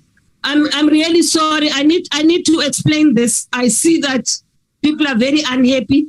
Johnson, honorable member, had his name ages ago, and I left it out. I'm sorry. Honorable Chabalala? But Speaker, Hope must know he's a coward. Thank you He's scared so of much. us. Speaker. That one he must know. I'm saying wherever he's sitting in his house. I'll rule on the matter.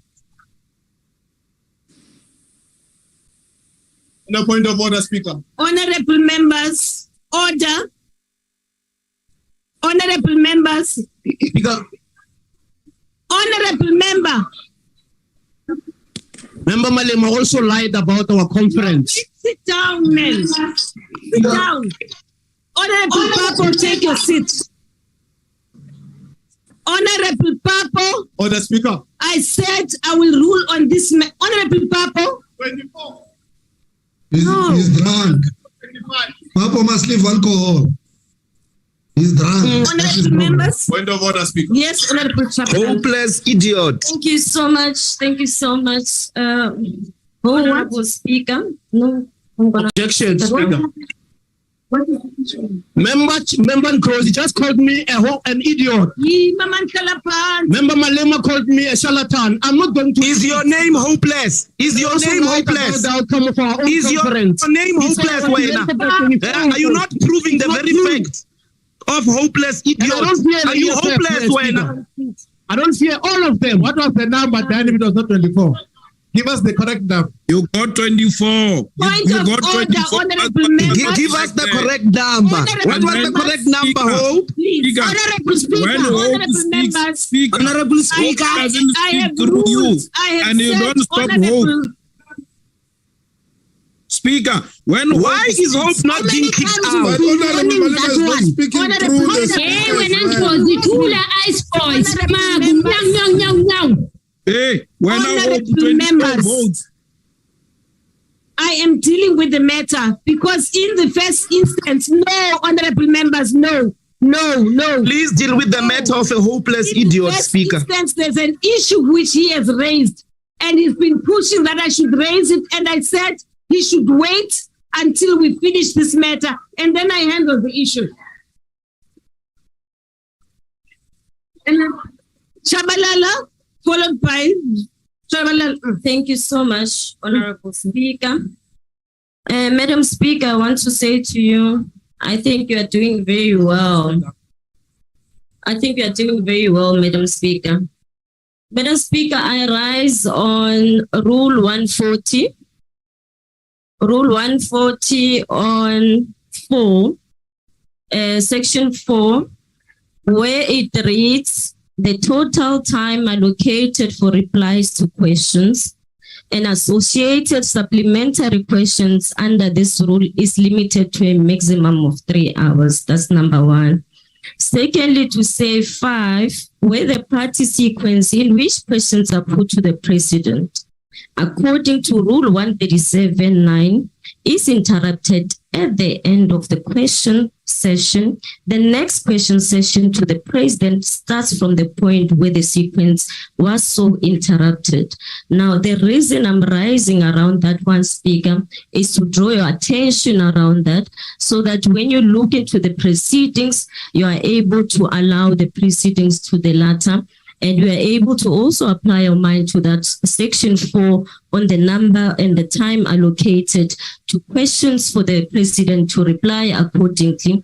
From where we are seated, the president replied to the question. What was needed was to get supplementary questions. When members and the member who asked the question doesn't want to do a supplementary question, Speaker, I really draw your attention to Rule 4 and 5 of 140 that it be invoked, Speaker. Thank you so much. Very much, Honorable Shabalala. I've noted what you are saying. However, this discussion started at a time when, in fact, we even have one last question. President started answering questions at about 3 hours ago. It's 2. And we are now...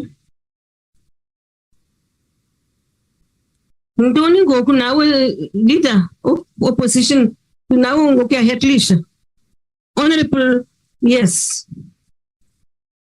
Yes, Lindsay, I've noted you. Madam Speaker, you Yes. attempted to allow the President to make a statement to the House at 2 p.m.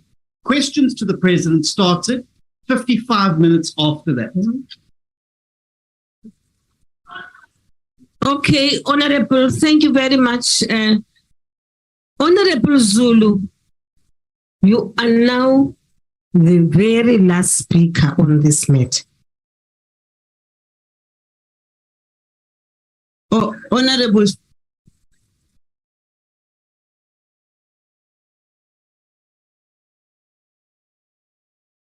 The floor. What, Speaker? I've given you the floor. Thank you very much.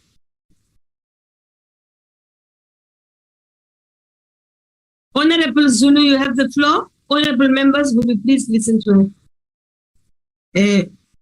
Honorable Speaker. Yes. I rise again yet with a request, Honorable Speaker, that can we please find each other? If there is a feeling that the President did not answer, please allow Honorable Zulu to speak. Yes, continue. We are listening. Speaker, ngicela ukuthi abantu bangangikhulumeli ngoba ngiziphakamisela isandla, ngizithobile, ngihleli la. Ngicela abantu bangangikhulumeli ngoba ngiyakwazi ukuzikhulumela. First and foremost, Chairperson, I rise again on the same rule of the decorum of the House. And also to indicate yet again, Honorable Speaker, that maybe when we are there, you cannot hear what is being said between the members here. Some of the statements that are being made, Honorable Speaker, are very painful to take. And they are painful to take to a point that Honorable Papo began to respond. He began to respond in the manner in which he did. Unfortunately, you are there, you cannot hear some of the things that are coming across. No. Order, honorable members, order. The fact of the matter, Speaker, is that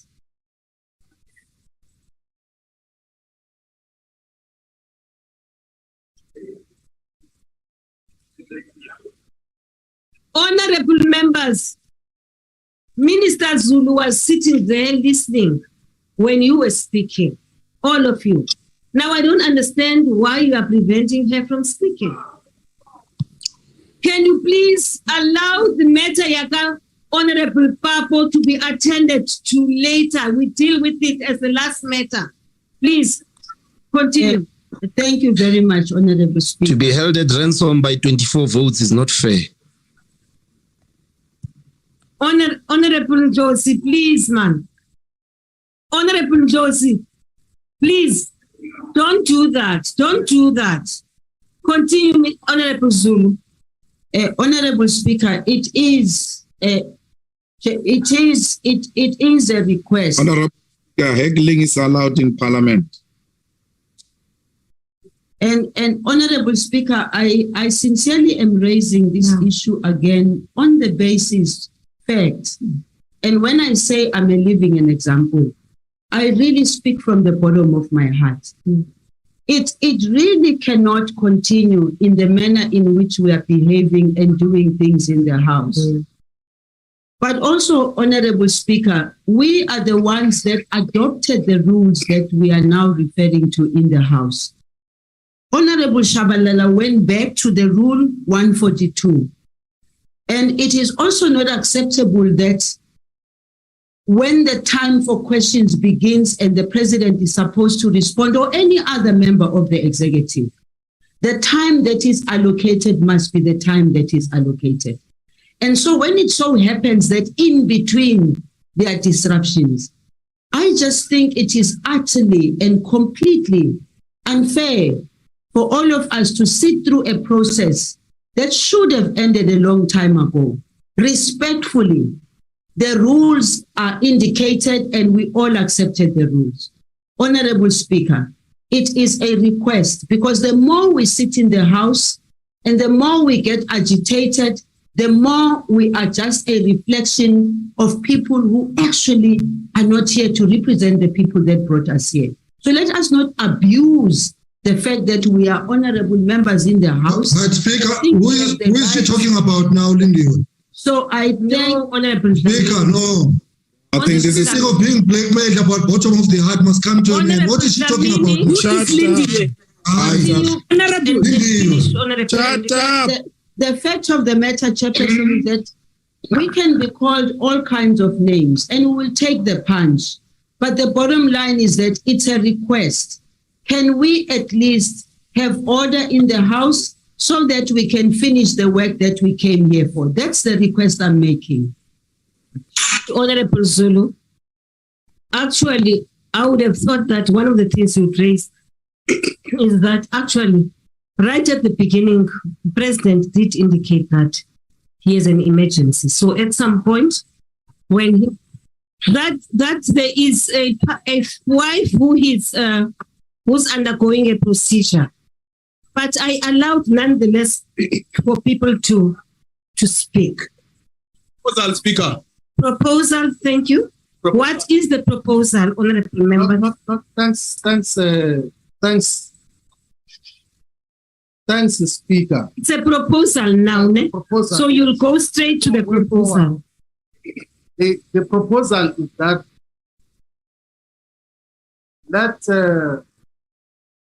we've exceeded the 3 hours, so both section 140 and 140. More actually. Yeah, it says we've gone beyond that in terms of the rules. So I would propose that meeting which you were supposed to have with the whips to constitute Parliament when all members are available and attending. Can we bring that meeting closer and then we program the question session of the President the next week, Wednesday or Thursday? His next scheduled appearance, 29th of September. Yes. We can bring it closer because this one was interrupted now before it could conclude. So that we deal with this issue because this issue cannot be postponed. We can't wait until the 29th of September. So let us deal with those issues of the proper Parliament constitution and then we'll call him next week so that he's able to respond, particularly to the question which he has been refusing to respond to now. That is the proposal. Okay, thank you very much, Honorable Tlhakude. Fortunately, these are chief whips who are speaking now. I see you also have your hand up, and we will still have the meeting, which we've agreed we will have, isn't it? So Tlhakude, followed by Kwahube, and then Honorable Kwahube and Honorable Singh. These are chief whips, the ones who would have sat in that meeting. To Tlhakude. Thank you very much, Honorable Speaker, and thanks for the opportunity to speak in this House. Because today, can we take 1 minute each? Yes, Honorable Speaker. Yes. I want to bring all of us to the rules of the House because we cannot change that. Mm-hmm. These are the rules that we adopted. Mm-hmm. I want to concur with Honorable Judith Chabalala when she said, she quoted Rule 142. I'm going to Rule 143, which says that unanswered questions for oral reply, replies to questions for oral reply which have not been reached at the end of the time allocated on a question day must be submitted in writing to the Speaker on the same day for appropriate distribution and inclusion in the official report of debates of the National Assembly. So I want us to go to this rule, Honorable Speaker. The real reason we adopted the rules was to guide the proceedings of the House. So we cannot move away from these rules. So I submit, Honorable Speaker. Thank you. Honorable Zakute, Honorable Kwakube.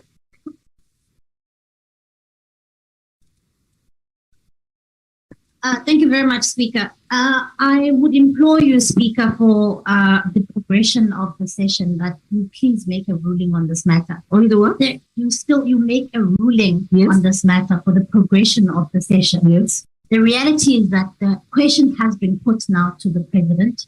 He has not responded, but now the question has been put to him. We can't adjourn a session, a question and answer session, in the middle of a question. So my plea with you, please can you make a ruling so that the President can continue answering this question, and then at which point we could adjourn. Thank you. Thank you very much, Honorable Kwakube. Honorable Singh. Thank you, Honorable Speaker. Honorable Speaker, I'm not going to refer to any rule, but I just want to say good sense must prevail at this moment. We are sitting here for over 4 hours, 4.5 hours, and we can be here until midnight. I think the proposal, the reasonable proposal by the Chief Whip of the EFF requires support. We've got, the President said that these are matters, and I'm quoting, with a great deal of interest. Now, we haven't concluded on the matter. Let us meet as Chief Whips, talk about it sensibly so that we can have these two questions answered whenever we set it down to be answered. I think that would be most appropriate. Otherwise, whatever you do, Honorable Speaker, this House is going to be in a state of chaos until we get some kind of answer from the Honorable President. I think the nation deserves the answers as well. Thank you.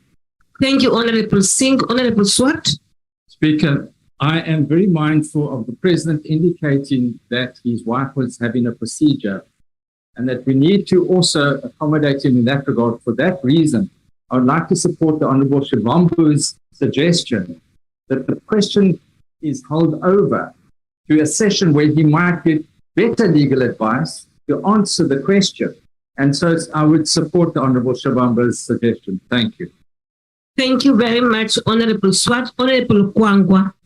Uyichanile Honorable Shivambu mama makaphinda abuye uPresident. Sizothetha naye sigqibile kule vexile. Thank you very much. Yes to accountability. Thank you very much, Honorable Kwangwa. Honorable Zungula. Thank you, Speaker. These are now the whips of the chief whips of the parties. In support of Honorable Shivambu, I also want to add that he must come in person. He must not do it virtually. Thank you. Thank you very much, honorable members. Honorable members, I suggest that we have, on this part, we have now reached the end on this matter. There have been proposals made by parties. One of the proposals made is that there is a need for us to have another question session rather than the question session which is coming in September. I think towards the end of September. I'm not sure, 29. And that we rather bring it earlier. And this is, I don't know about 24 hours, I didn't hear that. But what I do know is that there's a proposal that we bring these questions earlier, right?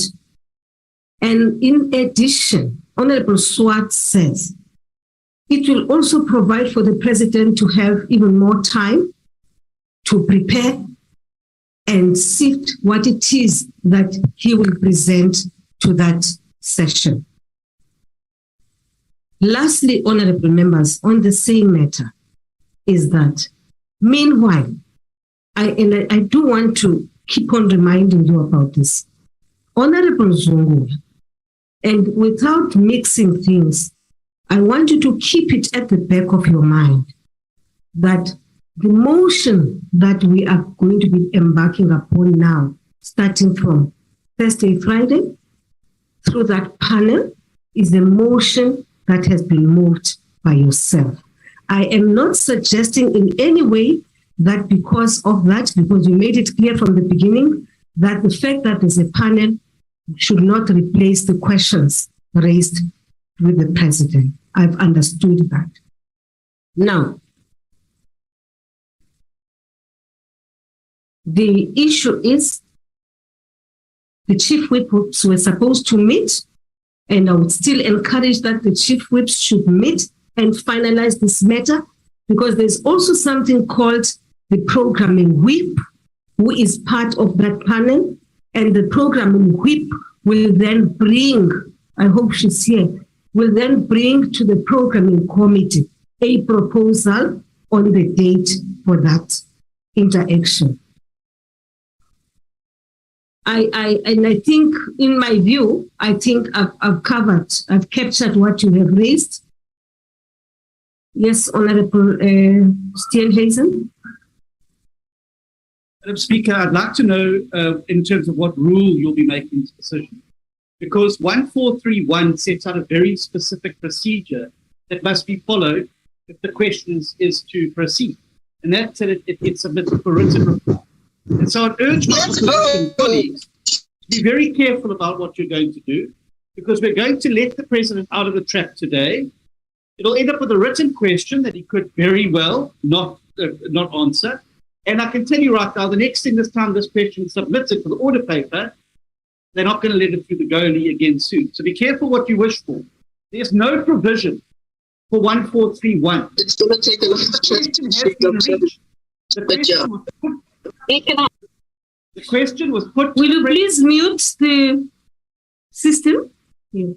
The question was put to the president. Yes. The president responded, and I'll do that in inverted commas.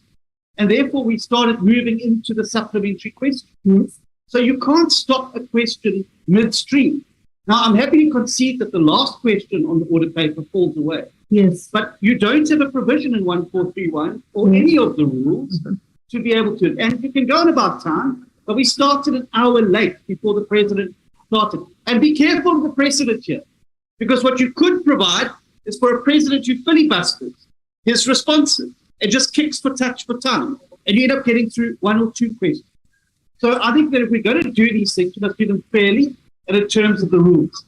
1431 does not give provision for us to stop the question session and move on.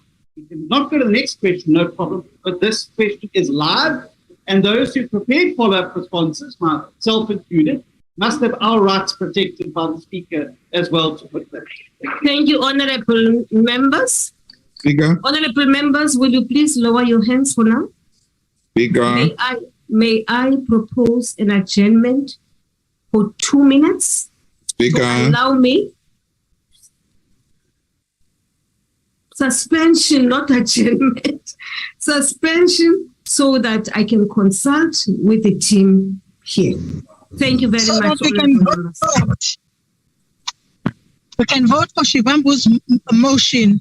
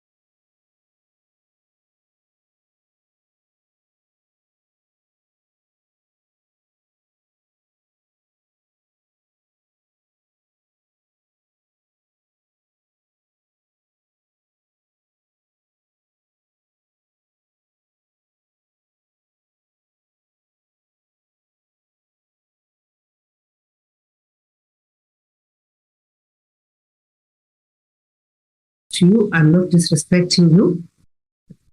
And so, honorable members, I have come to this. This is my ruling. I wish to state that in the first instance, everything I have done here has been in terms of the rules and practices of the House. And I think it's something which I need to emphasize. I've also allowed, deliberately so, all parties that wish to speak to do so. And I do not regret this. I've now considered all the issues raised and have made the following determination. 1, in terms of the rules of the programming of business, it is a function of the programming committee. The manner in which the outstanding questions are dealt with will be for the programming committee to decide after consultation in the Chiefs Whip Forum. I'm aware that the Chief Whips Forum is meeting tomorrow. And I would hope that the Chief Whips will take the matters raised here as seriously and deal with the matters, whether they agree or disagree, but the Chief Whips must discuss this issue. I do not have the powers to make a determination, 1, on the programming of Parliament. It is only the Chief Whips which can agree with that, on that, and then decide with the programming committee. Now,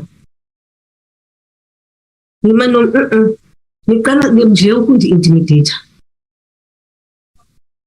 No, andifuni ketana nyan, umbe, andifuni nyan bondole. Now, so your speakers, your whips tomorrow will meet, will discuss. They will then engage with the programming committee, and the programming whip, who is Misuma, should be here, will then bring that matter and report to us in the programming committee about the date you shall have agreed on. Now, honorable members, as we know, it has happened in this House before that a question is sometimes not completed due to expiry of time. And I want to emphasize expiry of time. In this regard, I wish to state that question time started at 14:51, and therefore, in terms of the rules, it would have expired at 17:51, according to Rule 144. Therefore, the time allocated for questions has in fact expired.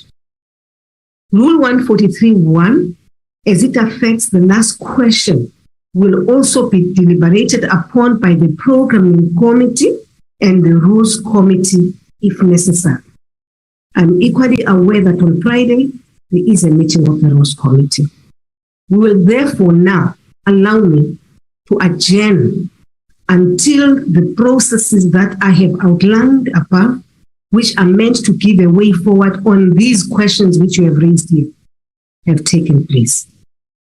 This session is now adjourned. Long live the Speaker! Forgot to